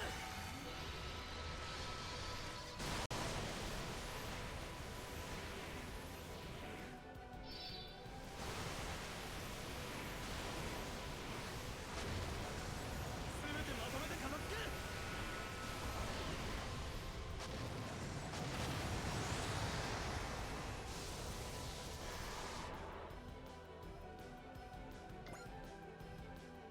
Because I'm not gonna lie, I kind of miss the Dinosaur Empire.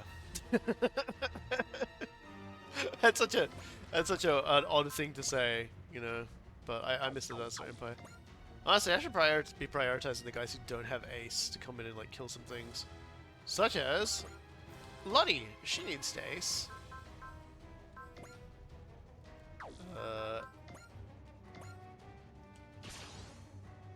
Hopefully this is enough. She usually does hit pretty hard with this attack, so I'm hoping it will do way more damage than what it says.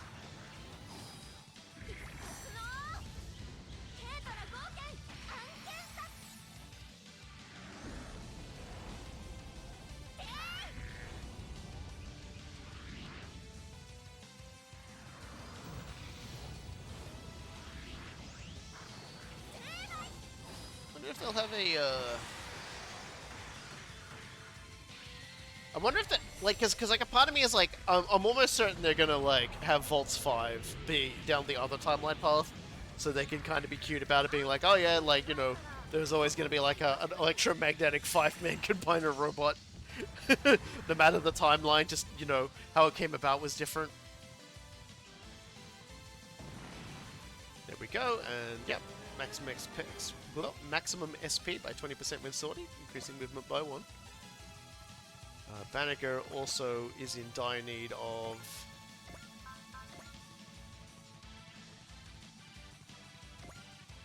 some levels? Oh, sorry, some kills? I wouldn't say dire, but it would be nice to ace him before time is up.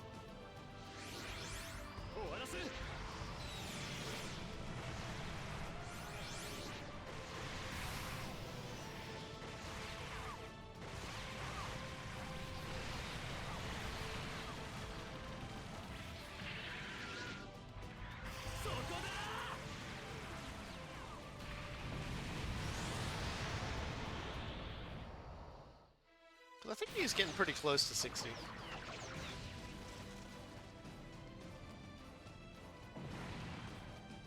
Yeah, he's only got like 2 more kills.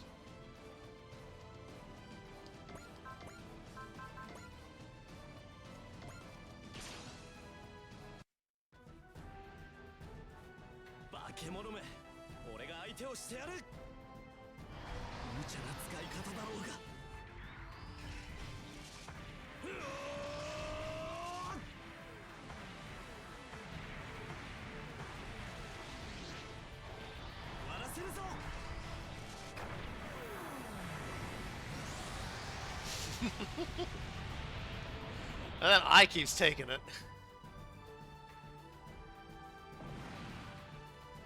Yeah, Rita's also pretty close. Well, that's good.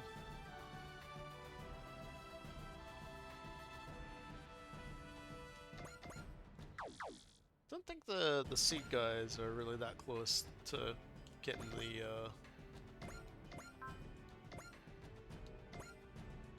big kill. Via Wikipedia, the antagonist of Get a Robo Arc is the Andromeda Stellaration. Interesting. I know nothing about that. I know that, like, there are more than a few mangas, like, side stories, like, one-off shots of Get a Robo, that are essentially about different factions trying to stop the sort of, you know, getter machines and everything from getting up and crazy on planet Earth, because it inevitably leads to the creation of a vast universe-crossing fleet that just goes around conquering everything in the name of the Getter Emperor.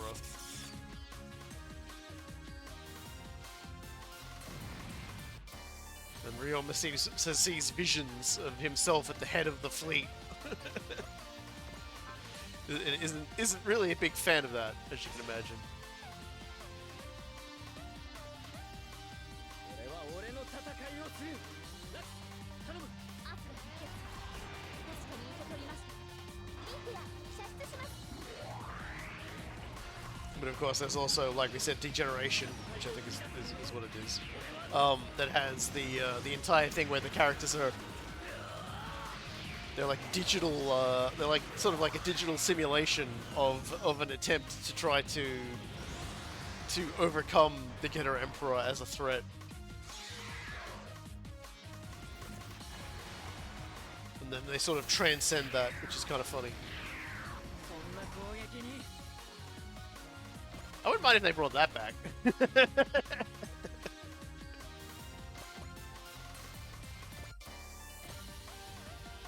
That would make me pretty happy too.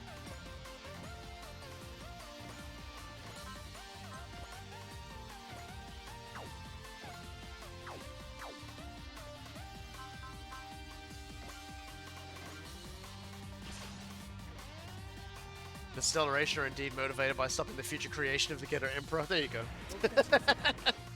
Because I was thinking, it sounds somewhat similar to something I heard. Are they coming from the future? Because there was like this one story that's about that, but I'm pretty sure like that's got Ryoma and Co in it, so I'm not sure.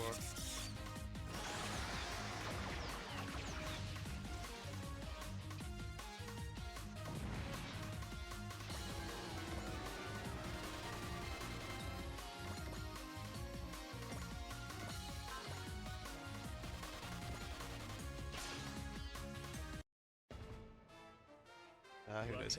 It is interesting though to think that we're going to be seeing some of that,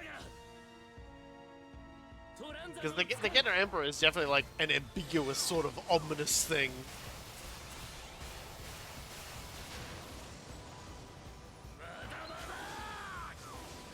You know, and even like Ryoma's not exactly happy with the prospect of it, and in some variations of Getter Robo, they're also trying to prevent it. There are like some comics that suggest that like they're humanoid insects from 750 years in the future. Yeah, I must have read the manga that they eventually turned into Arc, because there's been a few things here and there that have been like, you know, cross-pollinated from different stuff.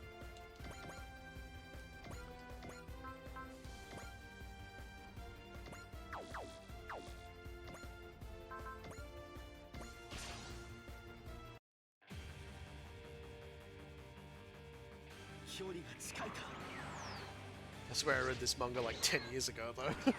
So, who knows?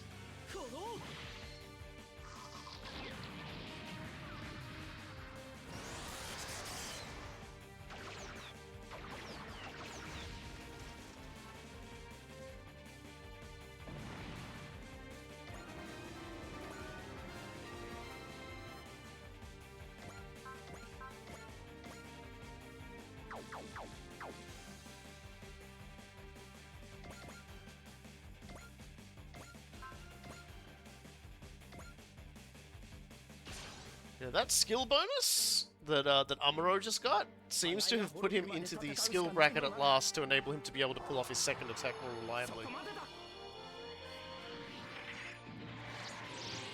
Because it gets like an extra 20 skill, and when your skill is higher than the enemies to a certain degree, you can basically support attack yourself with the skills he's got, and it looks like it's activating at last. So you take a boost of the game for us to actually see an example of it appear in the menu. We're not going to see it though because he just one-shot it. I didn't put like soul on him or anything, and he just did that himself. Because he's kind of cracked now. He's entering levels of cracked.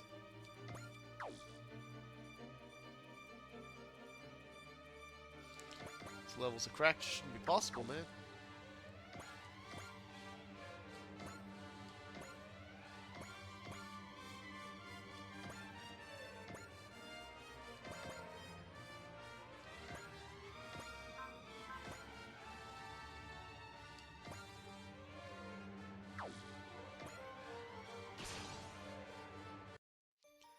Thought the same with the metal beasts, but you know, I just can't get over how frightening they look. Sis, you really shouldn't judge things based on their appearance. But in this case, those things are only willing to show hostility. They aren't open to talking, we have to fight. They didn't say this last time, but I'm doing it anyway. I do agree with you there. Then it's settled. I won't let us get eaten by those things. It's like, it's kind of funny though, because it's like we encounter the ELS, or you know, the ELS, sorry, the ELMSS, as I like to call them, the Elms, and they're like, just complete insane quantum wave gibberish nonsense, and no one can understand them, and they mistake it for hate, and they're like, and so it was like, we should definitely try to get along with these things. They kill you when they like try to go near you. Also, in the manga, the Saurian Empire has the truth that humanity wanted to get a raw pilots as a Saurian. Oh, that's pretty radical. I'm 100% down for that.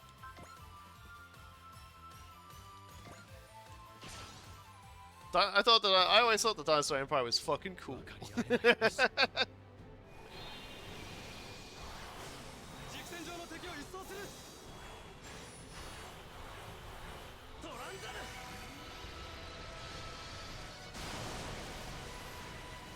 Is General Bat still around, I wonder though? That's what I gotta know.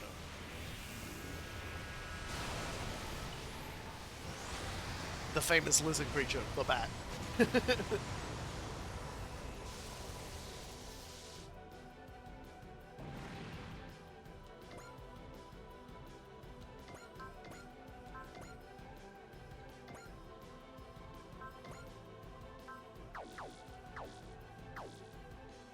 Yeah.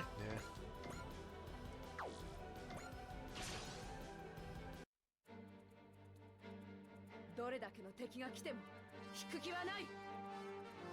Kind of interesting to see one of the Saurians is a Getter pilot, because I know they don't. Well, they never really reacted to Getter radiation very well. One of the, you know, the big story that always comes up in the Getter robot stories is the death of Musashi, where he essentially just like he's fighting them solo in a Getter machine, and he just pulls out the Getter, like the core of the machine, and holds it up, and it just exudes like Getter rays everywhere, and they all just start fucking melting. Musashi's like, "You guys hate this, don't you?" It's like, yep. Yep, it certainly don't tickle. The Saurian pilot is half human. Yeah, well there you go. That's how, well, you know, like, that's how he doesn't die to Getter rays then, I guess.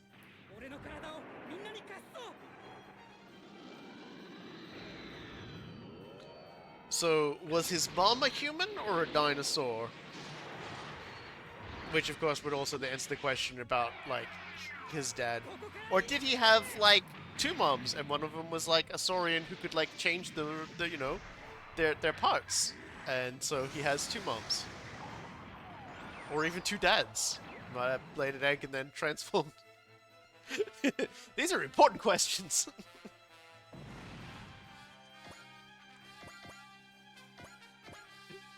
These are definitely the things you don't ask the actual pilot, because it's just like harassing questions.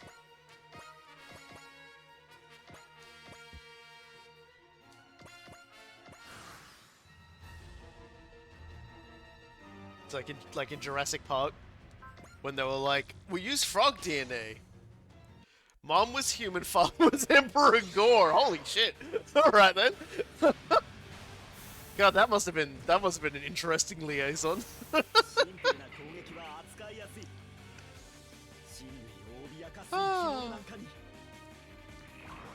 God, that is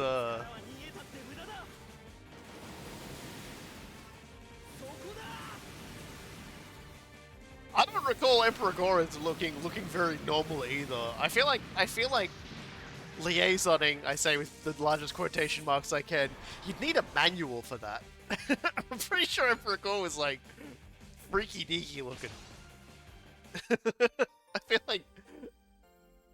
I feel like you would need a video tutorial to understand how to have sex with that thing.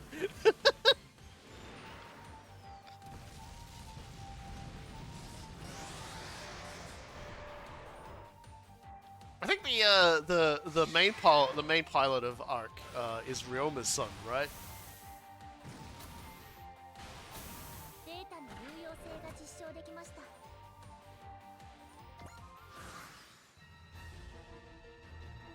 All right, we're almost to the end of the invaders.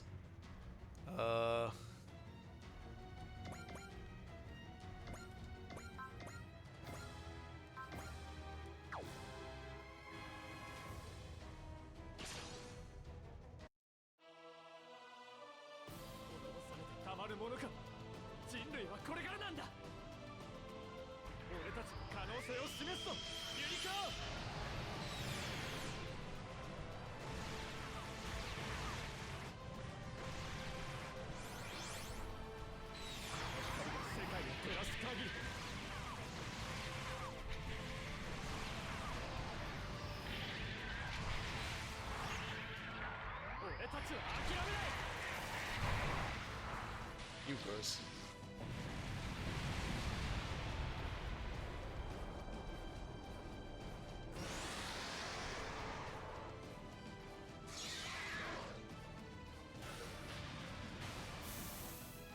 I'm still just like,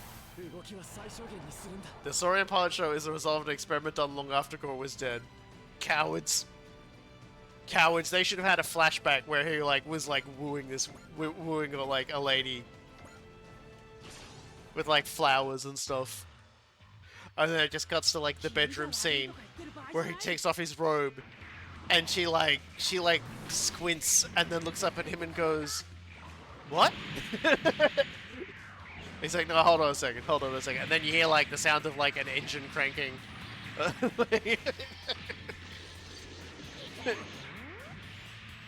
Three different sounds of a zipper.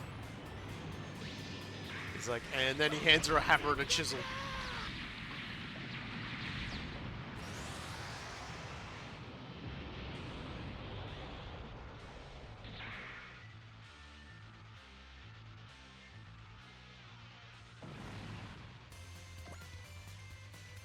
Maybe one day they will find their nerve, and they'll give this the seriousness it deserves.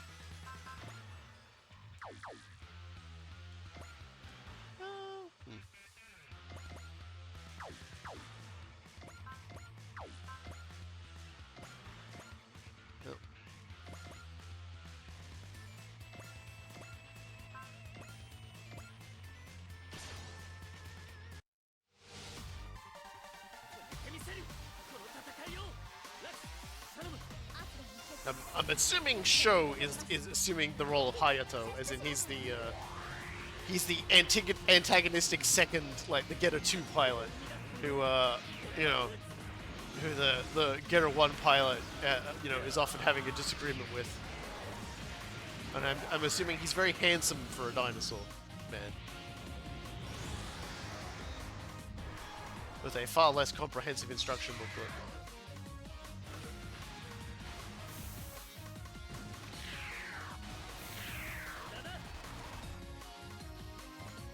I'm also assuming the third pilot is just Musashi again. There's no like reasoning behind that. I'm just assuming it's Musashi again, and they never actually explain how he's back. He's just back.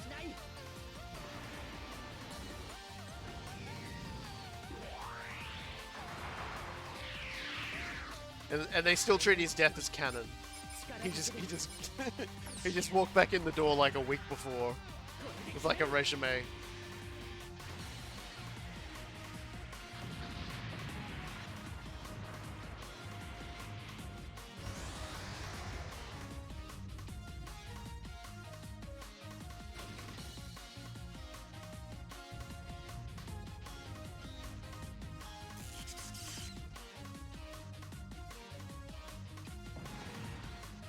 Alright, well. Finally got through that. Exactly. It's finally over. We recovered as many soldiers from Neo Geon and the Jupiter Empire as we could. We can think about what to do with them later. Sabine. Kincaid, it's okay. It's over now. Suppose it had to end like this. We were able to come together to fight against the crisis that our world is facing all the same. Seems as though that was impossible for him. Sabine claims that he and his people were the true chosen ones to venture into space, but I disagree. If he only knows how to resolve matters through violence, he's no different from those invaders. We're here in space now only by chance. That's exactly why we cannot let this chance go to waste. As beings who inhabit space, it is our duty to discover and to find our place in it. Space. Hey, Angelo, you're under arrest. Don't worry, we'll be treating you as a prisoner, no differently than we would on Earth. Just kill me. Can't stand to live in dishonor? If that's the case, let's just dump him out into space and be done with it. Wow, I'm glad I brought the good guys along. You guys can't be serious. That's terrible. He's right. We saved his life. You only see the surface of things. Killing someone who wants to end their life is also a form of kindness. Fuck you, you said. You and your stupid, doopy, turtle-looking fucking... What, like, stupid tattoo? You're an idiot. Shut up. The third pilot is a Buddhist monk. It's actually Musashi with a shaved head. Do what you want with me. I was led on by Zabine to do his bidding, and now look at me. This is not where I belong. I belong by my commander's side. That man is not the full frontal you once knew. Damn it, Banner Lynx, you're the cause of all of this. No, you're wrong. Full frontal asked for this. He broke Child's spell of his own volition. That's absurd. You'll find your way too, one day. You have to live your life as you want, the way others want you to. Huh. I know it's not as easy as it sounds. It means throwing away everything that you've built this far. You don't have to rush it. You have time. Could you tell me your name? Rid Marcinus. I'm not sure why. I feel like I should listen to you. Oh? It's really good to hear. You want to see the face I made when I was behaving like you? Maybe it's because I've been in your place before. If he also could have lived his life more freely, perhaps things would have been differently. You mean Zabine? He dreamed of obtaining his own ideals. That led him to Gamulus and ultimately to this conclusion. Everything was a result of his choices. That's all there is to it. The only thing I will say is that the aristocratism that he longed for was opposed by both myself and Bera. If we could make it to Iscandar and save the Earth, I wonder what awaits us after that. Who knows? I guess humans will do what they've always done. Eat, sleep, spend time with their loved ones, and live on. I recall you saying the same thing after the Jupiter War as well. The fact that's all I can think to say just must mean I'm a human too. I'm the same way. That just means there is still something we can accomplish. In the end, it is our destiny to live in space. That's why we have to think long and hard about what we have to do to make that work. Musashi does appear alive in the manga as Geta Emperor can bring people back from the dead. Of course it can. I hope we can find that on this journey.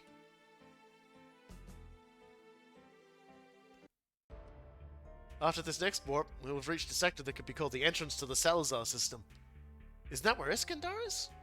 Yes, this is likely to be where the core of Gamulus' forces are located, based on what we've seen so far. Hey, Mori, will Yorisha still not say anything about that? She'll tell us where to set course for, but nothing more than that. Is this Iscandar's test for us? We have a report from the Nadesco squad. They've also encountered the invaders. Judging by the Gamelin's reaction, these are not the same type as the ones inhabiting the Large Magellanic Cloud. Does that mean that the invaders have appeared in the Universal Century Dimension solar system came after us? Given the fact that two separate groups of Time Warriors have both been attacked by them, even in the vastness of space, I'd say that's a likely guess. The Nadesco squad has also encountered a pursuing squadron of Mr. X or Xev and have successfully eliminated them. They've also defeated one of Maikane's generals, who was also giving chase to them. That's great news! However, Kaname Chidori has again been kidnapped by Leonard Testarossa. Does he really have the technology to jump to the Large Magellanic Cloud like that? That was likely Embryo's doing. Sanada, prepare the boson transmitter at once. Roger. So, what's next? Now that we've destroyed many of the forces that have been pursuing us and we are nearing Gamulus' forces, we should convene with the rest of the Time Warriors and combine our forces before heading to Iscandar. Understood. We've come a long way now. However, our most difficult obstacles still lie ahead. We must overcome them and keep moving forward. The hopes and dreams of 3 dimensions lie in wait of our return. We cannot let them down. Yep, so we get everyone back. And we got the commander thing unlocked again. He's my pal. We're probably gonna have a few ace conversations now. Congratulations on becoming an ace pilot, Lottie. I'm sure you worked very hard to get to this point. Thanks, Nine. I love what you've done with this set. Your decorations are so adorable. Thank you. But you should... but you know what could still look cuter here? You should let me dress you up a bit. It'll be fun. No, really, you don't have to. I'll take care of everything. Your makeup, your hair, your clothes. You look great. Trust me on this. Let me pretty you up. I really want to do this. I feel like we owe you so much for all the work you do. So this is my way of returning the favor, okay? Alright. You can dress me up, I guess. Great. To me, you're just one of the girls here. And us girls like to cute things up when we can. So let's get started. I'll make you the cutest android around, and my name isn't Charlotte Hastings. Thank you. I trust you'll do just fine, Lottie. Congratulations on becoming an ace pilot, Banjo. I'm sure you've worked very hard to get to this point. Pretty sure we already did Banjo, but I'll read it out anyway. Man, Nine, you went all out to celebrate building this set and all. What's the idea behind all this? I really want to learn a little about what it takes to be a strong pilot from the master himself. Huh, it's a good question. But to be honest with you, I don't think I'm quite ready to discuss that with anyone yet. Oh, why not? Because I still have a lot of room for improvement. Think about it. I talk about using the sun's power a lot. It's not enough for me. I want to be the sun for people in my life one day and brighten their lives as best I can. Fair point. Thank you for talking with me today. I think I'm starting to get what makes you strong after all. Congratulations on becoming an ace pilot, Ange. I'm sure you worked very hard to get to this point. We did do Ange as well. Yeah, we'll just skip this one. Ange was very happy that she got given a commendation for something she worked hard for herself, having never really earned anything herself when she was a princess and having taken everything away when she was a Norma. What's wrong, Akira? Melda said that she was going to return to Gamlis and report that Goa fella, but he's still out there fighting on the front lines. I hope Melda is okay. I'm just an AI, so I cannot really provide any consolation. However, I do believe that Melda is perfectly safe. Thank you, Nine. I can provide you with 12 different data points to show how I came to that conclusion. Would you like to hear them? No. That's alright, thanks. Just hearing you say that has eased my worry. We have to defeat that vile man if we want to have a chance of reuniting with Melda. I suppose you're right. It's strange. When we first met, I couldn't stand the fact that Melda even existed. My hatred for Gamlis is not faded, but I have indeed formed a bond with Melda. Perhaps this is the type of mutual understanding that Setsuna was talking about. Yay. Alright, and now we go to our sub-orders, and we go into the patrol. The patrol's the score. Do we have anybody on... We don't. So, what we're going to do is we're going to push everybody who's under 50 up, because we need 25, right? So we've got 1, 2, 3, 4, 5, 6, 7, 8, 9, 10, 11, 12, 13, 14, 15. So that's not nearly enough. We need like 10 more aces. Hello, hi Wang and friends. Unfortunately, we are wrapping up here. I'm just sort of deciding on my last few people. We may not get the secret ending. Because we may just fall short. I will definitely take some of these pilots out next time to try and get them up there, though. Probably not far. Or Hilda. Or Ray. Or Yazan. I guess we'll just do it with Far then. It's weird she's got 43 kills all of a sudden.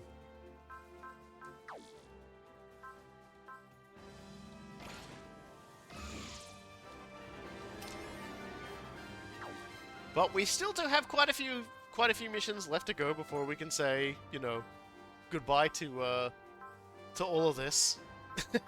All of this. I gesture at my endless list of things that are killing me financially. I'm gonna put this mother hubbard back up to where he was before on the other path. There we go. I'm gonna give him a power part. And then I'm going to give him... I'm gonna give him a thing. Yeah, like the missions, the Gundam missions ended up going pretty quickly this time, so we haven't really had a haven't really had anything sort of go wrong. Where is the Gundam drive core? I'm gonna put that on him. Actually, no, I'll let Red keep that. I'll let Red keep that.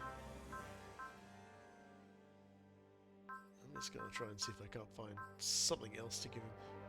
A part of me wants to like put the funny armor on him.